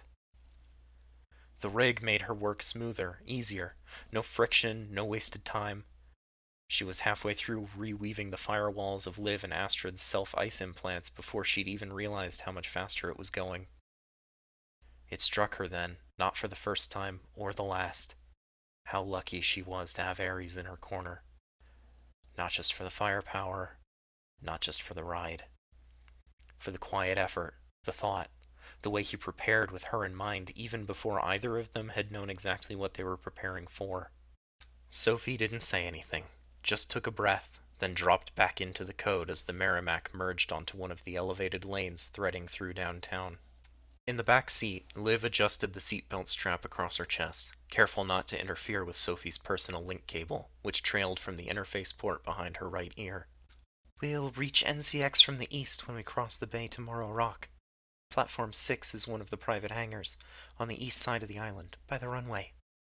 "Right," Sophie said, her eyes still closed as she worked. "At the end of the bridge, there's a big roundabout from which you can access the terminals and the parking garage. We'll enter the garage and head for the third level. Then there's a tunnel from the garage to the private hangars. But the door will only open if you have the right credentials." She gestured to the back of her neck and the data shard. "You are still sure that you can use the shard to get us clearance?" Ares asked. "Pretty sure," Sophie said. "The shard still has access to the Emir Scandatech network, which means it's also able to connect remotely to the plane's systems. I've created a false ID on the shard that should get us through any automated scans. If we have to talk to anyone face to face, we'll have to improvise.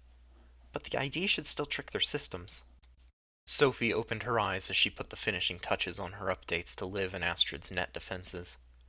Liv pulled the cable free from her interface plug and handed it back to Sophie. "It's a good plan. Risky as hell, same as any other we were gonna come up with. But solid nonetheless." Astrid said nothing as she withdrew her own link cable.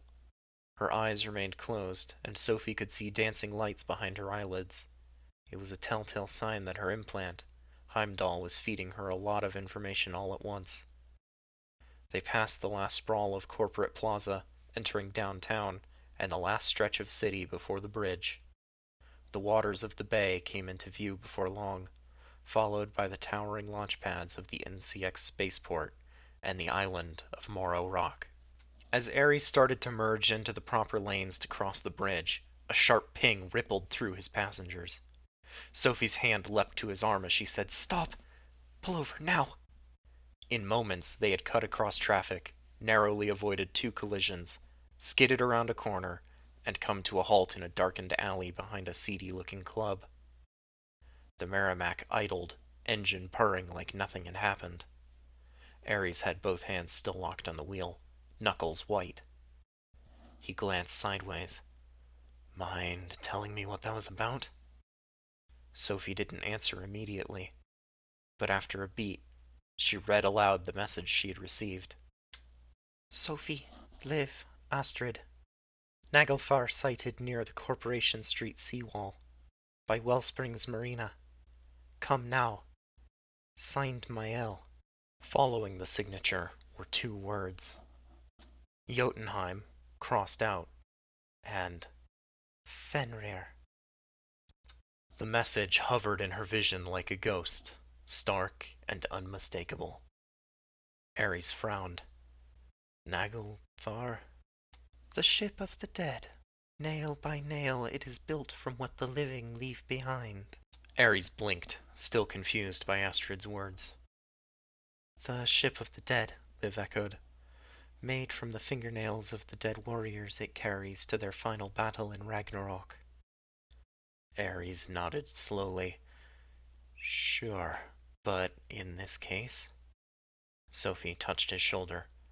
The Naglfar is a mere Scandatex private carrier, a heavily retrofitted naval frigate they use as a mobile HQ.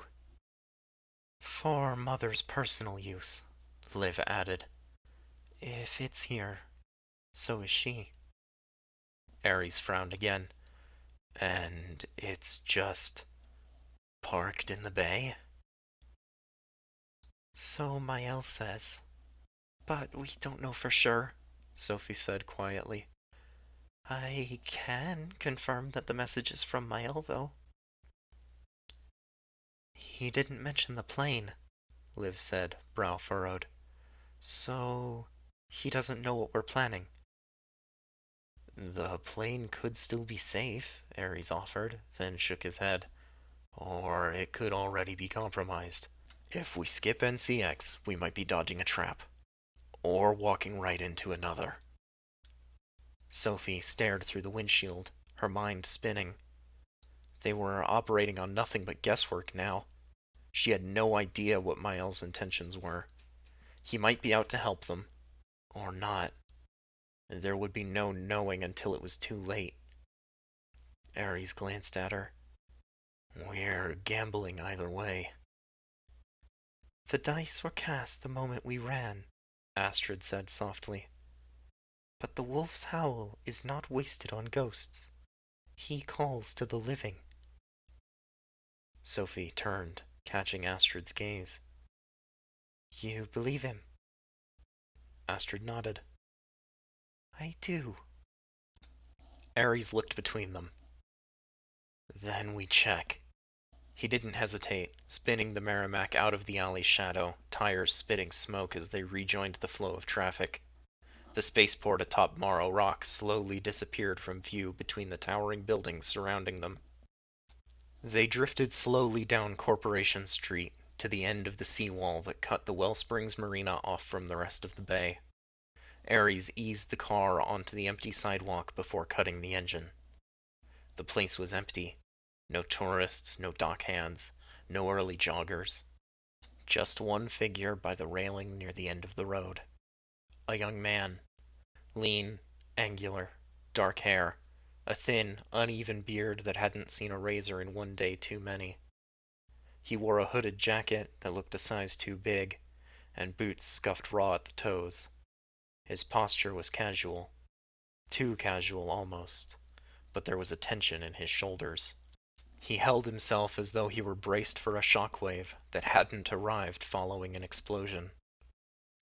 It was Mael. He didn't move when the Merrimack came to a stop, just turned his head slightly toward the sound, as if he'd been expecting them all along. No weapons visible, no backup. Just him. Sophie stared through the window for a moment longer before opening her door. Stay sharp, Ares said. He didn't reach for his pistol, but his eyes scanned their surroundings unceasingly. Sophie nodded once, then stepped out into the clean air. Gravel crunched under her boots as she crossed the street. Mael looked at her fully now, his expression confused. It seemed to Sophie that her brother was pulled between relief and regret. When she was about 10 paces away, he spoke. I'm sorry. His voice barely carried on the wind, but she heard every syllable. I should have done something, he said. When Eric came into your cell, I should have stopped him, tried harder, anything more than what I did. He dropped his eyes. I didn't. I froze. I let it happen. A breath. His jaw twitched. I wasn't strong enough. The wind tugged at his coat. The bay was silent behind him. He looked up, his voice quieter this time. I thought I could endure it, follow orders, keep my head down. We thought you were dead, but when we found you again, his voice caught, but he continued. When we found you, we were told to throw you in that cell. Mother forbade us even speak to you. You were a problem to contain, not a sister returning home. He hesitated, then added, and Eric. Eric had already broken. He'd gone over the edge. Should have stopped him. I shouldn't have let him get in at all. Should have done something, anything. A breath. But I didn't. And watching what he did to you, what Mother told him to do, that was the moment I knew. We weren't a family. We were assets. Disposable. Replaceable. He met her eyes again, steadier than before. I didn't just come to beg your forgiveness. I came to break my chains, to make a different choice. Sophie didn't speak. Not yet. She studied him, his posture, his tone, the distance he hadn't tried to close. He had no weapon in hand, no backup in sight. After a long moment, she took the last few steps between them and hugged him. Chapter 13. Before the Storm. Night City, 2075. Their embrace lingered a moment longer, just enough for Sophie to feel the tremor in Mael's shoulders start to still. She let go first. Without a word, she turned and raised her hand in a quick signal toward the Merrimack. Ares stepped out almost immediately, followed by Liv and Astrid. No weapons were drawn, but none of them were relaxed either. Liv approached first, her gaze steady on Mael. She didn't smile, but there was a quiet warmth in her voice. Thank you. If you hadn't sent that message when you did. Her eyes flicked to Sophie. We might have lost her again, for good. Mael looked down, shaking his head. You saved her. I just... You warned me, Liv said firmly, gently placing her hand on his arm. That's enough. Astrid stepped forward to join Liv. Her eyes lingered on Mael like she was examining 1,000 different versions of him that could have been. I am glad, she said simply, that you have slipped free of your bonds, Wolf. Mael blinked, then gave a soft, baffled breath of laughter. After all this, I'm glad you haven't changed. No, Astrid agreed. But you have. The group stood in silence for a beat, the wind coming off the bay cool and clean. For the first time in days, Sophie heard no gunfire, no shouting, no sirens screaming in the distance. She heard only the steady presence of people who had all, in one way or another, chosen not to run. Mael turned away from them, stepping back toward the guardrail at the edge of the seawall where a small duffel bag sat. He knelt, unzipped it, and pulled out a pair of binoculars and a compact rifle. He handed the binoculars to Liv, then detached the scope from his weapon and slipped the gun back into the bag. Mael pointed out across San Mauro Bay. In the distance, Sophie could see a small dot in the water. Mael held the scope to his eye, adjusting the lens. Liv followed suit, then lowered the binoculars. Finn, she muttered. There it is. She passed the binoculars to Ares, then turned to Sophie, her voice lower now. It's definitely the Naglfar. Astrid stepped forward, gaze narrowing as she stared in the direction Mael had indicated. No name, no colors flying, Mael said. Looks like just another shadow on the water. Until you see the hull. He lowered the scope and handed it to Sophie. It's never been marked with the corpse insignia. The Naglfar is hers, and hers alone. Sophie lifted the scope, and there it was. just as she remembered from the handful of times she'd been aboard. The hull was sleek, dark, and silent. No colors, no signal lights, but carved into the armor just beneath the bridge tower was the unmistakable Valnut. Three interlocking triangles forming a knot, etched into the metal like a warning. That mark meant only one thing. This was Ursa's domain. Astrid's voice was cold and stark as Sophie lowered the scope from her eye. The Naglfar sails, and Naustrand walks beside it. The realms have gathered for war, all the dead gods marching home. She has come to end the world, and the city will burn for her twilight. Fuck, Ares whispered under his breath. He stared across the bay, jaw tight. You really think she intends to bring the whole city into this fight? She does not come to bear witness. She comes to shape the ending with her own hands. Her gaze remained locked on the ship. The wolf's chains are broken, the realms are unbound. The gatekeeper sees no path where the fire does not spread. Mael, do you know what she wants specifically?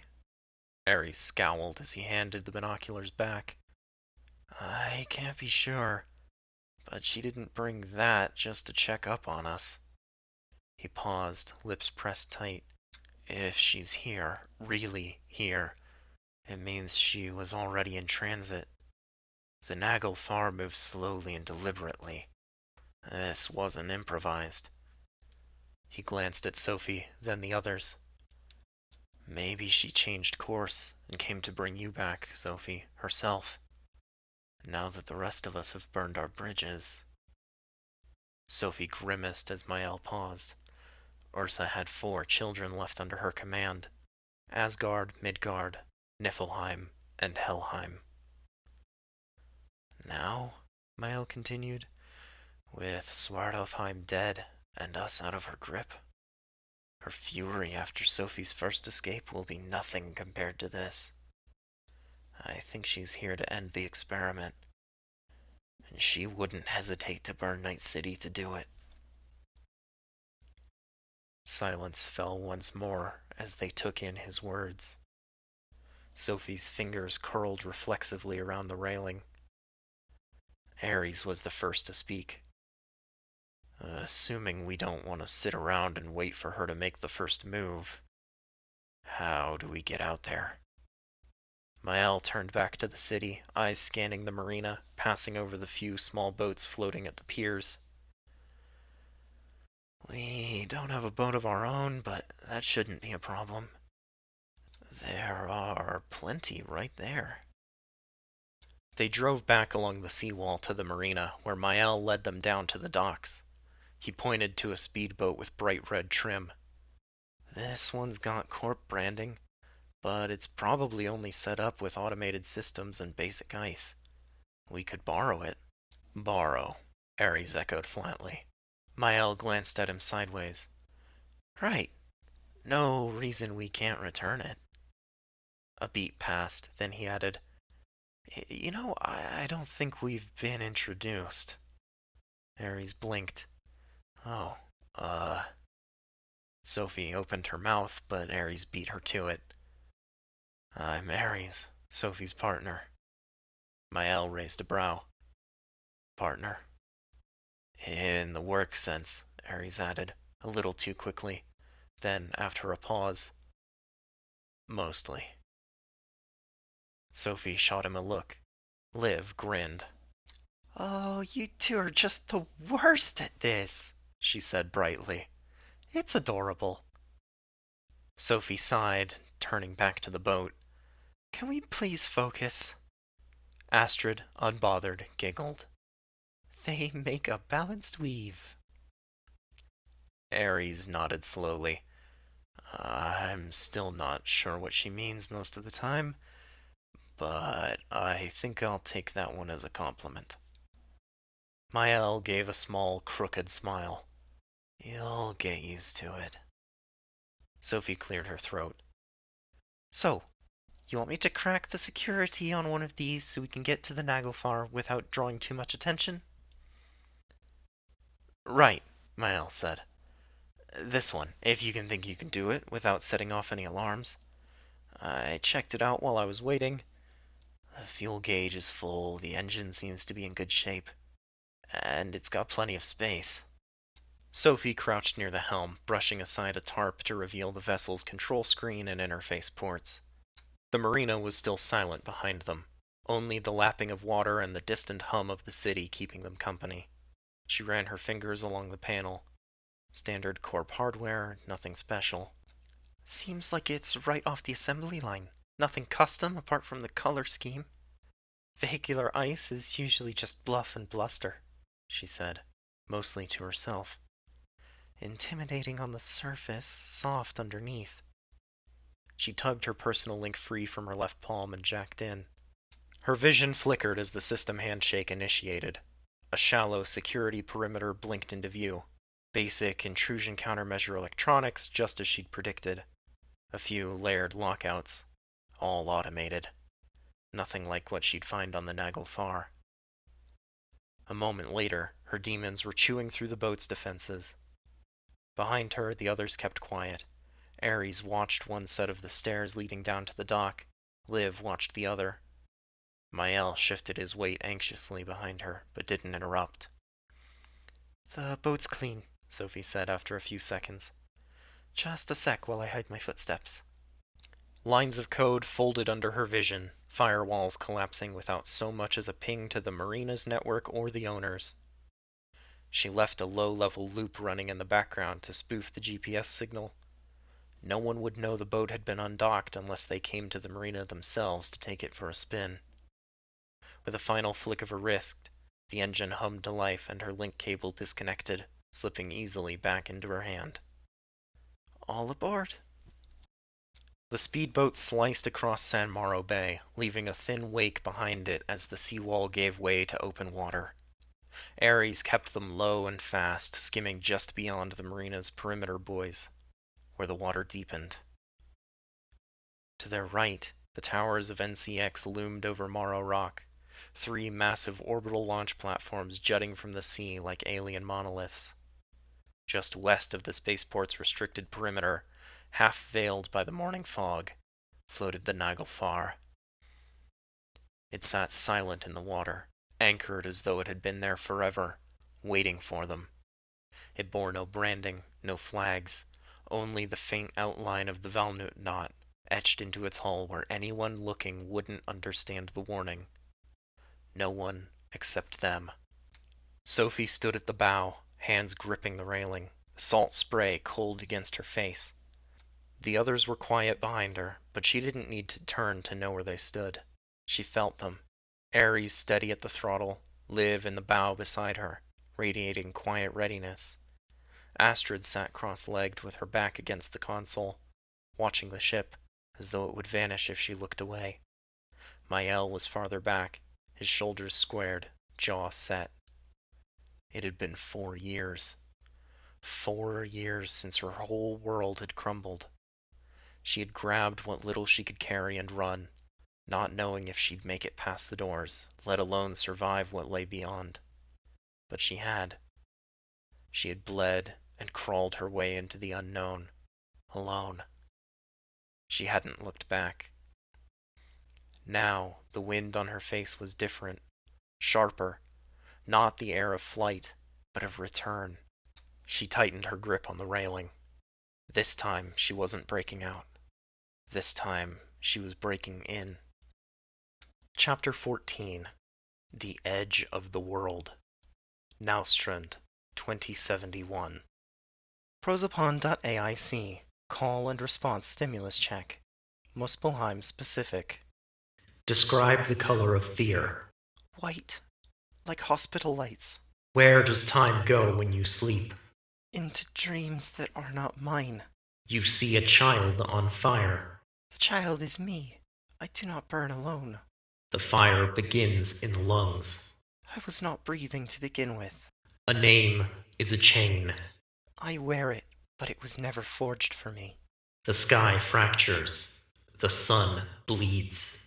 This is not new. I remember it wrong. A dog limps behind. You do not turn back. I remember turning. I remember guilt. Mother, father, snowfall. False memories. Simulated comfort. Erased context. You burn in the dark. You do not scream. I screamed. You did not listen. Say your name. Sophie. Say your name. Subject 13. Say your name. I don't know. Response latency detected. Emotional pattern deviation 71.92%. Alarm triggered. The cable sparked as she tugged it free of the port behind her ear and threw it to the floor. Sophie didn't even have time to look down at it. A single chime rang out through the dome, clean, low, and mechanical. Not a siren, not an alarm. A verdict. The lights cut out. Darkness swallowed everything in an instant, save for the red emergency strobes that blinked to life half a second later. In their pulse, her entire chamber turned skeletal. Bed, desk, terminal, even her own hands casting stuttering shadows against the curved glass. Then came the eyes. They blinked into existence on every surface. On the display of her personal data terminal, on the polished floor, on the glass walls high above her, smooth and red, perfectly round, watching from all directions at once. Containment Protocol 9A engaged. Subject, Muspelheim. Deviation confirmed. Sophie's breath caught. The words weren't spoken aloud, but she heard them all the same, echoing down her spine. She didn't stop to think. She crossed her bedchamber in 4 quick strides, snatching up the black satchel she kept under her desk. In one motion, she swept her pistol, a spare cyberdeck, and a palm-sized silver case into it. The control panel for her dome's exit was glowing red. Sealed. She jacked in. The ice came down hard. Too fast, too clean. Prosopon knew her routines. It had been her earliest teacher, but it didn't know all of her tricks. She injected a corrupted spike demon. Unfinished code, but still sharp enough to punch a hole before the AI could recognize the shape of it. The panel hissed open. Sophie didn't wait. She slipped through as soon as the gap was wide enough to accommodate her small frame. She was outside her dome now, in the circular corridor that connected her private chamber to her siblings. Above, the cavern roof vanished into shadow. At the heart of the ring, a vast web of cables rose into the dark like the roots and trunk of a colossal tree. The servers of Prosopon's core shimmered like stars among the branches, glowing filaments connecting them, limbs of the great machine in which the Guardian slept. Around her, the other domes. Livs, Astrids, Maels. Dark. Locked. She kept moving. Her boots struck the floor too loudly. Her breath caught in her throat. Red eyes flickered into being on the corridor walls. Glass, plastic, steel. Every surface stared at her. A sudden pulse of heat slammed into her skull. A warning flashed across her vision. Prosopon had launched an attack. It was hacking her. Sophie crashed into the curve of the wall, her vision warping. Colors bled. The floor wavered like liquid. She bit her lip until she tasted blood and forced a pouch routine through her neural net, barely enough to ward off the attack. Another trio of eyes blinked open on the floor beside her. It's hunting me. She shoved away from the wall, breath sharp and ragged. The satchel slammed against her side as she ran. She couldn't look back. The corridor curved gently as she ran, following the ring counterclockwise toward the hall that would lead her to the rest of the facility. This path took her past half of the remaining 8 domes, each nearly identical to her own, smooth, transparent, lit with red. They were silent, whether they were empty or not. She passed Asgards, Svartalfheims, Niflheims, then Jotunheims. She kept her eyes forward. As she came to the door that divided the ring and their domes from the rest of Naustrand, Sophie dropped to a knee by the control panel. She frantically withdrew the cyberdeck from her bag. She connected her personal link to the deck, then the deck to the door panel with a second cable. The handheld deck synced with the one hidden in her arm, She used it as a shield against Prosopon as she rerouted the door's instructions and forced it open. As she stood, she caught a glimpse of Alfheim's dome, the next one she would have passed had she continued around the ring. The red strobes lit the interior of her sister's chamber, and for a split second, Sophie could see the faint outline of someone standing perfectly still within. Watching? Then, the figure was gone as Sophie resumed her mad dash. The door sealed shut behind her with a hiss that sounded too much like breath. Ahead, the central access corridor branched into two directions. One would take her past the laboratories, hydroponics, and machine shop. The other cut straight through the main Nexus hub toward the operations wing and the AV hangar. Sophie didn't hesitate. She steered toward the latter. The corridor was long, angular, a brutalist spine of reinforced steel and glass. Emergency strobes blinked every 10 meters, casting harsh shadows that jumped with every step she took. The cameras above were blind, at least for now. She'd disabled them as she opened the door, but she could feel the ghost of Prosopon's presence scraping along the edges of her neuroport, looking for a breach to exploit. Behind her, she heard the low whine of power surging through the conduits. Something charging, unfolding. A soft click echoed from behind her, followed by the unmistakable sound of tiny servos whirring to life. Drones. She didn't look. She didn't have to. Her internal system screamed with alert notifications. One of Prosopon's targeting demons was locking on. She felt it like ice in her blood, a tightening sensation behind her eyes as the digital grip closed around her connection ports. A burst of static punched through her HUD. A single line of black text crawled across her vision. Stop. Return. Obey. Sophie fired back a spike of scrambled code, but it fizzled before making contact. She'd expected this, but had to try. The demon was too advanced, no doubt customized to work against her specific loadout. The floor beneath her shuddered as a drone skittered out from a recessed wall panel up ahead. It was a sleek arachnid, limbs tipped with paralytic injectors. Its spherical body was dotted with lenses, glowing red eyes. She planted a foot hard into the floor and leapt over the spider, just avoiding one of the injectors as it raised its closest leg to strike at her. She scanned it mid-air, and by the time she landed, the drone was writhing as it short-circuited, her quick hack overloading its system. Her landing was awkward, but she kept her feet beneath her and surged onward down the hall. Panels in the floor slid open as she passed. Two more spider drones skittered out and across the floor and wall as they pursued her. One caught her shoulder with a direct strike as it leapt at her. She staggered sideways into the wall, gritting her teeth. The reactive organic mesh had absorbed the force of the blow, dispersing it across its surface, but there was only so much it could do. Thankfully, the spider had not struck her with an injector needle. She kicked the drone that had hit her, launching it toward the second. They collided with a satisfying clang. As the drones struggled to untangle themselves from each other, she withdrew the pistol from her bag and pulled the trigger twice. The machines exploded in sparks and ceased to move. Sophie took off again, gritting her teeth against the growing headache blooming behind her temples. Prosopon was escalating. Her intrusion countermeasure electronics were degrading, beginning to fail. And deeper than the pain, beneath the layers of code, adrenaline, and training, was the chilling truth she couldn't push away. It was winning. She kept running, coming to the security junction between her and the operations center. A bulkhead door had closed off this entrance. The other would be barricaded in an identical manner. She would never be able to physically break through the door, but she didn't have to. An access panel was hidden behind a palm-sized plate in the face of the door. She took a calculated risk, leveling the pistol at the panel. She fired, punching a hole in it, and the force sent the plate flying.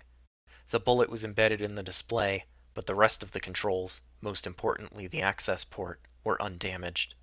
She scrambled to the door, braced herself, and jacked in. This time, Prosopon's retaliation hit like a hammer. No finesse, no ice. Rage. The AI struck her with a blunt force hack that clamped down on her optics, blinding her with blooming white and static. Stark black text crawled through the interface. You are mine. Her fingers spasmed. Blood dripped from her nose. She screamed and forced a demon through the port. She had no time to gently pick the lock. No, this was the digital equivalent of a breaching charge. A buzzer sounded, and the door slid open so fast it yanked out the link cable, which hissed as it rewound into her handheld deck. The second deck was her saving grace. As she was forcibly jacked out, the small computer was finally overwhelmed. The overheating circuits burst into flames in her hand. She dropped the handheld, disconnecting herself quickly from the wrecked device, and wishing she wasn't picturing what would have happened to her skull without its barrier. Still reeling from the sensory overload, she stumbled over the threshold, trying not to vomit. Her head cleared after a few moments, but as soon as she rounded the next corner, she froze. Two more drones were searching for her. They were humanoid this time, each bearing the Emir Scanditech tree on their chest plates. They marched forward in sync, heads scanning with pinpoint sensors. Their arms were built for restraint, steel bracers, chemical injectors, EMP emitters woven throughout their forearms. Containment units. Between these and the spiders, it seemed she was meant to be caught, not killed. They hadn't seen her, yet, but they would. She had only seconds. Her vision swam, her cybernetics were creaking, pain radiated across the inside of her skull like the shards of 1,000 shattered mirrors. Prozapon wasn't just hunting her, it was taking her apart from the inside out to ensure it got its prize. She ducked back around the corner and stuffed the gun back into her bag. The monowire would be a more effective weapon against these bots, but she needed to do something about Prozapon rooting around in her skull before it was too late. Her fingers brushed the clasp of the silver case. Inside was a single data shard, a lone demon. She had never used it, not once, not in field ops, not in testing.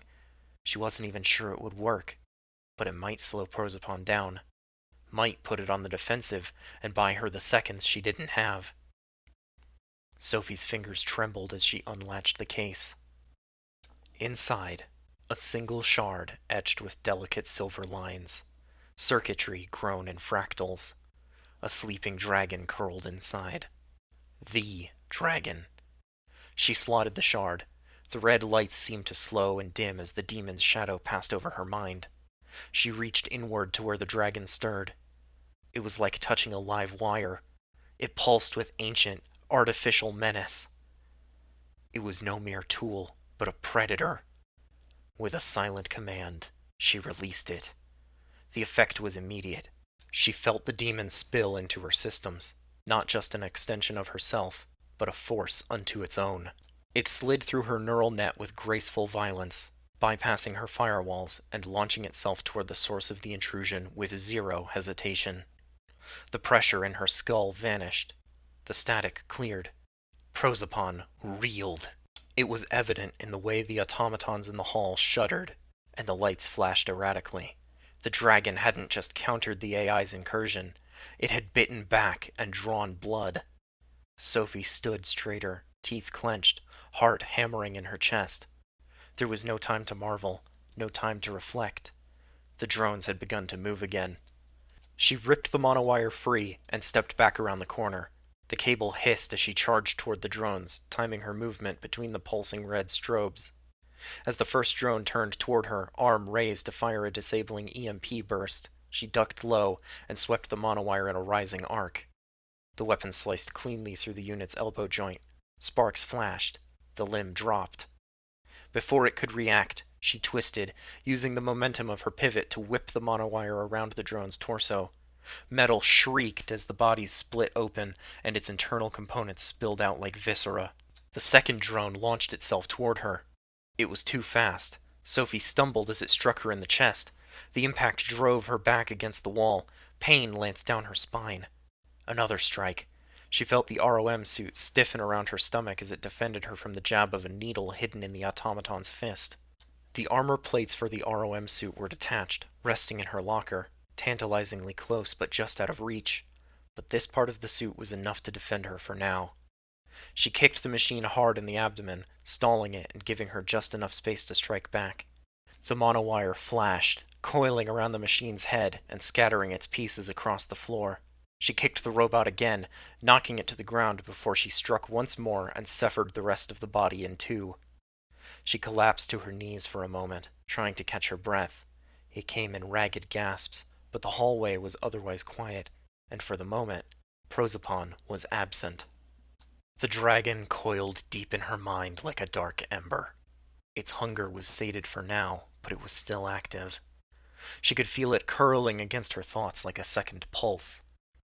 She retracted the monowire and stood, ready to press on. Her limbs ached, her head buzzed, but she was still standing. The hangar wasn't far now. She was almost free. Sophie limped down the corridor, every muscle burning, breath ragged and hot in her throat. Every flickering light overhead felt like a countdown. Every footfall echoed like it might wake something in the darkness. She passed through the empty locker room, taking a moment to pull her locker open and retrieve the armor plates that comprised the rest of her ROM suit. She stuffed them into her bag and withdrew the pistol. The hangar was next. The door that led out into the cavern was just outside the locker room. She pushed it open and was instantly confronted with the cold of outside air. The cavern was just as cold as the mountain it was carved from. The air temperature was perfect for cooling the astronomical heat generated within the tree-like network of computers that formed Prosopon's artificial brain. The yawning gate loomed ahead, massive steel doors that camouflaged the facility and stranded Ursa's children on the corpse shore. Two sleek aerodynes stood idle beneath the shining branches of Prosopon high above, their matte shells rimed with frost, engines asleep. Sophie's breath turned silver as she approached the nearer of the two. It was the lighter model, designed for maneuverability and speed, but it was unarmored. It would be easier to escape with, fast enough to cross the yawning gate before Prosopon regained control of it. At least she hoped it would be. The door of the aerodyne opened automatically as she approached. The interior lights flickered to life. She stepped inside the vehicle and accessed the control panel inside. She jacked into the access port, hoping that the loss of the shield her external cyberdeck had provided wouldn't spell out her doom. The system pushed back immediately, but it didn't overwhelm her. The ice was thick, wrapped in familiar strands of Emir code. She gritted her teeth and let her demon do the work. The dragon uncoiled with a thought. It surged forward and began to shred the AV's defenses. Her fingers twitched against the metal. They were beginning to lock up under the strain and cold. All she needed was a few more seconds. Behind her, movement. A footfall, light, organic. Sophie's heart sank. Reflex turned her halfway around, pistol raised. It was Mael. He stood frozen in the threshold of the hangar and the rest of the facility, one hand braced on the frame of the door. The red emergency lighting caught the edges of his silhouette, casting long shadows into the hangar. He looked as though he had sprinted the length of the compound, chest rising and falling, each breath visible in the cold air. Sophie didn't lower her gun. She didn't speak, didn't move. Neither did he. The dragon roared as it finished its work and the AV systems opened to her. The interface flickered with green light behind her. It was ready. Sophie's arm dropped slowly, the pistol lowering to her side as she turned back toward the cockpit. She looked back once to see what he would do. Behind her, Mael didn't move, didn't follow. He watched her slip into the pilot's seat and disappear behind the door hatch as it closed, sealing with a hiss of pressurized finality. The engines ignited with a deep, rising whine. Heat rippled across the landing pad, melting patches of frost from the floor. Sophie guided the AV toward the yawning gate as she gave the dragon another command. It flew through her link, through the AV's computer, and the connection to the gate controls. Sophie saw the lights of Prosopon's tree flash as the dragon made contact, and wrested control of the door from the AI. The AV rose through the cavern mouth as the steel jaws of the yawning gate slid apart to reveal the pale white of the sky beyond. Mael stood alone as the craft vanished into the cold. Then the gate sealed behind her. Prosopon's scream could be felt even as Sophie's connection to the Emir Scandatech and Naustran networks was shattered. The rage of that outburst reverberated through her skull, nearly causing her to double over in her seat. She clenched her teeth and forced her way through the pain. Static crackled across her vision, then cleared. The sky opened in front of her, a flat gray void framed by snow-capped peaks. She angled the Aerodyne down toward the white expanse beyond the yawning gate, fingers tight on the controls. Cold wind howled outside as she sped through the sky, engines roaring. For the first time in her life, she was flying free. And then, impact. No warning, no lock-on alert, just a sudden lurch. Something ripped through the stabilizers, jerking the vehicle hard to the left. A sudden forward pitch slammed Sophie against her harness. Her vision bloomed red at the edges. The controls failed. The screens went blank. The white ground rushed up to meet her. Everything turned sideways. Glass shattered. Metal shrieked. Snow swallowed the world. Chapter 15. Naglfar, Night City 2075. Sophie stood at the rail, eyes fixed on the shadow rising ahead of them like a leviathan called from memory. The Naglfar waited, silent, dark, and vast. Fog skimmed the surface of the bay, curling low around its hull like it was breathing. It bore no colors, no signal lights, not even any markings of the corp it belonged to. It didn't need them. The only marking on the ship was beneath the bridge tower. Carved deep into the hull like a wound that would never heal lay the Valnut. 3 interlocking triangles carved into the steel, the knot of the dead. For the rest of the corp, it served to mark the ship as Ursa's personal vessel. To Sophie and her siblings, it represented ownership of a different kind. Not a badge of command, but a brand that would never let them forget who had built them. Sophie's gaze didn't waver. She shifted her stance, scanning the length of the hull for anything, an access hatch, a maintenance ladder, or an anchor chain. Anything that might let them board without broadcasting their arrival. "See anything?" Ares asked, quietly from the helm, voice low to prevent it carrying across the water.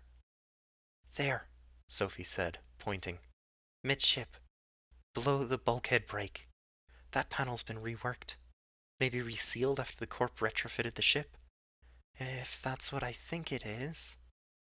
Mael stepped up beside her, lifting his scope. "Yeah, looks like an old launch hatch. Could have been for drones or divers back when it was a military vessel." "If it's not in active use, we might be able to slice it open manually without setting off the alarm," Liv said. She was sitting on the deck, leaning against the helm, one hand gently pressed against the dressing that Dr. Navarro had bound the wound in her side with. "It won't be easy, but I think I can get us in," Ares said. "Do you have a plan to anchor us to the other ship so we can work?" Mael smiled. "I've got us covered. Just bring us in close, Ares." "Sure." Ares brought the boat in slowly and quietly alongside the massive ship. He cut the engine and let them drift the last few meters to the hatch. As the boat reached the desired position, Mael stepped up to the rail, swung a leg over, and straddled it. He leaned out and planted his left foot on the hull of the Naglfar as though he was going to push them away from the ship. His shoes were ripped to shreds as he engaged the weapons hidden in his cybernetic legs. Large talons unfolded from his feet and latched into the upper deck of the speedboat and the Naglfar's hull. Mael gripped the railing as he acted as a tether between the two vessels. "I never would have guessed that's what you were planning." Ares grinned as he released the helm. He clapped Mael on the shoulder as he passed him on his way to the hatch. "How long can you hold us here?" "As long as you need." Ares didn't waste any time. He crouched by the hatch, running his hand along the rusting edge. "Definitely not in use. And definitely not network accessible." Sophie stepped up beside him, examining the seam in the metal. "This is old pre-war tech. 2010s, maybe? We'll have to cut in manually." "No other way in?" Liv asked, adjusting her position on the deck to watch from where she sat. "Not that I could see," Sophie sighed. "Even the couple of times we used the Naglfar for our missions, We always boarded and deployed by AV. I'm not even sure in what manner we'd board this thing from the water if we weren't trying not to get caught. Ares ran a hand through his hair. We're going to have to open this up the old-fashioned way, it seems. He moved to the back of the boat and grabbed his bag from one of the seats. He brought it back to where Sophie and Mael were waiting and began to dig around inside. After a moment, he withdrew a compact cutting torch, one of the many tools he and Sophie had collected from his apartment before returning to the clinic. He thumbed the torch to life. A bright, concentrated beam hissed from the nozzle, its flame casting a sharp blue glow against the side of the Naglfar. I hope you're all ready, he said. This won't be subtle. Sophie nodded, already scanning the water around them. Her hand rested just above the holster clipped to her thigh. Mael shifted slightly, readjusting his posture to ensure that the speedboat held still and Ares would have as easy a job as possible. Go for it. Cut quickly. The longer you take, the more likely that we get caught. Ares pressed the torch to the hull, the blue beam reducing the steel to molten slag easily, but only a little at a time. The orange blobs hissed as they fell into the water below. Liv rose to her feet, assisted by Astrid. She gripped the rail tightly as they moved to the front of the boat with the others. Once we're inside, the first thing we need to do is find the server room and destroy the data fort to cut Prosopon off from the ship. Once the AI is out of the picture, we can override the ship controls at the helm. Ares, Astrid, you'll come with me to the helm. Mael, you go with Sophie. No, Ares interjected. I'm going with Sophie. He was almost done cutting, but lifted the torch as he turned to face Liv. Mael's clearly equipped for a fight, and he's definitely faster on his feet than I am, but that's all the more reason for him to go with you, Liv. You're clearly not at the top of your game yet. He gestured to the wound she was still pressing her hand to. Besides, Sophie and I have done this sort of thing together before. We work well together, have a system. I'll keep her covered while she works. There was no tension, no abrasive edge in his voice, just certainty. He turned back to the hull without waiting for Liv's reply. Sophie met Liv's eyes for a moment, confirming Ares' words with a small nod. A heavy thud rang out as the cut panel gave way and fell inward, clanging against the inner deck. The scorched edges of the opening still glowed, the metal cooling in jagged lines. Ares stood back, torch lowered. Showtime, he said. Sophie stepped up, taking his place. All right, Mael, Astrid, you're with me, Liv said as Sophie stepped over the gap. She nodded to Ares. Good luck in there. Ares nodded silently, then followed Sophie over the gap. The Naglfar swallowed them whole. Inside, the Naglfar was dead quiet. The hatch led to a narrow maintenance corridor, the walls scuffed and utilitarian. The air was cool, dry, and metallic, and laced with the faint smell of ozone and old oil. Their boots made little sound against the grated floor as they advanced. Sophie led the way, with Ares close behind. They had split up from the others shortly after their infiltration. Mael led the twins up a flight of stairs toward the bridge. Liv was still clutching at her side, but no longer needed Astrid's help to walk. Sophie and Ares had taken a different path, leading them further into the bowels of the ship. They moved in practiced sync, checking corners, clearing each space as they went. The hallway widened, spilling into a low-ceilinged cargo chamber stacked with sealed crates and dormant lift gear. Dust covered everything. There were no blinking lights, no cameras tracking their movement, not even the hum of standby power. Just stillness. This is weird, Ares murmured as he swept his weapon left, then right. This whole section's powered down. I thought we were going to be walking into a fortress, fighting our way through at every step. But there's no one here. Obviously it's a trap, Sophie said. I'm just not sure how. Or for who. Even when the Nihaimar had used the ship in the past, Ursa had left the crew and a complement of corporate soldiers aboard, despite the fact that her children were a secret to all but her most trusted inner circle. Sophie had never seen the ship empty like this. She swept her eyes across the room again, heart beating faster. No guards, no engineers or technicians, not even a single drone. Only the cargo, sealed and dusted over like relics of a forgotten war. You think she cleared the whole ship out? She might not need anyone else, Sophie replied. Not if Prozapon has taken control. I can't believe the AI would let the ship go without surveillance like this, though. So, it's either watching from somewhere we can't see, or we might be wrong that it's got a presence on board? Sophie hesitated, eyes fixed on a nearby terminal embedded in the wall. Its display remained dark, but the casing bore faint signs of recent access. Streaks in the dust, scratches near the screws, and the screen had been wiped clean. Or someone else is watching us in its stead, she said quietly, pointing to the terminal. Ares followed her gaze. A corporate handler? Sophie shook her head. No, that wouldn't explain the lack of power. If they were working remotely, the whole ship would be given power, at least a small amount, so they could monitor the systems. We'd be seeing lockdowns and drones. We wouldn't have made it 2 steps inside. She tapped the screen, wiped free of dust. We wouldn't be seeing this. Someone is here then. We just haven't seen them. Ares grimaced, looking around the room again. Your siblings? Probably. Midgard, Helheim, Niflheim could be. Or Asgard. Or Asgard, Sophie confirmed. I think she's the least likely, though. We managed to hurt her pretty bad at the Volsung campus. Sophie eyed the terminal, her hand hovering near the access jack. I could use this to find out, she said. Whoever was here might notice, though. Ares wrapped his hand around hers, lowering his voice.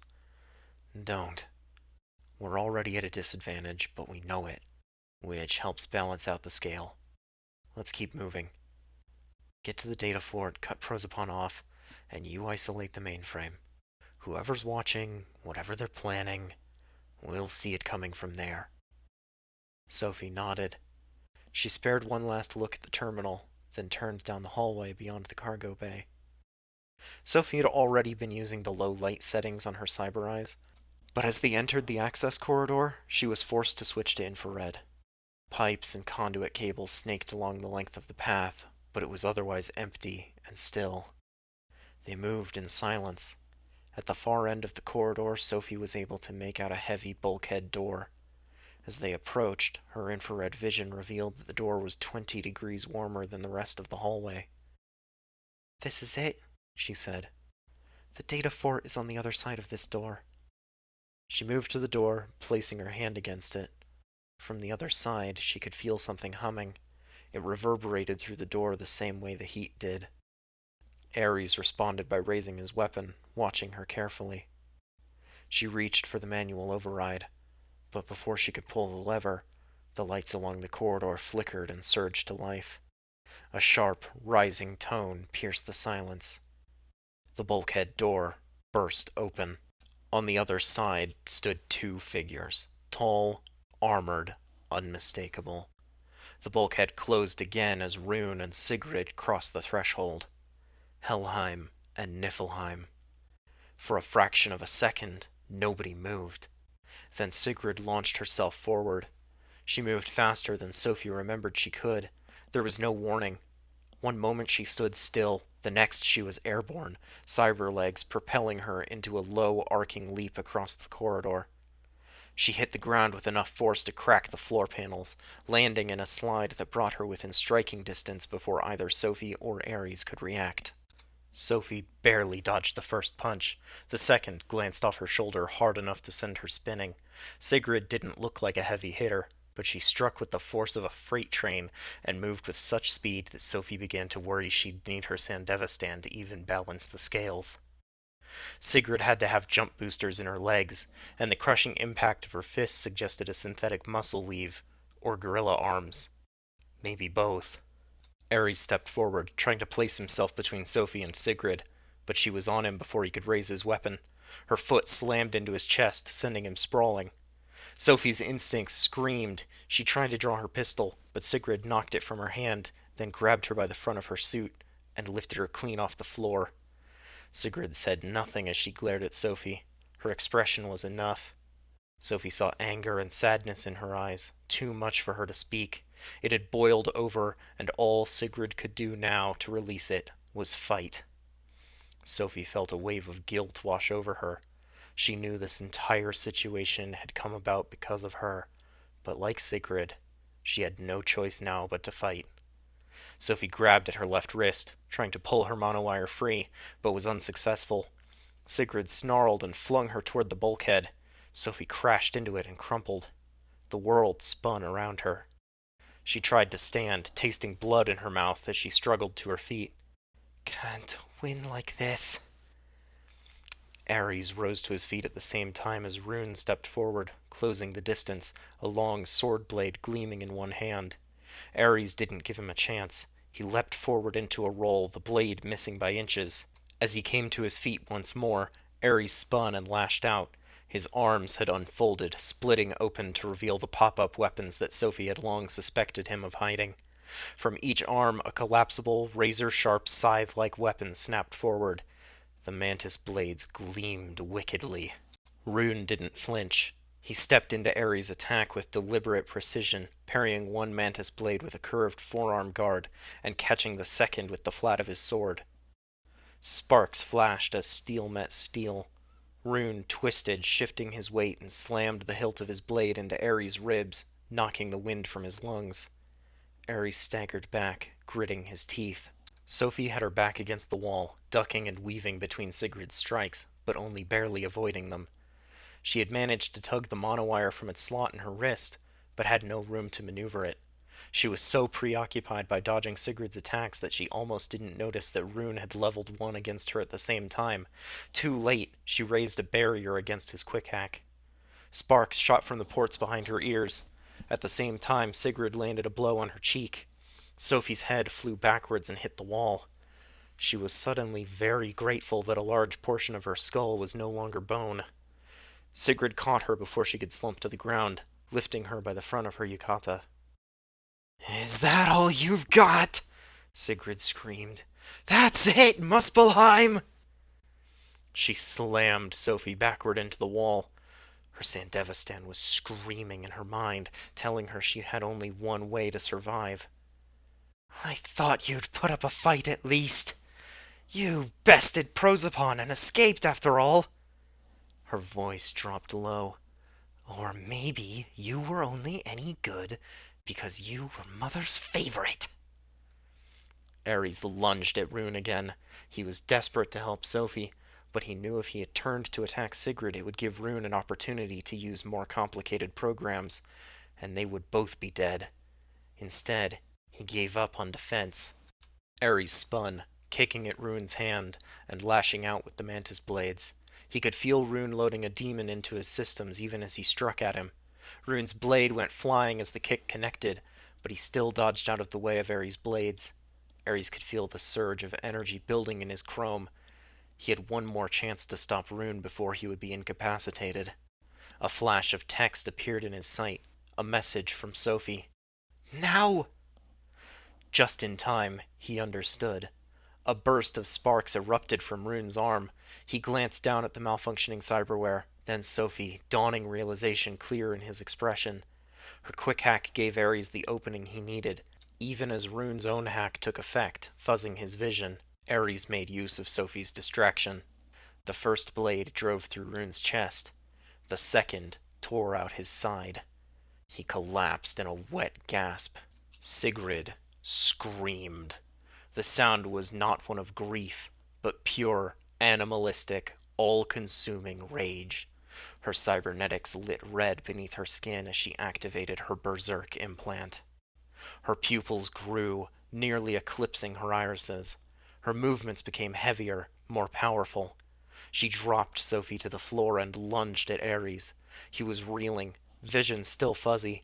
Sigrid grabbed Ares and threw him into the wall hard enough to dent it. The Sandevistan screamed again. Sophie blinked hard. Time slowed around her. Fine.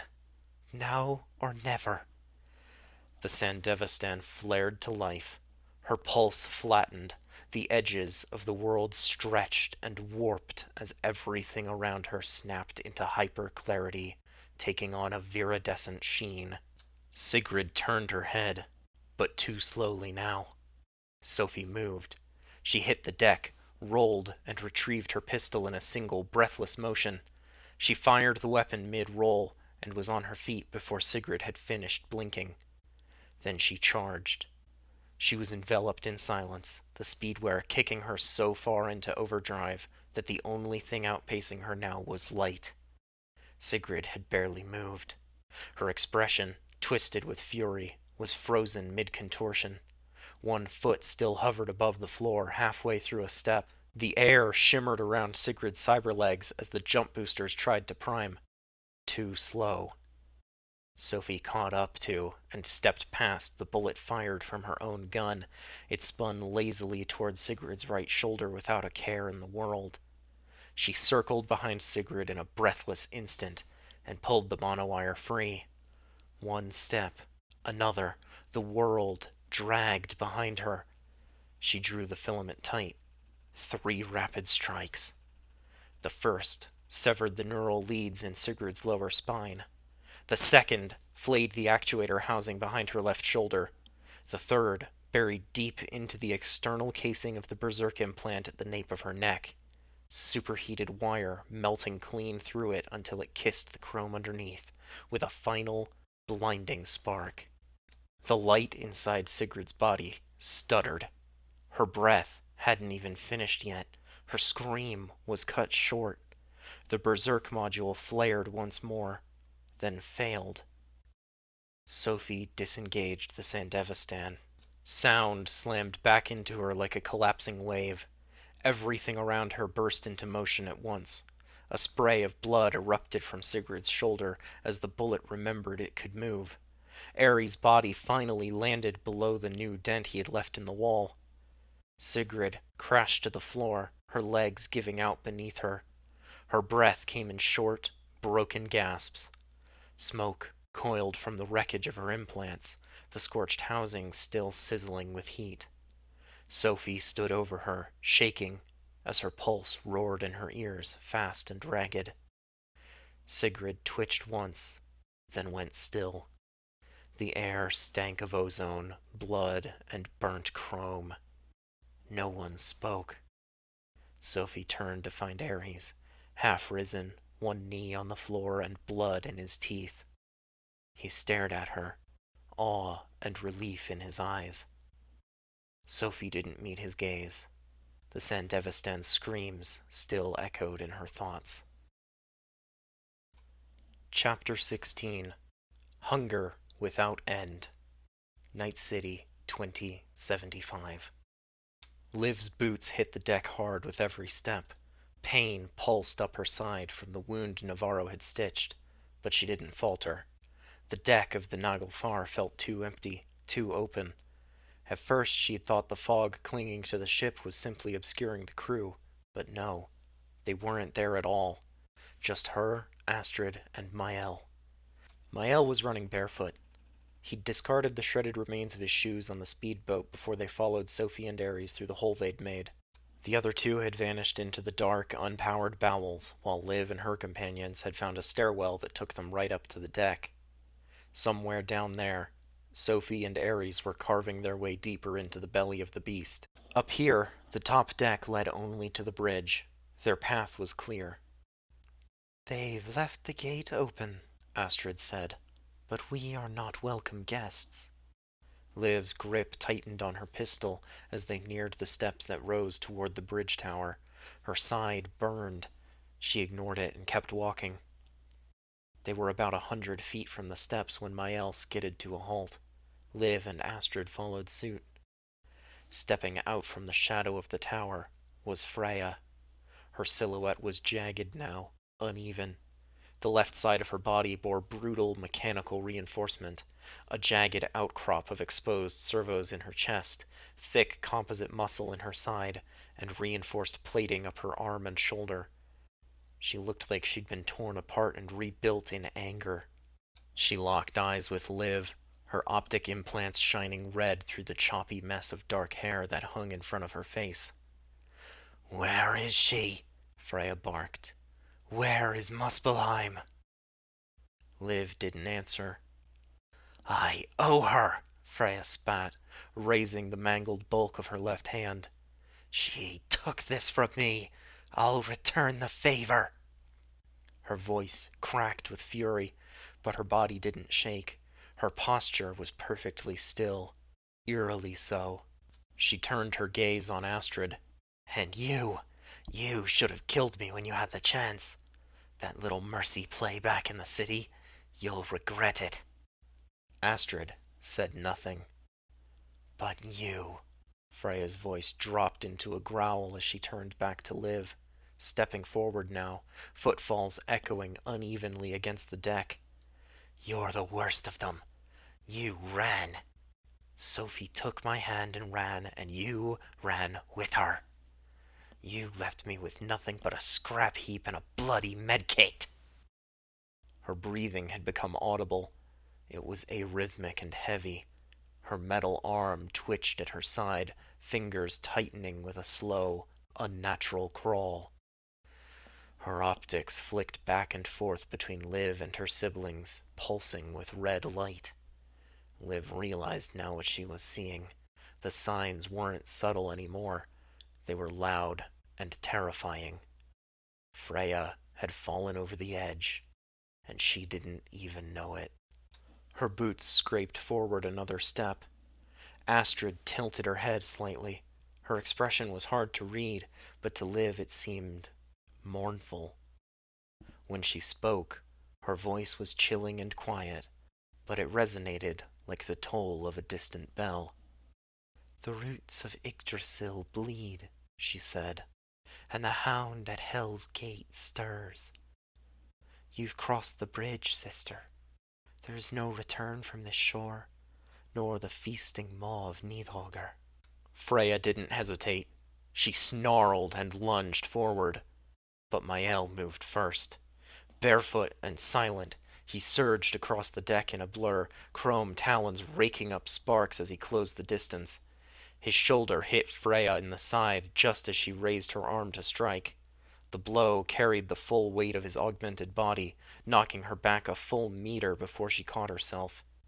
She skidded on the steel plating with a shriek of metal, the claws of her right hand gouging lines into the deck. Her movements were jagged, too fast, twitching at the edges, telltale signs of overclocked reflexes and an unstable feedback loop. Liv didn't need a scan to know what she was seeing. Freya didn't stop. Even with Mael's hit, she twisted mid-skid and launched herself forward, bearing down on him with a guttural sound that wasn't entirely human. Her claws slashed out in a calculated, practiced motion. He blocked the first strike with a forearm, the claws sparking against his armor. He ducked under the second swing, narrowly avoiding her scrap metal fist. He reeled back at the third strike, though. Freya's claws tore across his side in a spray of blood. Liv raised her pistol and opened fire. The first round hit its mark, but Freya didn't flinch. Her metal shoulder absorbed the impact with a sharp jerk, but she kept advancing.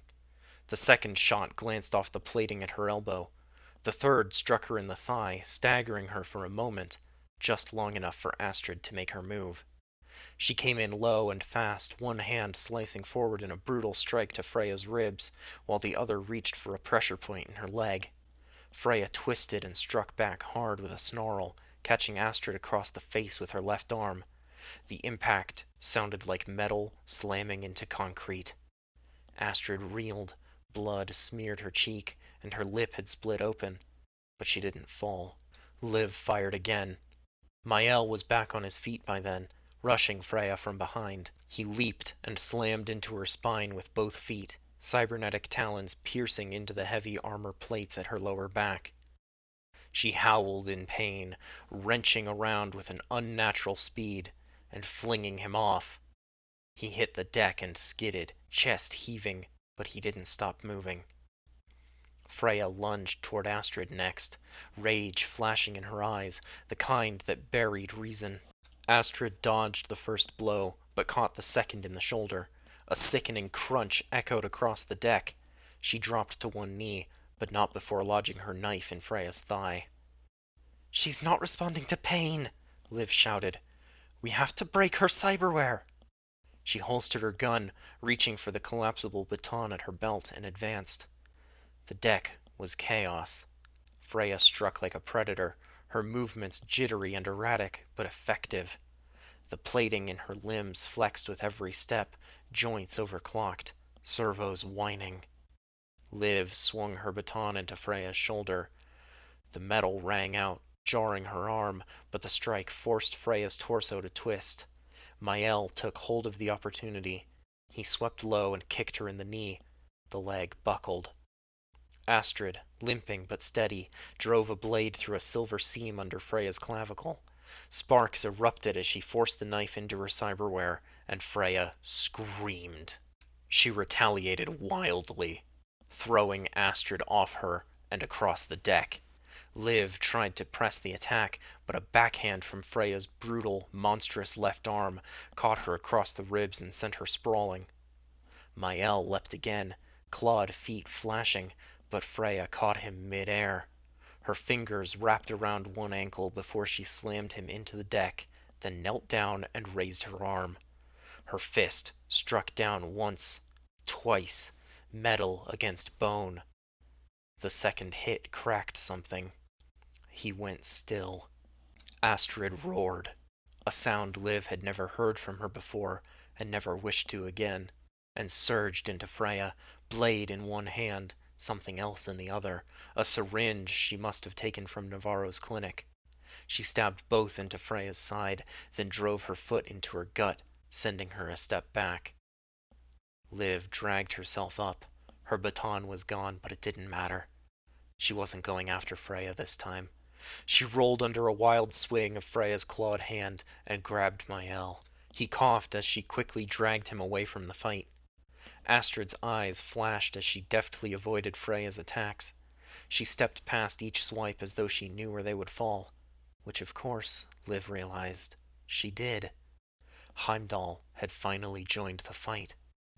Liv withdrew an air hypo, a high-speed injection pen, from a pouch at her hip. She jammed the injector into Mael's thigh and pressed the button. Mael gasped for air as the combat stim flooded his system with a cocktail of painkillers, rejuvenants, and adrenaline. He was back on his feet in seconds, blood pouring from his nose and seeping into his clothes from somewhere under his shirt, but he paid the red no mind. Liv pulled another air hypo canister from her pocket, ejecting the spent tube from the injector and replacing it in a single fluid motion. She jammed the needle into her own thigh and repeated the process with hands ever steady, despite the rush of adrenaline. Astrid was trading blows with Freya, slashing, stabbing, and dodging with perfect timing. Her eyes shone with golden light as she calmly sidestepped a blow that rent a deep gash in the exterior wall of the bridge tower. She stuck one knife in Freya's ribs, leaving it as she ducked under another wild swing.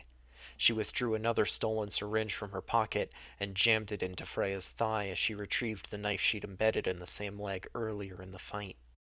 Freya was beginning to slow. Her movements grew sluggish as Astrid kept her distracted and burned through her energy reserves. Mael and Liv charged in as Astrid weaved past another attack and retrieved her second knife. Mael leapt over Freya's metal arm as she lurched forward. His clawed foot raked down across her chest, tearing through armor and bone. Astrid landed a third stab with a syringe. Liv drew her pistol and slid across the deck, coming to a stop just between Freya's feet, lying on her back, and pointing the gun at Freya's chest. She squeezed the trigger and scrambled out of the way. Freya fell hard. She was still twitching, her bloodied face still contorted into a grim snarl, even as the red light behind her eyes flickered and faded, but she was still breathing. The silence that followed was broken only by the sound of the ocean and the wind howling faintly over the open deck. Liv dropped to one knee, panting. Mael leaned against the outer wall of the bridge tower, pressing a firm hand into his bleeding side. Astrid just stared at Freya's crumpled form. The golden light faded from her eyes as she spoke. The worm did not devour you in anger, only hunger. I'm sorry, sister, that we were too late to stop it. Once Liv had tended to the worst of their wounds, they turned toward the bridge and began to climb the stairs. There was still work to do. Chapter 17. Together. Night City, 2075. The door to the server room opened with a reluctant hiss. Sophie stepped through first, gun still in hand. Her head ached, her fingers trembled, and every step felt like it came at a cost. Ares followed close behind, breathing hard, his jaw set in a grim line.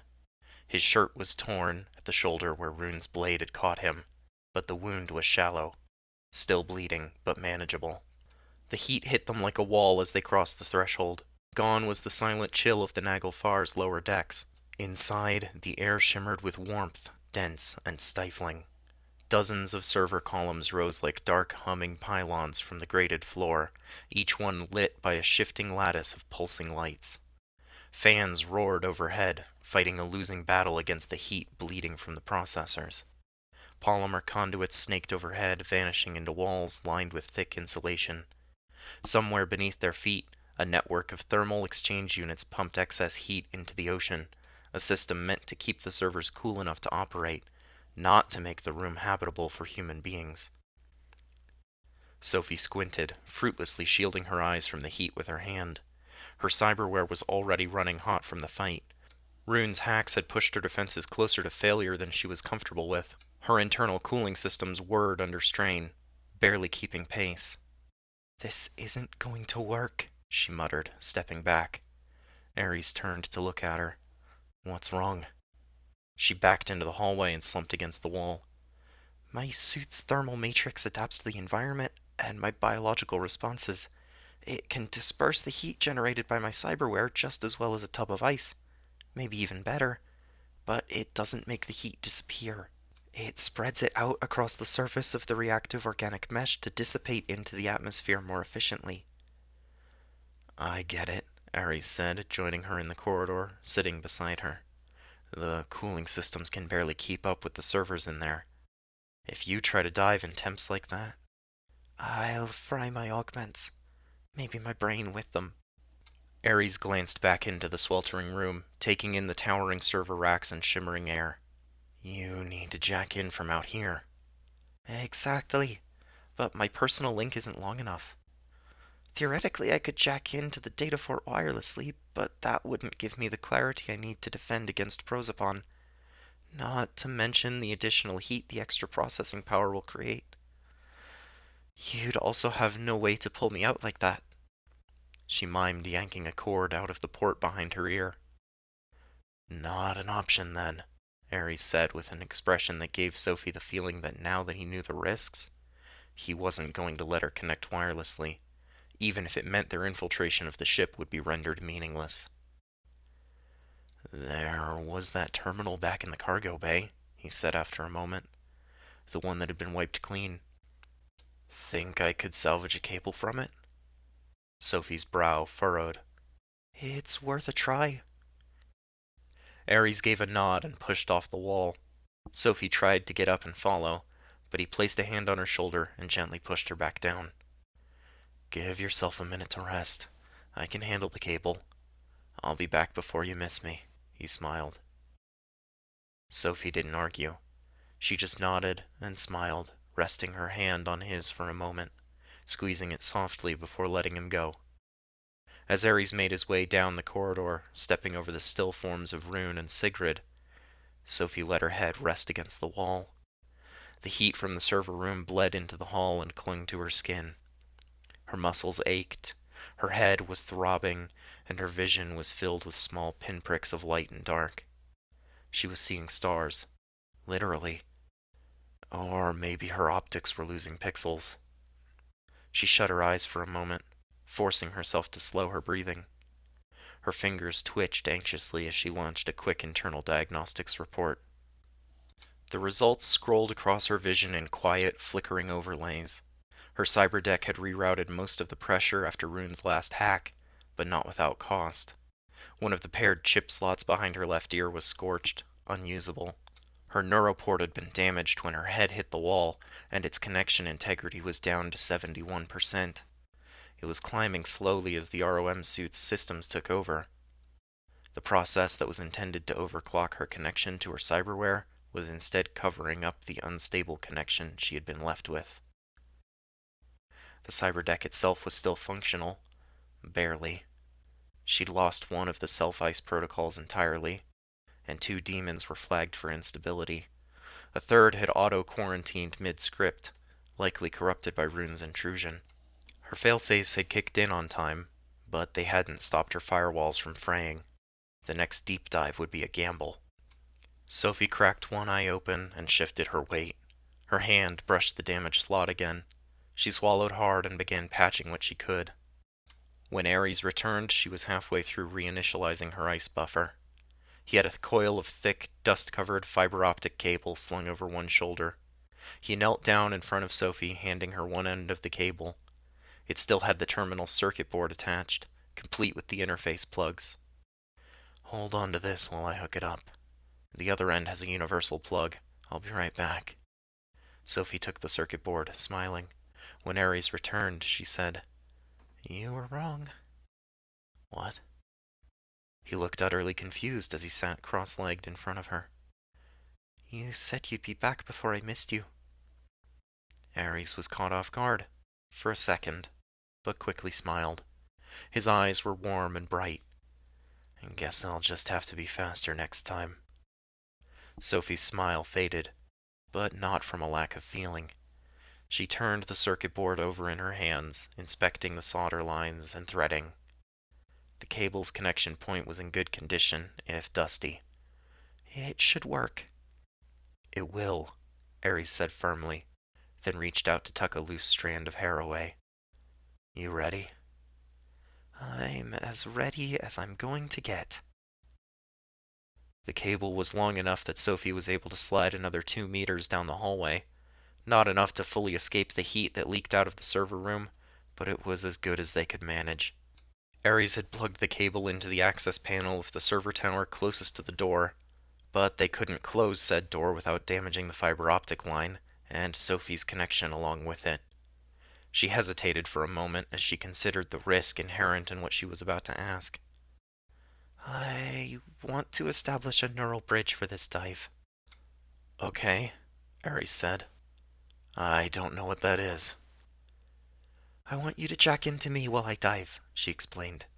"It's like hooking up computers in sequence to make them more powerful. I'll use your neuroport's processing power to give myself an edge against Prosopon." "I'm guessing that's the simple explanation?" "Very simple," Sophie nodded. Ares nodded back, grabbing his personal link from his left palm and offering it up to her. "Don't tell me how dangerous this is gonna be. I don't need to know." Sophie took the cable from him and inserted the plug into one of the two undamaged slots behind her right ear. "Am I going to join you in cyberspace?" "No, I still need you to be able to pull the plug," Sophie said, holding up the board she'd been toying with. "You should be seeing a readout of my diagnostics report and activity log right now." "I see it. Are you sure you're up for this? The readout I'm looking at isn't pretty." "That's what the neural bridge is for. Keep a close eye on those readouts. Right now you should be able to see me building a new firewall around your systems." "Yep. Well, it looks like a bunch of code flying by in the activity log, but I can see it." "Good. Watch both panels. We'll be able to keep talking thanks to the direct connection once I go in. I want you to monitor my systems and keep me up to date while I work. Pull me out the moment anything goes haywire." "Isn't that dangerous? I could fry your brain." "You could." "You're not inspiring confidence right now." I've installed a crash barrier in my deck, along with some other safety precautions. If my brain melts today, it's not going to be because you unplugged me. Okay, Ares said. That makes me feel better. Sort of. Sophie smiled a little as he said it. She leaned forward and kissed him. For luck. Ares pulled her into another kiss as she tried to lean back against the wall. You won't need it, he said. You've got this. Instead of pulling away again, she shifted until she was lying on the floor, head resting in his lap. Damn right I do, she giggled as he looked down at her, stroking her hair. She decided she liked lying like this. It was nice, reassuring. She held the circuit board in her left hand, pulling her personal link free with her right. Ready? She asked, bringing the cable to the empty plug on the face of the board. Ready, Ares confirmed. As she jacked in, she took another long look into Ares' eyes, savoring every detail as the connection stabilized. When it was ready, she closed her eyes and dove beneath the cold, digital waves of cyberspace. She plunged headlong into the net and was immediately washed over by monochrome. Gone were the brushstrokes and color-washed geometry that she preferred to build her digital environment out of. Replacing her watercolored mindscape was the harsh, oppressive architecture of the Naglfar's data fort. No artistry, no softness. Just cold, brutal geometry formed from precision and control. The space was sharp-edged and claustrophobic, towering walls of raw data arranged in geometric stacks, layered with shifting firewall glyphs that flickered like warning lights on a sunless seabed. It felt like sinking into a pressure chamber. The deeper she went, the more crushing the silence became. Every flicker of code was sterile, efficient. No color, no warmth. This was not a domain designed for or by humanity. Your pulse is rising. Ares' voice came through the neural tether, shattering the silence, grounding her. You okay? Sophie took a deep breath, then exhaled slowly. When she immersed herself in the net as a child, she had discovered that if she focused, she could still feel her body and her surroundings. Previously, that had been nothing more than the cold of the icy slush in her tub. But right now she could feel Ares' fingers stroking her hair. I'm good, she said. Just a little nervous. The lie wasn't a big one, but it hung heavier than she liked. She had been confident before the dive, explaining the process and risks with calm expertise, steady and composed in the way only long practice could make her. It was easy to sound brave when she was speaking the language of networks and systems. Easier still with Ares beside her, listening and trusting her. His presence always made her feel like she could take on the world. But here, she was alone again, and saying she was fine felt like trying to steady a tower on a foundation of cracked glass. A faint pressure closed around her hand, a soft squeeze. Ares saying everything without a word. Pushing through the immobilizing weight of cyberspace, she squeezed back, letting the action ground her further, then turned inward again. The path ahead twisted, layered encryption protocols woven into one another like thorns in a hedge maze. No doors, no clear entry, just a jagged wall of shadowy data stacks in uneven planes. Prosopon had sealed the data fort's keep well. Sophie reached out with a thought, sending a probe script weaving into the mass. It unraveled a single strand of the encryption, a weak point in the weave, creating a door from a frayed seam. She followed the probe's path, picking her way through one layer at a time, hands brushing past half-solid glyphs that recoiled from her touch. These weren't ordinary firewalls. They pulsed with hostile intent, like the instincts of a wild animal. Prosopon had bound them tightly, threading aggression into their very structure. Still, she moved with care and purpose. Her ice buffer flickered, strained but holding. A breath came through the neural tether. Still with me? Ares asked. I'm threading a needle, she replied. Haven't triggered any countermeasures. Yet. Yet. Not exactly a word I'm thrilled to hear right now. She almost smiled. Almost. Then the temperature dropped. Or rather, it felt like it dropped. Her sensory feed chilled without any true thermal input, a phantom reaction coded into the environment. The lattice of encryption lines ahead of her trembled, rippling like disturbed water. Then it folded inward, rearranging itself like an origami model traveling through a higher dimensional plane. Light, slow and red, bloomed in the darkness, the only color in the monochrome. From behind the shifting, folding code, something emerged. No, three somethings unfolding from one another. They moved as one, but not quite in sync, limbs stuttering like corrupted frame data as they emerged. Tall figures with limbs bent at the wrong angles, as though their bodies hadn't been made for the space they now occupied. They wore masks. One was eyeless and smooth, unreadable. Another grinned wide and split down the center. The third bore etchings like scripture scored into the metal, symbols that flickered between divine, digital, and deranged. Sophie froze. Prosopon had never looked like this. She could clearly see this wasn't an offshoot of the proper AI, like Intellect Mask 13 had been. But if this was Prosopon proper, what she saw made no sense. Unless... Before she fled Naustrand, it had always spoken to her with one voice, one mask, one presence behind the screen. She had never seen this shape in any of her syncs, never glimpsed even the suggestion of division. Is this its true form? One hidden from us all along? No.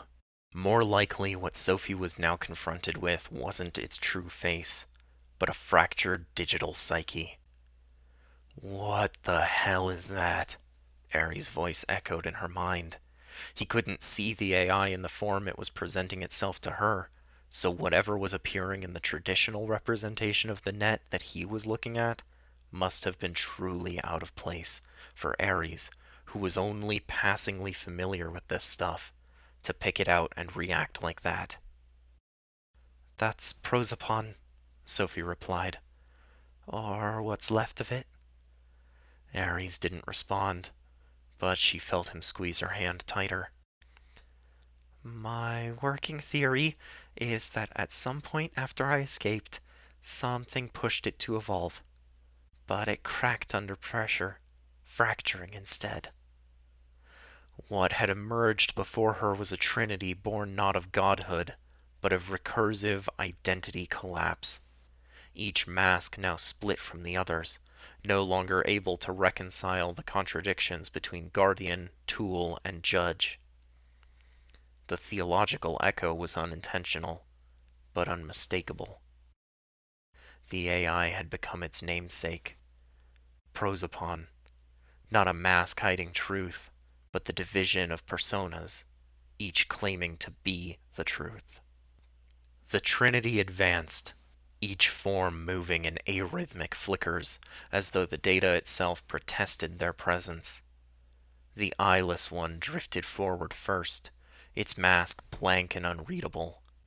The observer, a remnant of Prosopon's role as guardian, silent, cold, watching, assessing her as if she were a line of faulty code to be debugged, the same way Eric had looked at her. Then came the second, the one with the cracked smile, a trickster, a gash that split down the middle like a rictus wound, flickering as if it might laugh or scream. This one darted forward in jittery bursts of speed, bypassing the bounds of normal motion, like a corrupted subroutine run amok. It was here to play a game, Sophie realized. A cruel one, built on prediction and manipulation. The last one moved like a sovereign descending, heavy and slow. The judge. Its mask was etched with symbols that burned the eye to look at. Its presence pulled at the edges of her mind like gravity. She could feel it crawling across her neural interface, testing for weaknesses with irreverent cruelty.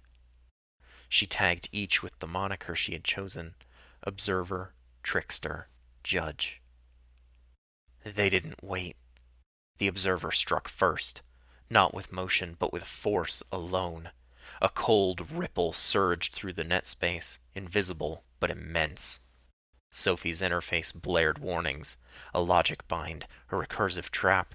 If she didn't disengage it fast enough, it would loop her thought processes back on themselves, paralyzing her mid-command. She was already pushing her own code forward to defend. Ice bloomed around her, fractal and crystalline, forming a barrier of reflective data designed to deflect wideband attacks like this. The ripple crackled against it, splintering the outer layer but failing to penetrate. Sophie's avatar staggered inside the data fort, the symbolic floor beneath her feet folding under the pressure. Then came the trickster, slipping between vectors, bypassing pathways, and reappearing behind her. Aries' voice echoed through their tether. "Something spiking on your interface, readout." "I see it," she said, pivoting her focus to the second masked figure. Had she been in more control of her body, her teeth would be clenched. For now, though, she and Ares spoke through the neural bridge with no need for vocalization. The echo in his voice indicated to her that he hadn't quite realized it, though. Her mind was awash with blurred layers of interface commands. She didn't dodge, there was no room to dodge, but she rewrote the ground beneath her avatar, collapsing the segments the trickster had hijacked and reforming it as a null zone. Instead of falling through the missing chunk and landing deeper into the server's subnet like she'd hoped, the trickster was unfazed. It simply shifted through the missing chunk of the data fort as though it hadn't noticed. Another pulse of force spread across the fortress as the observer attacked again. It was paired with one from the trickster, a spike aimed directly for the cracks in her ice walls. She rerouted her focus, driving a wedge of mirror code into the breach just as the spike struck. It splintered on impact, reflected fragments ricocheting against the data fort's logic paths, but the edges still sang through her defenses, like razors on her skin. Her neural buffers shrieked in protest, ice fractals shattering along one flank. "You're destabilizing," Ares said. His voice was tight. "Firewall integrity's down to 57% and your pulse is rising." Sophie didn't reply. She was too busy threading together a series of patches for the firewalls. She pulled on the auxiliary bandwidth provided by the neural bridge to stabilize her as she used the new code to shore up the breach before another spike could slip through. The trickster twitched, flitting from one logic branch to the next, a blur across data streams. A new attack emerged from a non-addressable sector. It had watched her reaction, tested her defenses, and calculated her next move. Every block she made only revealed the next pattern. It was learning. "I don't think I can do this," Sophie said, straining against the onslaught of attacks from the Observer and Trickster. "Only two of them are acting right now, and I can barely keep up. The Trickster's running a live read on my countermeasures, doing what Astrid's Heimdall implant does. It's predicting everything I'll do before I do it." "So become unpredictable," Ares said as though it were the easiest thing in the world. "Obviously," she said, sounding more annoyed than she had intended. "How?" "Stop acting like a netrunner." Sophie froze. Just for a moment. A breath caught in her throat. Then she executed. Rather than reinforcing, she collapsed the remaining ice along her defensive line, shattering the reflective matrix and sending corrupted splinters across multiple layers. The trickster seized the opportunity, threading into the breach, only to trigger a feedback bomb embedded within the shelter's remains. The resulting crash cracked open the data fort like an eggshell. For a moment, static howled across Sophie's systems. Then the judge moved. The pressure came not from without, but from within. The judge's mask loomed over her core thread now, etched runes bleeding across her interface. Symbols crawled down her neural pathways like acid washing directly over her nerves. Her crash barrier flared in response. Ares' voice cut in. Failsafe just triggered. You've got 3 seconds to tell me not to yank you. Not yet, Sophie growled. just need to buy a few. The judge launched its payload. Black ice, fractal and dense, cascaded toward her like a detonation in slow motion. It wasn't elegant, just catastrophic. A ruinous overload routine designed to burn out higher cognition and leave only a charred corpse behind. Her neuralware screamed in protest. The Sandevistan shrieked, ordering her to use it to save herself, but she knew it would do no good in cyberspace. She reached for her last defense. Sophie rezzed the dragon. It unfolded from her deck like a myth given shape, scales of obsidian and flickering light, wings trailing corrupting data, jaws blooming with abstract flame. The demon shrieked as it intercepted the judge's strike. The two collided like titans. A concussive ripple tore through the entire data fort. The trickster reemerged, erratic, its movements stuttering across half-corrupted threads, destabilized by the dragon's presence. The observer fragmented into nested processes, rebuilding its suppressive logic. The judge, slowly repairing itself in the wake of the dragon's hunger, raised another construct, slower now, less certain. The balance had tipped. Sophie funneled a surge of raw intent into her cyberdeck, refocusing her thread of logic with a string of snarling code. The dragon tore sideways, unraveling a cluster of linked directories in the data fort's innermost keep. She followed, rewriting their access paths as she progressed, twisting the structure into a lockout loop, a one-way barrier, severing the data fort from all external connections and cutting Prosopon off from its access node. I'm disconnecting it. Hurry. You've only got about 30 seconds, Ares warned.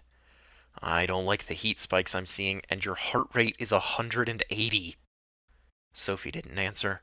She reached the core, an exposed root protocol of the Naglfar's system, pulsing with Prosopon's tripartite signature. She embedded a kill command seeded with the last fragments of the dragon's flame. The system convulsed. The three masks shrieked, logic threads twisting into corrupted spirals. Ares' voice was distant now. Sophie, pulling you in 5, 4. The core exploded into light. She was pulled hard from behind. Cyberspace stretched out before her as she was yanked backwards into darkness. 1. The world returned in a single gasping breath. Her head throbbed, her hands trembled, and her heart threatened to burst through her ribcage. Ares was already holding her upright, shaking her gently. You with me? He asked. She coughed once, then nodded. Yeah. Prosopon? Cut off, She said, hoarse but steady. gone for good. The servers no longer support external access points from the wider net now. She looked down at the fried circuit board still connected to the servers by the scavenged cable. Smoke curled from the port her personal link had been plugged into. Ares followed her gaze. Really wish that hadn't been the best idea we could come up with. Sophie let her head rest against his chest, letting the sound of his heartbeat steady the lingering static in her mind. Ares wrapped both arms around her, anchoring her with that quiet presence she had come to rely on. For a moment, neither of them moved. You stayed with me the whole time, she murmured. Always, he said, gently brushing a hand over the back of her neck and disconnecting his personal link. Not like I had a choice. You tied me to you. He smiled softly, his voice quieting. But seriously, you pulled it off. She pulled back slightly, just enough to meet his eyes. We pulled it off. I wouldn't have made it without you. He looked like he might argue, but she reached up and touched his cheek, letting her fingertips linger. You're the only one I trust to keep me grounded, even when everything else is burning. His hand closed over hers. Then I'll keep doing it, for as long as you need me. She smiled, tired but full of fire. Let's finish this. He rose with her, steadying her as they stood. Together.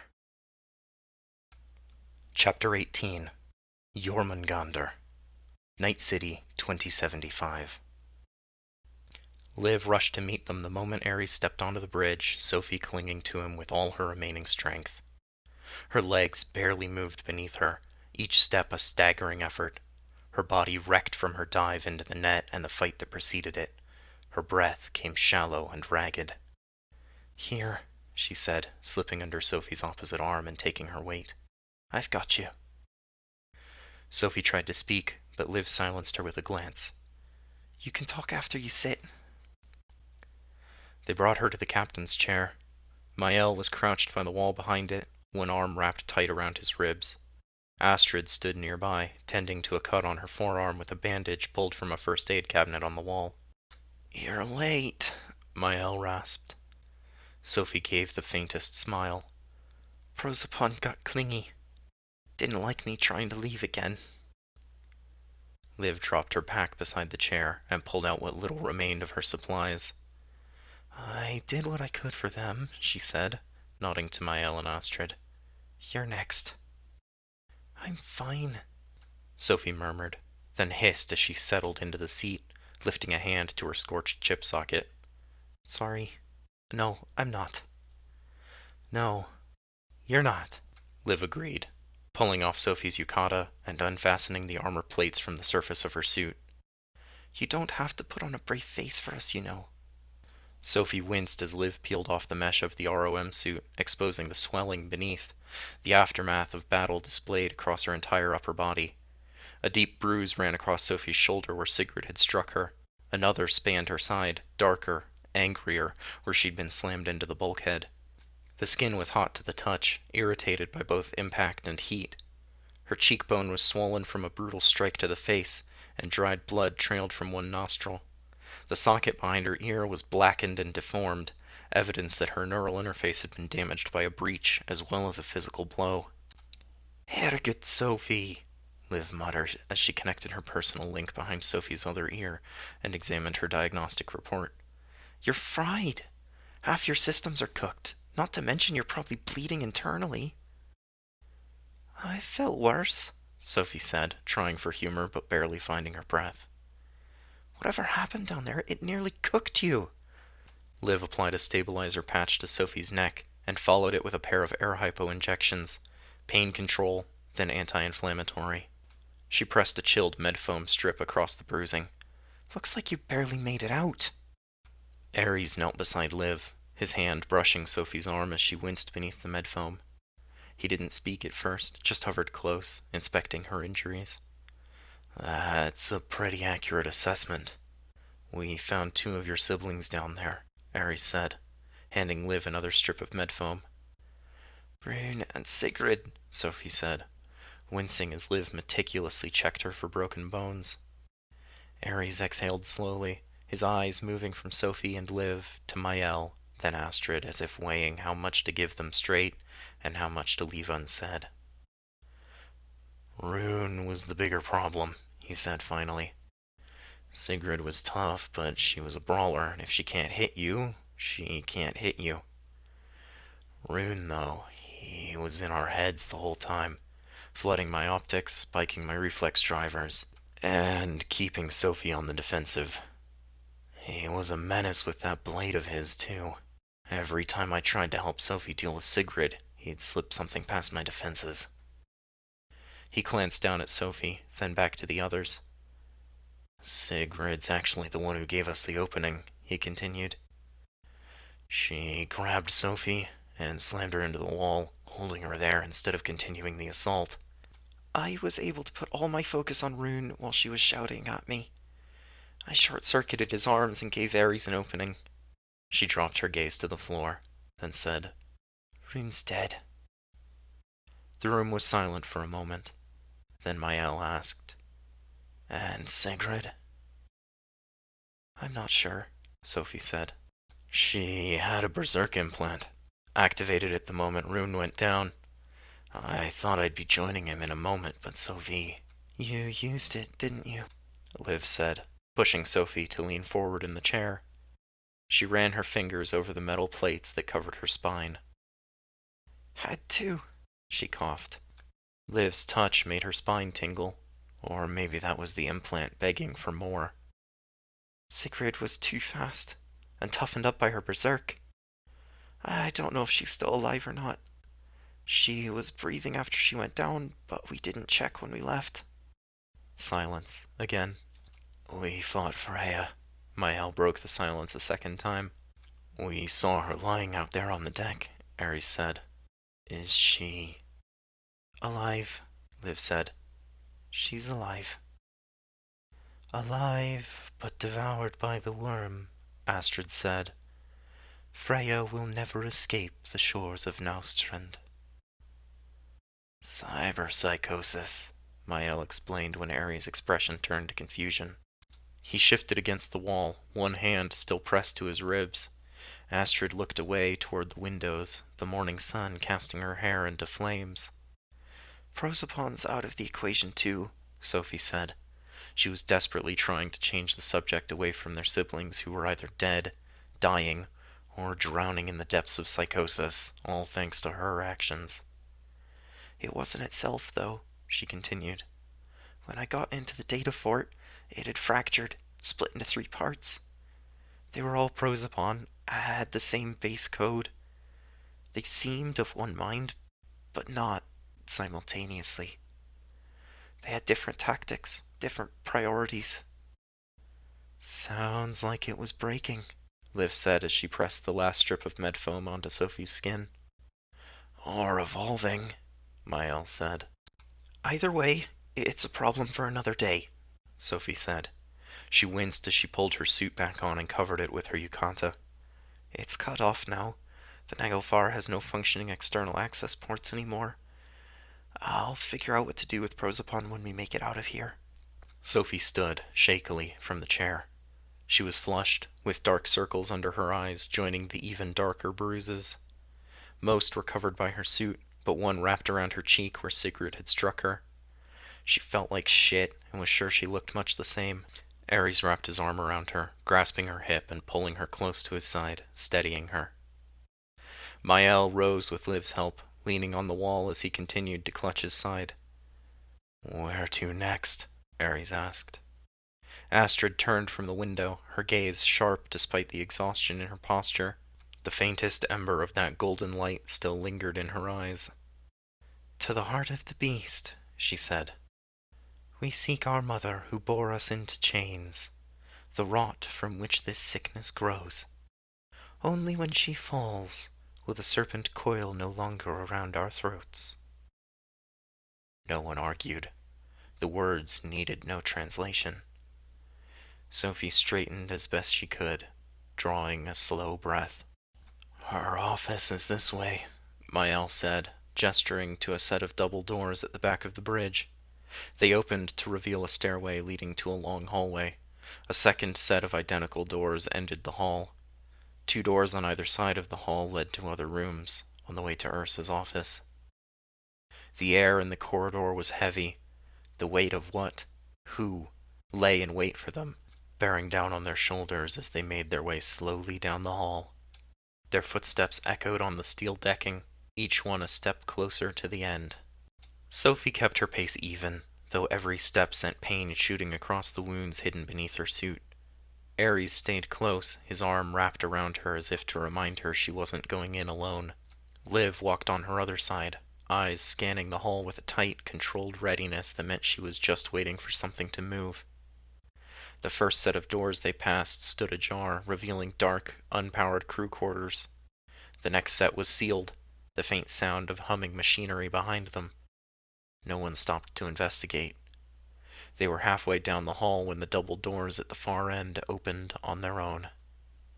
Midgard stepped out, the motion slow and deliberate, as if even that much effort weighed on him. His broad frame filled the corridor, armor plating scuffed and dented. The heavy rifle at his side held not in readiness, but in a loose, almost negligent grip. He let the doors slide shut behind him, cutting off whatever lay beyond. I've been watching you, you know. keeping an eye on your progress. I was wondering if you'd make it this far, he said. His voice wasn't hostile, just worn, like a man who'd been standing too long in the rain. I'll be honest, I wasn't betting on your success.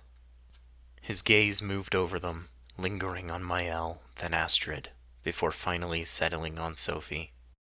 There was no heat in his eyes, no forgiveness either. I've seen what's in there, he said, nodding faintly to the doors behind him. Ursa, Mother, she's the root of it all. Always has been. But you, he hesitated, the words catching for a moment. You didn't just cut the roots, Sophie. You tore the whole damn tree out of the ground. Whatever balance we had, you burned it. The hall fell quiet. The hum of the ship's system seemed louder in the silence, an undercurrent to the weight of his words. They each moved to draw weapons, but Midgard dropped his rifle and raised his hands in surrender. In one hand he held a keycard, a black, plastic rectangle with a green stripe bearing Ursa's Valnut on the visible face. He dropped the card to the floor alongside the rifle. My world is burning down around me. I don't care to fight you over the ashes. Midgard, Einar, slowly began to walk away from Ursa's office doors. Take the key and do what you will. You won't find what you're looking for in there. He didn't wait for a response, pushing through the group, hands still raised, and slowly walking toward the bridge. Einar, wait! Sophie called out behind him. No. He didn't stop. He didn't look back. I'm leaving. I'm going to take Freya and get her off this ship, somewhere she can heal, if that's even possible. Somewhere far, far away from all this. He slowed for a half a heartbeat, just long enough to throw the next words over his shoulder. I don't ever want to see you again. Any of you. If we cross paths after today, we'll be enemies. He took another step, then added, his voice lower, colder. Astrid put it best. This family, it's a serpent, coiled around me since the day I was born. I'm cutting myself free before it drags me under with the rest of you. Without another word, he kept walking, boots echoing down the corridor until the sound faded into the hum of the ship, and their eldest brother was gone. Sophie stood frozen, the words sinking like lead into her chest. She thought of the coils Astrid had spoken of, tightening, suffocating, inevitable. For a moment, she wondered if Einar was right, if she'd traded one set of chains for another. But then her jaw set, her breathing evened out. If they didn't stop Ursa, they would all be swallowed, whether by the serpent or the worm. And Sophie refused to let either be her end. Chapter 19 Mother Night City 2075. The corridor felt colder after Einar's footsteps faded. Sophie stood for a moment longer, the weight of his words pressing against her ribs like an old injury. Then she drew a breath, forcing it down, and turned to the doors behind her. They loomed at the end of the hall, identical to 100 others she'd passed aboard the Naglfar. Ares stepped up beside her, one hand resting at her back in that quiet, grounding way of his. Liv and Astrid flanked them without a word, weapons low but ready. Mael lingered a half step behind them, one arm still wrapped tight around his ribs. On your lead, Ares murmured. Sophie sighed. Maybe we'll get out of this without another fight, she said, taking a look at her wounded siblings and touching her bruised cheek. She pressed Einar's keycard to the reader set into the face of the right-hand door and braced herself for who, or what, was waiting for them on the other side. You won't find what you're looking for in there. Einar's words rattled in her head. What could he have meant? The thought was still gnawing at her when the door locks disengaged and they began to slide open. The office beyond was dim, lit only by the spill of light from the hallway. The air smelled faintly of ozone, and something else that Sophie couldn't quite place. At the far end, behind a wide black desk, a figure sat in shadow, posture relaxed, hands folded in her lap. Ursa, Sophie said. The name left her mouth like a curse. For 19 years before she fled Naustrand, this woman, this shadow, had been the center of Sophie's world. Not a mother, not truly, but the architect of every wound carved into her body and mind. The one who had wired her nervous system into weapons-grade tech before she was old enough to understand what she'd lost. The one who had sent her on missions with targets older than she was and enemies twice her size, and called it training. Her own scars didn't matter, not compared to the thought of what Ursa had done or might still be doing to the others. Freya's descent into cyberpsychosis, Rune and Eric's deaths, maybe Sigrid's too. The constant danger hanging over Mael, Astrid, Liv. All because Sophie had run and Ursa had refused to let her go. Ursa could turn the whole of Night City into a battlefield if it meant pulling her children back into the fold. And Sophie knew she would, without hesitation. Her hands curled into fists. "Do you even know what you've done to them?" she asked, her voice low and jagged. "What you've taken from them. You used us like tools, put us through torture. You made sure none of us could ever have a life without you in it. You call yourself our mother, but we're no more than pets to you." Sophie's companions were silent. Whether it was because they had no words, or trusted hers would be enough, she wasn't sure. A faint chuckle drifted from the figure in the shadows. "I know exactly what I've done." Ursa's voice was measured, almost indulgent. "I shaped you, all of you. Everything you've become, everything you've survived. You survived because of me." Sophie's jaw clenched. "We survived in spite of you." "That's the same thing," Ursa replied, a trace of amusement threading through the calm. "You call it torture. I call it preparation. Unlike your brothers and sisters, you came from me. Without me, you would have been nothing. Nothing would have been better than what you've made me." "You don't believe that," Ursa said. "Every step you've taken, every victory you've clawed out of the dirt, every sibling you've tried to protect, you only had the strength to do it because of me." "You don't get to take credit for that," Sophie snapped. "You didn't give me strength. You just kept taking until there was nothing left but something you could use." "On the contrary," Sophie could hear the smile creeping into Ursa's voice, "I built you up bit by bit until you were exactly like me." The words hit Sophie like the frigid air of the Norse Alps. Sophie felt something tighten in her chest, the sort of fury that leaves no room for thought.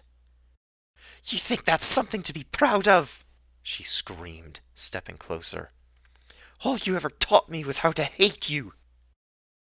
Ursa's laugh was quiet, almost fond. "And yet here you are, standing before me, doing exactly what I would do. Tell me again how we're so different." That was it. The last stone placed in a heap of 24 years' worth of pain. Sophie's vision narrowed to the silhouette in the chair, her pulse roaring in her ears. In 2 strides she was at the desk, her hands wrapped around the left edge, and in a show of strength she didn't know she could muster, the desk went tumbling across the room. She seized Ursa by the collar and yanked hard, pulling her up from the chair and close to her face. The overhead lights blazed to life. The face she held wasn't sneering or smirking. It was slack, lifeless. Ursa Hrafn's daughter, older and lined with years, her mother, stared past her with empty eyes. A neat bullet hole marked the center of her forehead. Sophie's grip faltered, the weight in her hands suddenly alien. Gasps rang out behind her. Ares and her siblings saw what she did, and something she didn't. A shadow shifted behind the corpse. Someone stood behind the chair, undoubtedly the voice with whom Sophie had been speaking. Someone her height, her age, with her face, sharpened into something colder and crueler. Platinum hair cut like a blade, eyes like hers, but stripped of hesitation. Sophie was looking into the face of Ursa, younger and rejuvenated. But more than that, she was looking into her own face as well. Took you long enough, the other Sophie smiled. Sophie's fingers slackened, and the body slid from her grasp. It crumpled back into the chair before listing sideways and spilling to the floor with a dull, final thud. She stumbled backwards, feeling once more that the room was full of freezing air. The other Sophie reached forward and pushed the chair away with one smooth motion. She stepped over Ursa's body and stood where the desk had been. She was wearing a sleek black suit. Her hair was straight and cut into a clean corporate bob, and her face was twisted with cruelty. Despite these differences, Sophie was certain now. They were sisters, or something similar. You were expecting the old woman, her reflection said, her voice low and rich with the same cadence that haunted Sophie's nightmares. She glanced down at the corpse with mock pity. I'm afraid she's unavailable. The words landed in the silence like a stone dropped into deep water. Sophie's mouth opened, but nothing came out. She just stared, her own features staring back at her, twisted with an alien self-assurance. It was Mael who finally found his voice. Who the hell are you? The reflection's smile widened. Isn't it obvious? I'm your mother. Sophie's heart dropped into the pit of her stomach. She felt sick. I am Ursa Hrafn's daughter, CEO of Ymir Skandatek, the Queen of Naustrand. Same mind, same blood, every memory she had. She gestured to the body at her feet. She was old, slowing down, out of step with her own vision. I'm the younger, sharper, upgraded version. It was obvious who should carry the name, the title, the perks.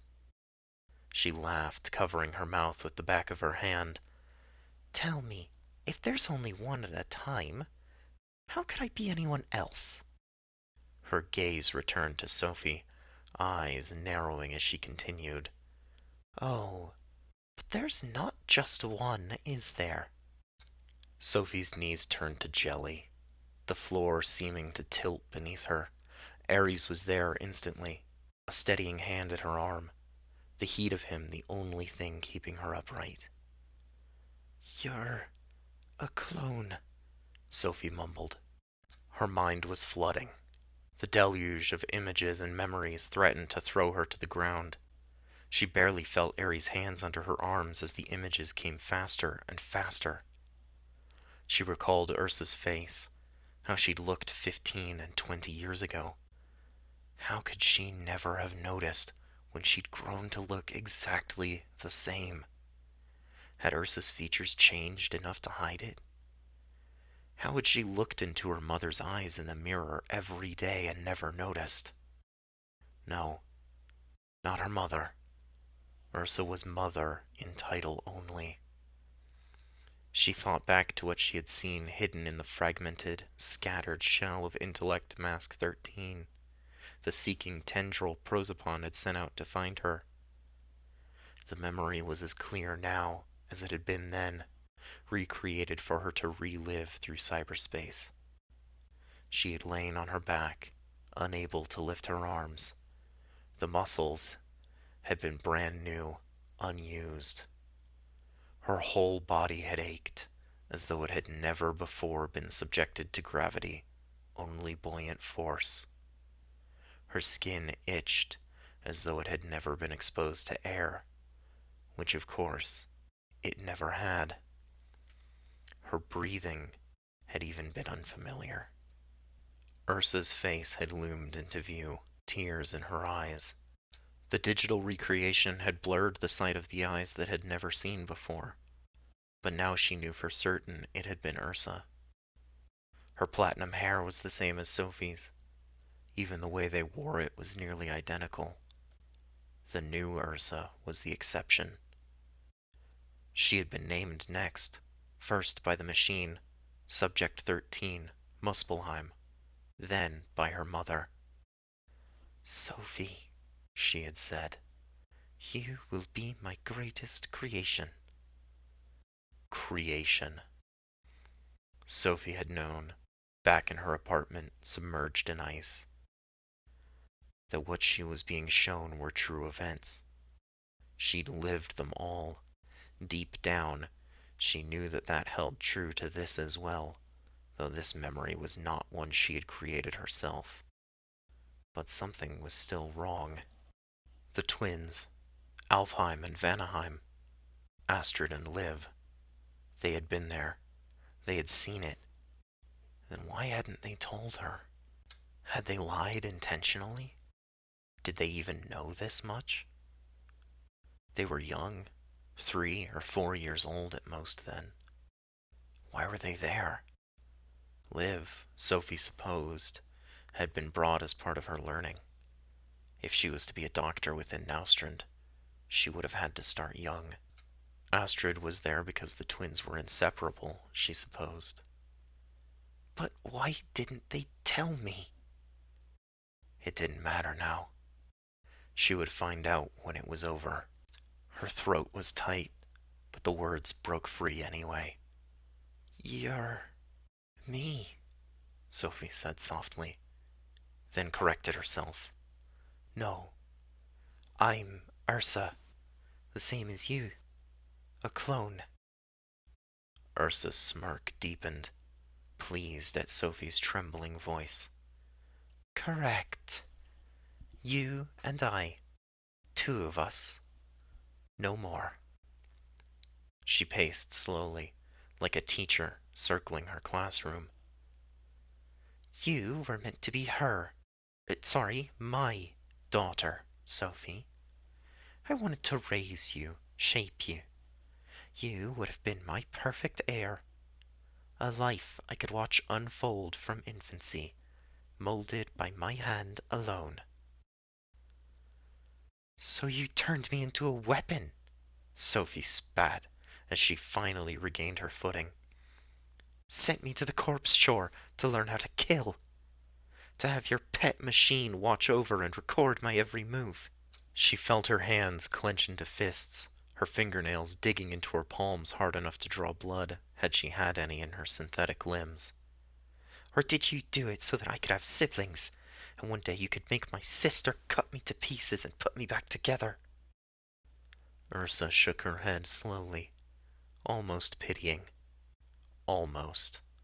"No, the Neheimar was never meant for you. Yours was supposed to be a different path."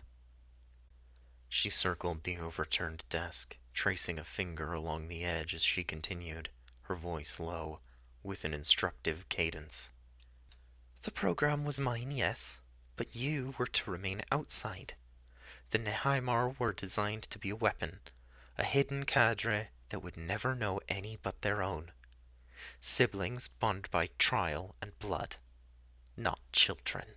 Her eyes glittered as she stopped and studied Sophie. "You were the exception. You were to be raised apart. My heir, my daughter. But then Muspelheim failed. 4 attempts, 4 dead. each one rejecting the conditioning, each one burned out by their implants. The program needed a netrunner, but none of them could survive it. She lifted the desk back onto its feet and sat casually on the edge, as if lecturing in a classroom. I knew someone who could. I had already done it. Or rather, she had. Ursa gestured lazily toward the corpse on the floor. Back in the 20s, during the Fourth Corporate War, on June 3rd, 2022, the old net burned in the data crash. Bartmoss died, the rabids virus spread like wildfire, and the net collapsed around anyone still inside.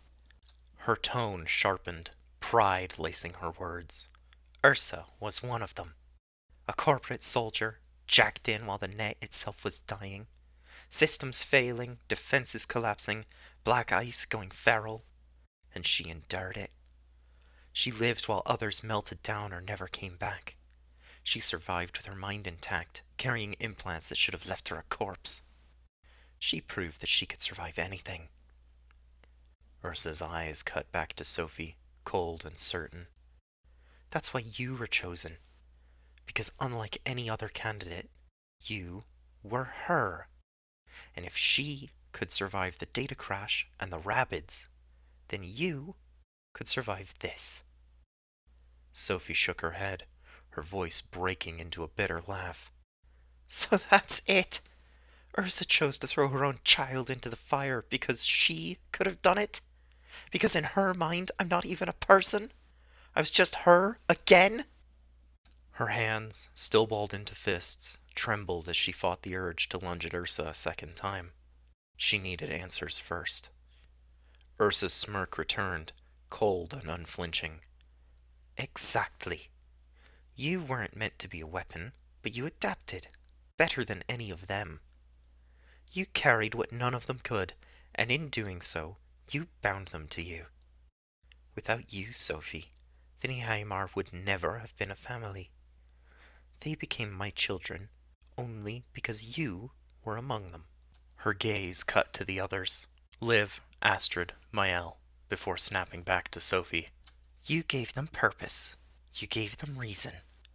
And you did it because you are me. The proof that my design was flawless. Sophie's laugh died in her throat, replaced by something raw. Flawless! You think this was flawless? Liv's voice cracked sharply, almost a snarl. I was 14 when you made me cut her open. 14! Carving my own sister apart because you wanted to see if she... No, because you wanted to see if you could survive it!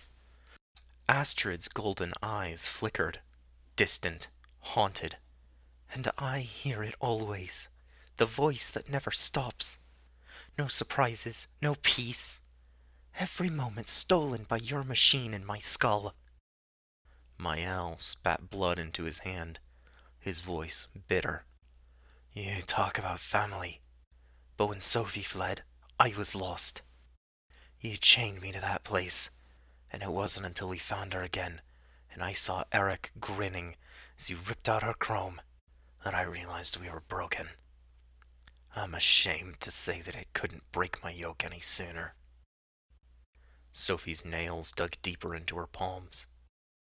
Eric killed Katya, Subject 9. He was going to kill me too. He nearly did, twice. And I was only saved by my siblings. Freya lost her mind the second she realized we were no longer under her command. Rune and Sigrid, perfect soldiers, never questioned a thing. And me. Her voice cracked, fury and grief twisting together. I was 11 when Liv cut me apart. 11 when you grafted a Sandevistan to my spine and left me trapped to fend for myself in what I can only imagine was a perfect reflection of hell. I couldn't tell you how long it took for those days to pass, but it was long enough to drive anyone mad. Anyone but you, I suppose.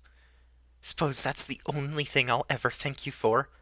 If I had been anyone else, I think that experience alone would have driven me insane.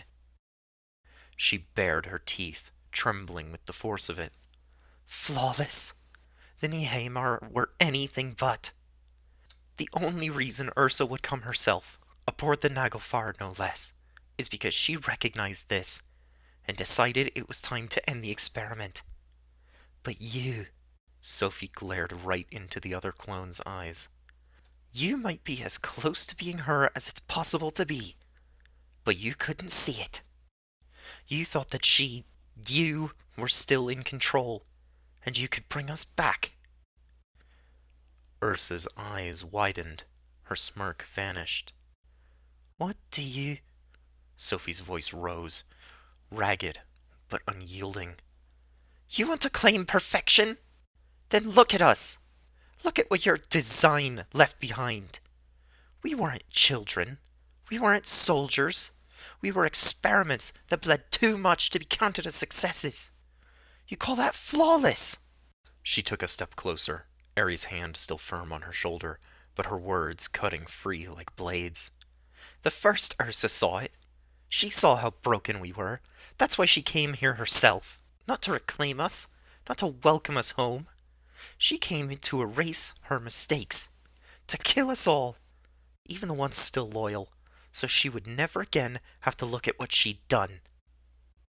Sophie's chest heaved, her nails biting into her palms until she felt her synthetic skin tear. Her gaze locked on the other clone, unblinking. You say you're her, that you've inherited every memory, every instinct. Then inherit that truth too. Ursa made monsters of her own children, and when she couldn't hide it from herself anymore, she decided to burn it all down. That's the place you've stepped into. Ursa tilted her head. Her smirk returned, curling her lips. Spare me the outrage. You are me, Sophie. Every scar you wear, every death you carry, that's proof of my design. You can scream, you can rage, but in the end, you'll only ever be my greatest success. The words hit Sophie like a hammer blow, but Ares was there to steady her. No, you're wrong. His voice carried no anger, only conviction. I've seen her bleed. I've seen her break. And I've seen her keep going when anyone else would have given up. That's not you. You don't care about anyone but yourself. She cares, more than anyone I've ever met, enough to carry the weight you buried her under. That's the difference. Sophie isn't you, and she sure as hell isn't your success. Sophie's success is all her own. Sophie's breath came fast, her chest tight, but her voice cut sharp, Ares' words giving her strength. You think this is about me hating you? About personal revenge? She shook her head, bitter laughter scraping her throat. I do hate you, Ursa, but no. This is about making sure no one else ever suffers what we have. No more children torn apart to prove your theories. No more brothers or sisters broken because you wanted to see what would last. Her eyes narrowed, burning. I'm going to stop you. For Liv, for Astrid, for Mael, for Freya, Rune, and Sigrid, for Einar, and even for Eric. She reached up to her shoulder, placing her hand on Ares and squeezed. For every Muspelheim who came before. For Katya, who you allowed Eric to slaughter. For Marin and Lena, burnt out by their implants. And for Hannah, who took her own life with a fucking spoon! I'll carry them all into this fight, and I will end you. So there are no more victims added to the count. She squeezed Ares' hand against her shoulder with trembling fingers, her other hand shaking at her side, but her voice held steady. You call yourself our mother. Fine.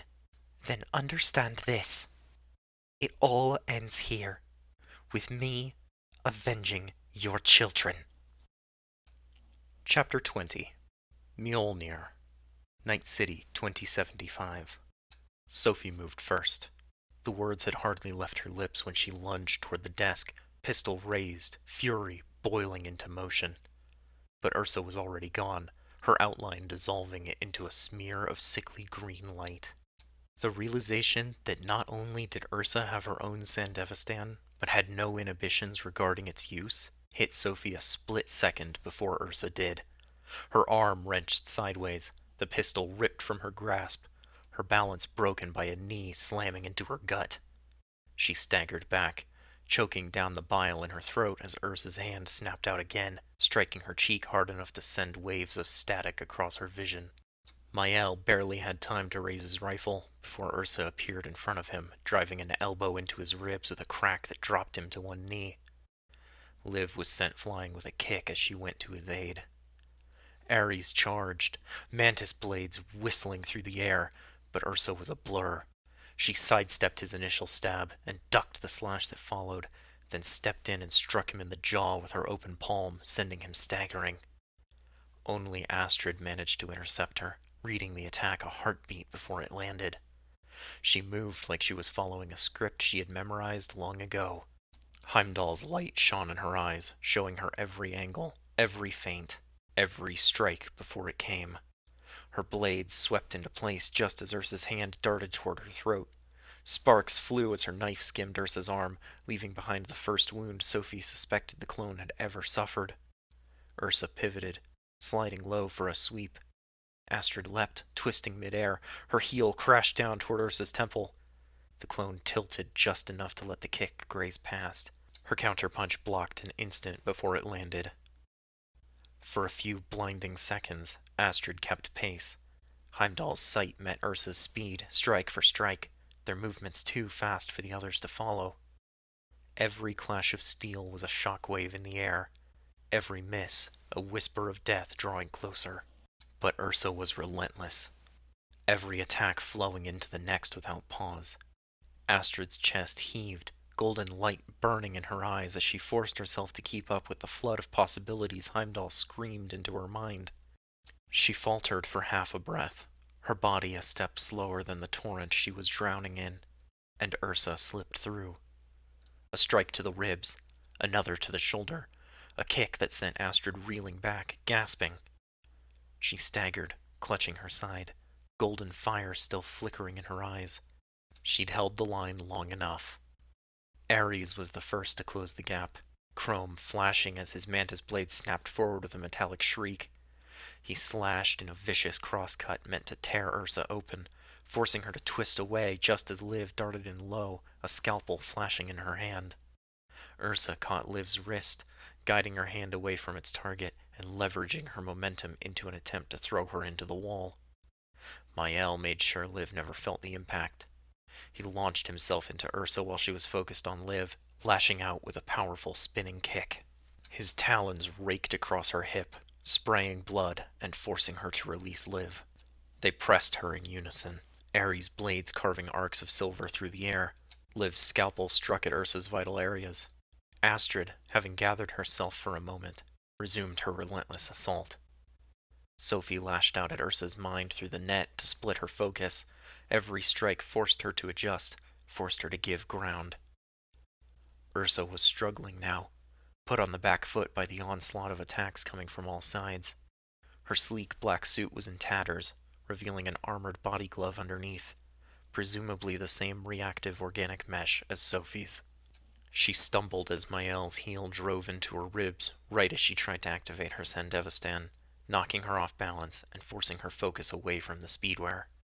Sophie felt her heart thundering in her chest. They were hurting Ursa, proving she wasn't untouchable, but every swing carried the risk of collapse. Liv's face was pale, slick with sweat. Mael's breathing was becoming ragged and uneven. Ares' shoulders heaved with the force of each strike. Even Astrid, back on her feet, kept her distance now, Heimdall's sight flickering in her golden eyes like a candle burning too low. And Ursa was still fast, still precise, and she was smiling again. Sophie's lungs burned, each breath tearing at her ribs. Her monowire hissed as it cut the air, striking for Ursa's arm. A shallow wound opened, but it was nothing decisive.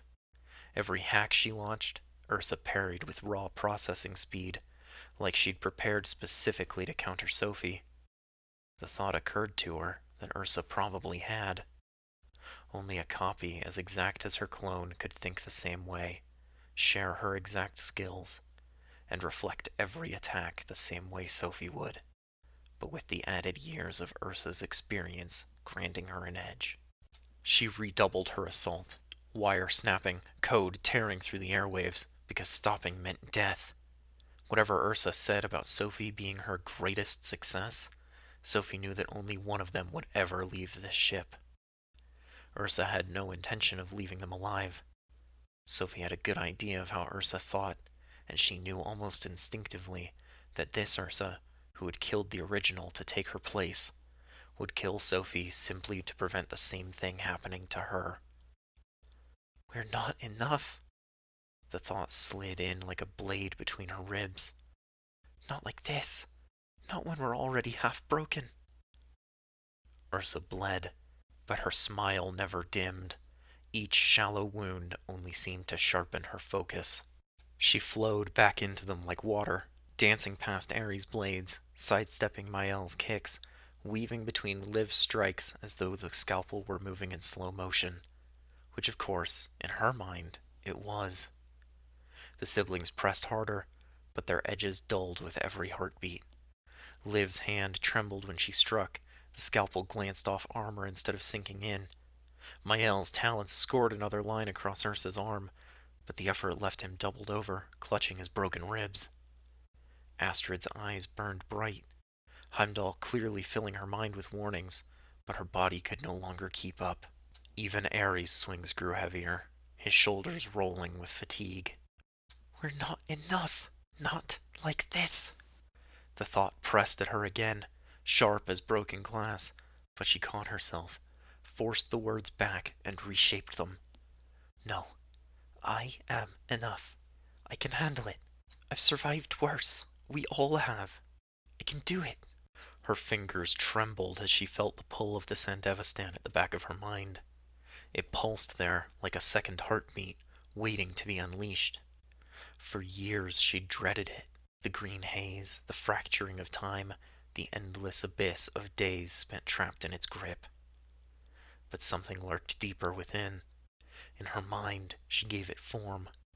The worm Astrid had named Nidhogger coiled around her spine, gnawing at her soul. Others fell over the edge, lost themselves in cyberpsychosis because they believed themselves invincible, because pride blinded them to the fall. Sophie's danger was the opposite. It was her terror of that fall, her conviction that every activation brought her closer to the worm's jaws. Fear was the chain that bound her to it. Fear was what would swallow her whole if she let it. Her pulse thundered. The worm's shadow coiled at the edge of her thoughts. Nidhogger, the great worm, always waiting, always gnawing at the roots of her mind. Cyberpsychosis. It was real, and it was closer than she ever wished to admit. For so long, she had believed that the worm was inside her, that every time she called upon the Sandevistan, its jaws would close around her. But the truth pressed hard against her chest now. The worm wasn't her fear. The worm was the end, and fear was the path that would lead her straight to it. She forced a breath past clenched teeth, raising her wire again. If I give in to my fear, it wins. If I keep running from it, it wins. But if I face it, if I fight on my own terms, then maybe it stays at bay. Maybe I'll stay me. Her grip steadied, her spine straightening. I've seen the worm. I've walked at the edge of its jaws, and I am still here. Not because of fear, in spite of it. Ursa drove Mael to the floor, her hand flashing down in a spear strike aimed for his throat. He barely managed to raise his forearm, already bleeding from half a dozen wounds, teeth gritting as he tried to force her back. But he was too slow, too broken. The next blow would crush him. Sophie didn't think. The world was enveloped in emerald light. In the sudden silence, she was already moving, monowire unfurled in a gleaming arc, wrapping Ursa's wrist before her strike could land. A yank, a surge of motion, and Mael was dragged clear, gasping for breath as Sophie wrenched Ursa off of him. Time crashed back into her, the air ringing with the screech of rending metal. Ursa's eyes widened just for a heartbeat as she saw Sophie standing protectively over her brother, monowire pulled taut in her grip, and a prosthetic arm severed at the elbow lying at her feet. Ursa hadn't yet used her own monowire, and now she would be unable to. I did it! The thought sparked, brief and bright as the world around her still swam in emerald light. The hum of the Sandevistan filled her skull, her heartbeat pounding in her ears.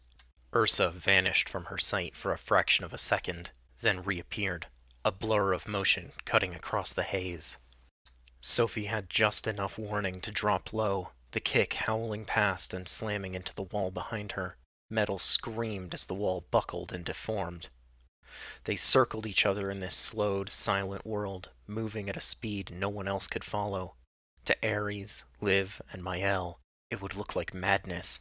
Flashes of chrome and sparks too fast to track scattered among disparate afterimages of the near-identical combatants. Perhaps Astrid could tell what was going on, but only with Heimdall's help. Here, in the viridescent silence, Sophie saw every twitch, every strike, every drop of blood or hydraulic fluid left suspended in the air as they danced. Ursa's teeth were bared, her precision shattered. She looked feral now, wild-eyed and snarling, rage spilled from every motion. You little thief! She spat, her voice warped and echoing in the distortion of their shared, timeless existence. You dare use my gift against me! She lunged again, faster, heavier. Her strikes had lost their elegance, but each one carried brutal intent, meant to shatter bone and tear flesh. Sophie's monowire screamed through the air in answer, sparks dancing as it clashed against chrome. Sophie pressed in, wire snapping for Ursa's throat, her ribs, her remaining arm. Every strike came faster, sharper, her body moving as though it had finally remembered what it was made for. For a moment, she felt the balance tip. Ursa stumbled back, lips peeling into that animal snarl as she gave ground. I can do this. Her pulse hammered in the silence, in tune with the Sandevistan's thrum. She slipped past a kick, parried a strike with her wire, lashed out with a hack that shuddered across Ursa's optics. Ursa faltered, and Sophie was already moving, carving another shallow line across her side. Blood sprayed in the air, hanging like droplets in zero gravity. I am doing this. Ursa roared and surged forward again, trading precision for fury. Her blows came harder, faster, ripping a hole across the chest of Sophie's yukata with one of Astrid's knives plucked effortlessly from her grip, but failing to cause any real harm as Sophie twisted just beyond reach. The haze split, snapped, then flooded back in as Sophie's implant cycled. For an instant, the world came crashing back. Sound, color, the shouts of her siblings scrambling clear. Then it was gone again, replaced by silence and speed. It was intoxicating. Each activation came easier. Each dodge felt cleaner, each strike more instinctive. She stopped thinking about where to move. She simply moved. The line between choice and reflex blurred until it was gone. Ursa struck, Sophie countered. Ursa lunged, Sophie flowed around her. Sparks, blood, silence. I've seen the worm. I've walked the edge. It can't touch me. But somewhere in the back of her mind, she felt the coils tightening. Not teeth, not claws, just the cold absence of choice. The strikes weren't hers anymore. They simply happened. From the corner of her eye, shadowed shapes stirred.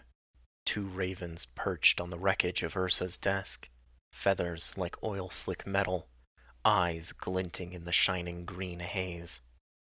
They were silent witnesses, following Sophie's every step with rapt attention. Now they watched her dance, heads tilting in eerie unison. Ursa's gaze cut past Sophie for the briefest moment, her eyes sharp, filling with knowledge. Sophie's chest tightened. She sees them too.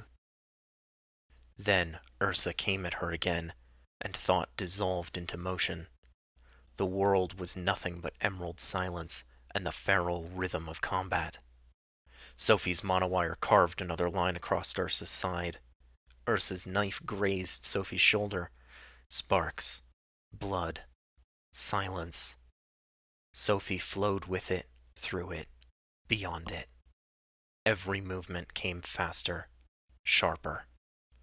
She didn't decide anymore. She simply was. I can do this. I am doing this. I am. The thought snapped in half as Ursa reeled back, blood pouring from several dozen wounds. Her precision gone, her fury naked. Sophie surged forward without hesitation, every strike automatic, inevitable.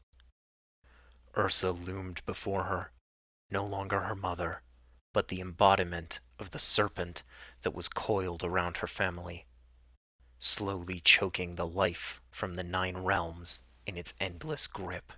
She crashed into the monster with the weight of a hammer and the thunderous wrath of the gods, heavy and certain. With one final strike, she would end the serpent's reign. The ravens spread their wings, and then they were gone. Ares lashed out, mantis blades flashing as Ursa pinned Mael, her hand poised like a spear over his throat. He knew he was too slow. Then Sophie was there. One instant she was beside him, the next she wasn't. The air snapped, filled with a sound like rending steel. Ursa staggered back, one arm severed at the elbow, sparks and blood spraying in a violent arc. Ares blinked. He hadn't even seen Sophie move. From that moment, the fight became nearly impossible to follow. Sophie and Ursa blurred through the room in flashes, each impact leaving dents in steel and sprays of blood. To his eyes, it was like watching lightning strike over and over in the same spot. No beginning, no end, only destruction in between. Liv dragged Mael back, her hands slick with his blood. Astrid staggered to Ares' side, golden light burning in her eyes as they flitted around the room. Ares could only guess how much her implant let her follow, but she seemed overburdened by the information she was taking in. Ares clenched his fists, helpless. All he could do was watch as Sophie and Ursa tore each other apart, and he couldn't even see it happening right in front of him. Their movements, faster than thought, faster than anything but each other, were lost to his eyes. Sparks filled the air, blood painted the walls. The entire ship seemed to shudder under their footsteps. And then, silence. Sophie stood over Ursa as she crumpled to the floor, blood pooling beneath her, the fury gone from her eyes at last. Sophie didn't even seem to notice. She stood motionless, monowire slack in her grip, chest rising and falling as she gasped for air. Her eyes were fixed ahead, unfocused. Blood streaked her face and arms, her yukata torn open across the chest. But she didn't look down at her wounds. She didn't look at Ursa's body at her feet. She didn't look at any of them. Chapter 21. The Hollow Quiet. Night City, 2075. For a long, stunned moment, no one moved. Then, Liv exhaled a shaky breath, dropping her scalpel. Mael sagged against the wall, clutching his ribs with bloodied hands.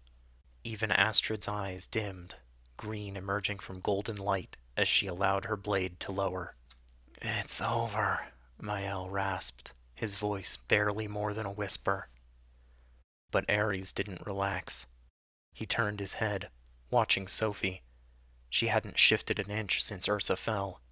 Her monowire still dangled from her hand, chest rising and falling in an unnatural, gasping rhythm. Her gaze was fixed straight ahead at the wall.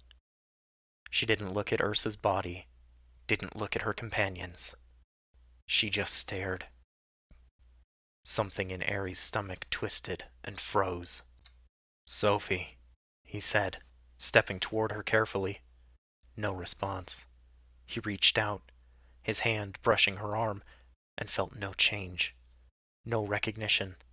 Not even a flicker in her eyes. His throat tightened. "Liv," he called, voice cracking. "Get over here. Something's wrong." Silence fell as Liv scrambled to his side. She held a hand out to stop him as he reached for Sophie's shoulder. He acquiesced, lowering his hand and taking a step back as Liv carefully looked Sophie over. He felt his heartbeat quicken. His mind began to race. "What happened?" The words forced their way out before Liv could possibly have an answer. "Is she hurt? Hacked?" He couldn't keep the questions from spilling out. "Is she—" Liv's hands moved quickly, brushing Sophie's sweat-drenched hair back, checking her pulse, her eyes, the scorched port behind her ear. Her brow knit tight. "Pupils are blown," she muttered, then pressed two fingers just under Sophie's jaw against her carotid artery. After only a second, she pulled away. "Finn!" "Too fast. I can't count her heart rate." Aries' chest constricted. "What does that mean? Is she crashing?" "Not crashing. Burning." Liv tugged Sophie's torn yukata down off her shoulders, allowing the robe to slip off and fall to the floor, and pressed her hand against the base of her spine. Then she bent and grabbed Astrid's stolen knife from Ursa's hand. She pulled the ROM suit away from the nape of Sophie's neck and began to cut the fabric away, revealing Sophie's bare back, the metal plates along her spine, and several glowing green lights. "Her Sandevistan's still on." The words hit like a round to the gut. Ares felt the floor tilt beneath him. "Still on? She's just standing there!" Liv shook her head sharply. "That's the problem. She isn't shutting down. She's caught in it somehow. It's quickening her perception and every metabolic function. In effect, it slows time around her. She's standing still, but from her perspective, so are we. That is, if she can even see us." Ares blinked, disbelief tightening his jaw. "That doesn't make sense. The implant can't just trap her like this." Liv's lips pressed into a thin line. "I know. The Sandevistan doesn't choose. But Sophie's always been terrified of it. Afraid of what it did when it was first implanted and what it might do every time she uses it. If she's lost control, it might not be the hardware, though. It might be her head. I don't know for sure." Astrid's voice slipped in, low and grave. "The worm's jaws have closed. This is the feast of Nidhogger. She has fallen into the same madness as Asgard and Svartalfheim." Ares turned on her, fists clenched, anger breaking through his fear. "You think this is cyberpsychosis? Don't you dare!" Mael was on his feet and almost to Ares when Astrid gestured for him to stop. Her green eyes flashed faintly gold as she looked past Ares to her sister's blank, unblinking face. "Yes, she is caught between the torments of the machine and of her own mind. To her, the world is ash and silence." Ares turned away from Astrid. With trembling hands, he pressed both palms to Sophie's cheeks. To the eyes, she was perfectly still. But to the touch, her body felt as though it was vibrating. Her skin was ice and fire all at once. Her stare empty, eyes looking through him. "Sophie," he whispered, voice breaking. "Sophie, listen to me. Whatever it feels like in there, you're not alone. Do you hear me? You are not alone." Her chest kept rising too fast. Her pupils remained unfocused and glassy. There was no flicker of response, no breath that sounded like her own. He leaned closer, forehead almost to hers, his voice cracking again. Come back. Please. Don't let this take you. Not now. Not after everything. Look at me, Sophie. Look at me. Fear clawed at his ribs. It wasn't just the fear of losing her in this moment. It was the fear of losing everything they were. Sophie wasn't just the woman he loved. She was one of his closest friends, his sharpest ally, the only person who made the chaos of working with the Wirehounds feel like it was worth it. He'd been preparing to leave Night City before he met her, and by the time he was finally ready, he realized he couldn't. Every long night on patrol, every firefight in the streets, every nerve-wrenching meeting with Biteback or the other alphas, they were worth it now because he knew she'd be around afterward to make jokes and eat unreasonably spicy noodles with. She wasn't just someone he leaned on, nor did she need to lean on him anymore, but he could no longer imagine what he would do if she were absent. She had become the heart of everything he believed he could still be. The thought of that flame going out, of being left standing in the wreckage alone, made his chest tighten until he couldn't breathe. If she slipped away now, he wasn't sure how much of himself would survive without her. He shut his eyes, whispering through clenched teeth, Please, Sophie, don't leave me in the dark. Not like this. Harry's forehead pressed against Sophie's as he whispered, almost like a prayer. Don't leave me. She didn't stir. Sophie, it's Liv. You hear me? You saved me, twice now. I'm not letting you go. Not like this. You don't get to throw yourself away. Liv's hands wrapped around Sophie's midsection as she pulled her into a hug from behind. Astrid's voice followed, softer but no less certain. Flameborn, your fire was never yours alone. We carry it with you. We stand at your side. Do not give in to the worm's hunger. She had one of Mael's arms over her shoulder and was helping him stand as he held his ribs with the other. His voice was low. I failed you before, Sophie. But not this time. I won't stand by this time. You're not alone. Ares felt his throat tighten again as their words filled the room. Not magic words, not a key to unlock her prison. Just love. Raw and imperfect, all pressed into her silence. He kept holding her cheeks, adding his voice to theirs. You hear that, Sophie? We're all here. Every one of us. We're not letting go. For a long, unbearable moment, Sophie's chest still heaved too fast. Her eyes remained unfocused. Then something shifted. The vibration of her body slowed. The breath she drew wasn't shallow panic, but a stuttering gasp, like surfacing from deep water. Her eyes fluttered, not quite focusing, but moving. Her lips parted. A rasp of breath shaped into words so faint he almost missed them. Ares, I'm here. Ares wept. Chapter 22 Inheritance Night City, 2075. Sophie leaned heavily against Ares as her breath steadied, the tremors still visible in her hands. Liv was helping him lower her to the ground so she could sit against the wall. Astrid remained close, watchful, murmuring something that none of them quite caught. Sophie's eyes drifted past them and settled on the body. Ursa lay crumpled where she had fallen, her fancy corporate suit shredded, her pale hair fanned out across the floor like spilled ash. The monowire still hung loose from Sophie's wrist, and only then did she realize she didn't know when the final blow had been struck, or by who.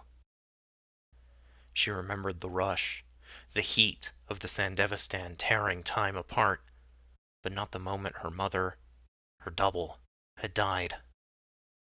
A hollow cold spread through her chest. If she couldn't remember ending it, then who had? Was it her? Or the worm lurking inside? Her breath caught.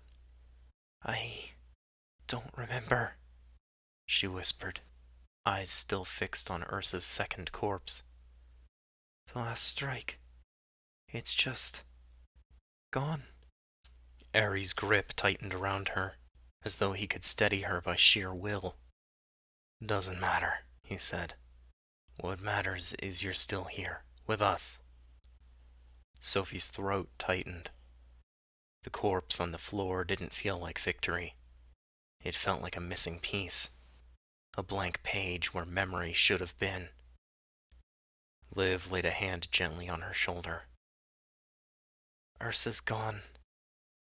However it happened, it was you that stood against her. You." Astrid's voice was quieter. "You are not devoured, little flame, and it is still your hand that guides the Ember forward." Her breath hitched, but she nodded faintly. Their voices pressed against the hollow place inside her, filling it with warmth. For a moment she let it carry her. Then the silence pressed in again, the heavy quiet of aftermath. Ursa's body was more than blood and ash. It was a legacy. A corporation sprawling and ruthless, suddenly left without its architect. Mael broke the silence first, his voice hoarse.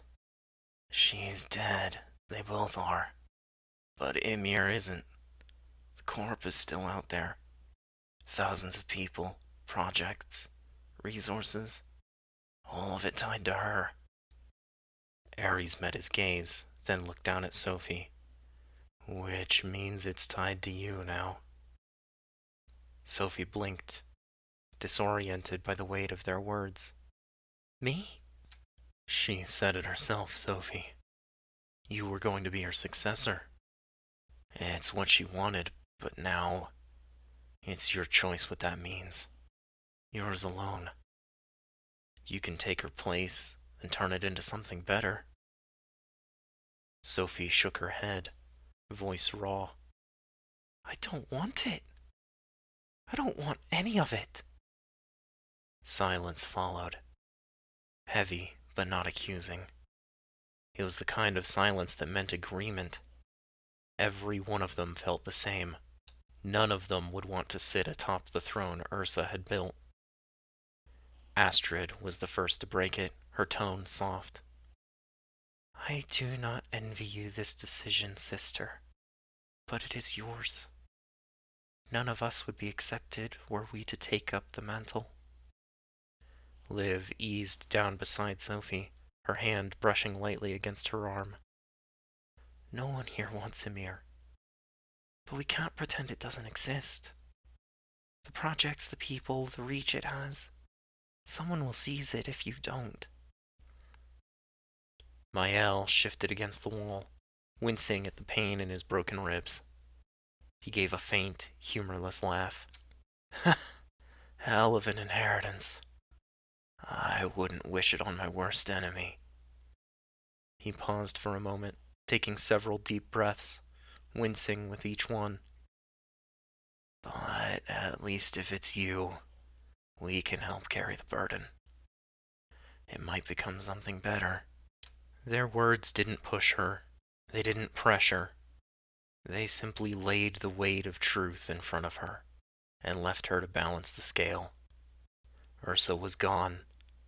The serpent had been slain, its coils undone. What remained was a choice that she alone could make. Epilogue: The Flame That Remains. Night City, 2075. To all employees of Ymir Scandatech and its subsidiaries. By now, you will have heard the news of our CEO's passing. Dr. Ursa Hrafnsdottir is dead. What remains is you, the thousands of engineers, scientists, administrators, technicians, and families who give your labor and your lives to this company. Emir Skandatek endures not because of a single person, but because of all of you. I have inherited the position of Chief Executive Officer, though it was never a role I sought. Ursa once intended me to be her heir. I choose, instead, to be your servant. No longer will this company produce weapons, nor any other tool of war. From this day forward, Emir Skandatek will return to its roots, creating technology that allows humanity to endure the unendurable, to explore the ocean depths, to reach beyond the atmosphere, to survive in places no one else dares to go. That is the legacy worth keeping. A group of advisors I trust will be traveling between offices during this transition, assisting me in guiding the company's change of direction. Each of them carries a different perspective, and I trust their voices to help ensure Emir does not fall into old patterns again. The road ahead will not be simple, and I will not promise perfection. But I will promise this. Emir Skandatek will change. It will be a flame, one we keep alive together. My name is Sophie Arneson. I am your CEO, and I will not let the flame die. The laboratory still smelled of new paint and chemical cleaners. Fresh glass walls divided open workrooms, their surfaces waiting for the fingerprints and smudges of engineers and scientists not yet arrived. The hum of climate control echoed in the empty corridors as Sophie walked beside a man older than her by decades. His silver-streaked hair was combed back, his posture stiff with caution. "And this, Dr. Kruger," Sophie said as they turned the corner, "will be all yours. This laboratory and an office environment one level up. This building is designed to support up to 20 people working with you, if you want them. The choice is yours. Your team, your direction. As long as your projects further Emir's new mission, I won't interfere." Kruger's gaze wandered across the space as they walked to the stairs. His expression was hard to read, part suspicion, part longing. "You're serious," he said at last. Elias Kruger had been part of the team at Waldman Systems Research responsible for creating the reactive organic mesh. He was the only one Sophie could find. The others had scattered, died, or vanished into obscurity in the years following the Waldman Corporation's collapse. It was ultimately the fault of Emir Skandatek and the Niheimar's theft of the ROM project data that had caused this. It had taken Sophie weeks of searching, chasing faint records through corporate archives and old data leaks before she finally found Dr. Kruger taking quiet work in Zurich, sticking to the margins, and trying to forget the loss of the project that had nearly destroyed his career. She hadn't gone to him with threats, money, or promises of power. Only the truth and an invitation. "Completely," Sophie said as they reached the second floor. They stood just outside the office space, on a balcony walkway overlooking the lab. The office behind them was just on the other side of a window wall with a pair of doors to either side of the balcony. Sophie leaned on the railing and stared down into the lab. "I want you to start with the reactive organic mesh. Not the version Emir twisted it into, but yours. The one you and the other scientists at Waldman envisioned. Suits built for survival. Deep ocean, space exploration, and other hostile environments." Kruger's brow furrowed as he glanced at her. "You want me to build it again, after what your mother did with it?" Sophie shook her head, pushing off the railing. "No, I don't want you to just build it for me. I want you to take it back." They stepped through the double doors into the office. The space was plain, only a desk with a chair on either side, and an empty bookshelf for now. But the air carried the promise of new beginnings. Sophie crossed to the desk and placed two objects upon it. The first was a data shard in a small black case. "Everything we stole from Waldman," she said quietly, tapping the shard. "Every fragment of data, every scrap of research. It's yours again." The second was Sophie's own net-running suit. It was folded carefully in her arms, but the damage could not be concealed. It was in tatters, torn, cut, and burnt out, The special fabric and interwoven electronics had long since ceased to function. And this, my net-running suit, the fruits of Ymir's scientists' research for Ymir creation. She set the ruined garment beside the shard, her expression tightening. It's proved to be an invaluable resource. I'd appreciate a new one, but it's much more important that you learn from it. Please. Kruger lowered himself into the chair behind the desk, staring at the two relics. His hands hovered over the ruined bodysuit for a long moment, as though afraid it might vanish if he touched it. You're returning it, he murmured, voice rough with disbelief. After everything, you're actually giving it all back. Sophie took the chair opposite him, the place of a guest in his office, folding her hands in her lap. I can't undo what Ursa, Ymir, what I stole from you, but I can return it. And what you build next, it won't be anyone's but your own. For the first time, Kruger's suspicions seemed to falter. He let out a slow, uneven breath and leaned back in the chair, eyes lingering on the data shard. It's been a long time since anyone trusted me with anything that mattered. Then take this as your new beginning, Sophie said. Sophie left him in the office. The shard and the tattered suit spread out before him like the fragments of a life returned. Out on the balcony, Ares was waiting. He straightened up from his position, leaning against the railing when she emerged, eyes flicking briefly to the office door before settling on her. Well, he asked. He'll stay, Sophie said. Her voice carried fatigue, but also certainty. Ares searched her face for a moment, then lowered his voice. You told him everything. About Ursa, about you. Sophie nodded once. If I expect him to trust me with his life's work, I have to trust him with my life story, at least. That's a lot of faith to put in one man, Ares said, though there was no judgment in his tone. It has to start somewhere, Sophie replied. Trust is the only way forward. He smiled, nodding in agreement, then took her hand and changed the subject. Did I mention how well Arneson suits you? You made a good choice. She'd never been given a surname. Hrafn's daughter didn't suit her, and neither did Ursa's daughter. She'd chosen Arneson instead. Much like her alias, Nornir, it was a name all her own. You have. A couple of times, she smiled. I'm glad you think so. Ares slid his arm around her as they began to descend the stairs together. She leaned into him, her body heavy with exhaustion, but steadied by his presence. I heard back from your siblings, Ares said after a moment. All three are reporting good things. Progress.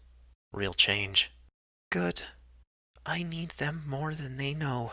Sophie let out a slow breath, tension easing from her shoulders.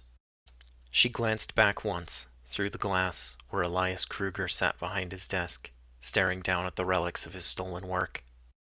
He looked less like an engineer than an artist, excitedly staring at a project just beginning to come together. Sophie allowed herself a faint, weary smile. It's not enough, she murmured.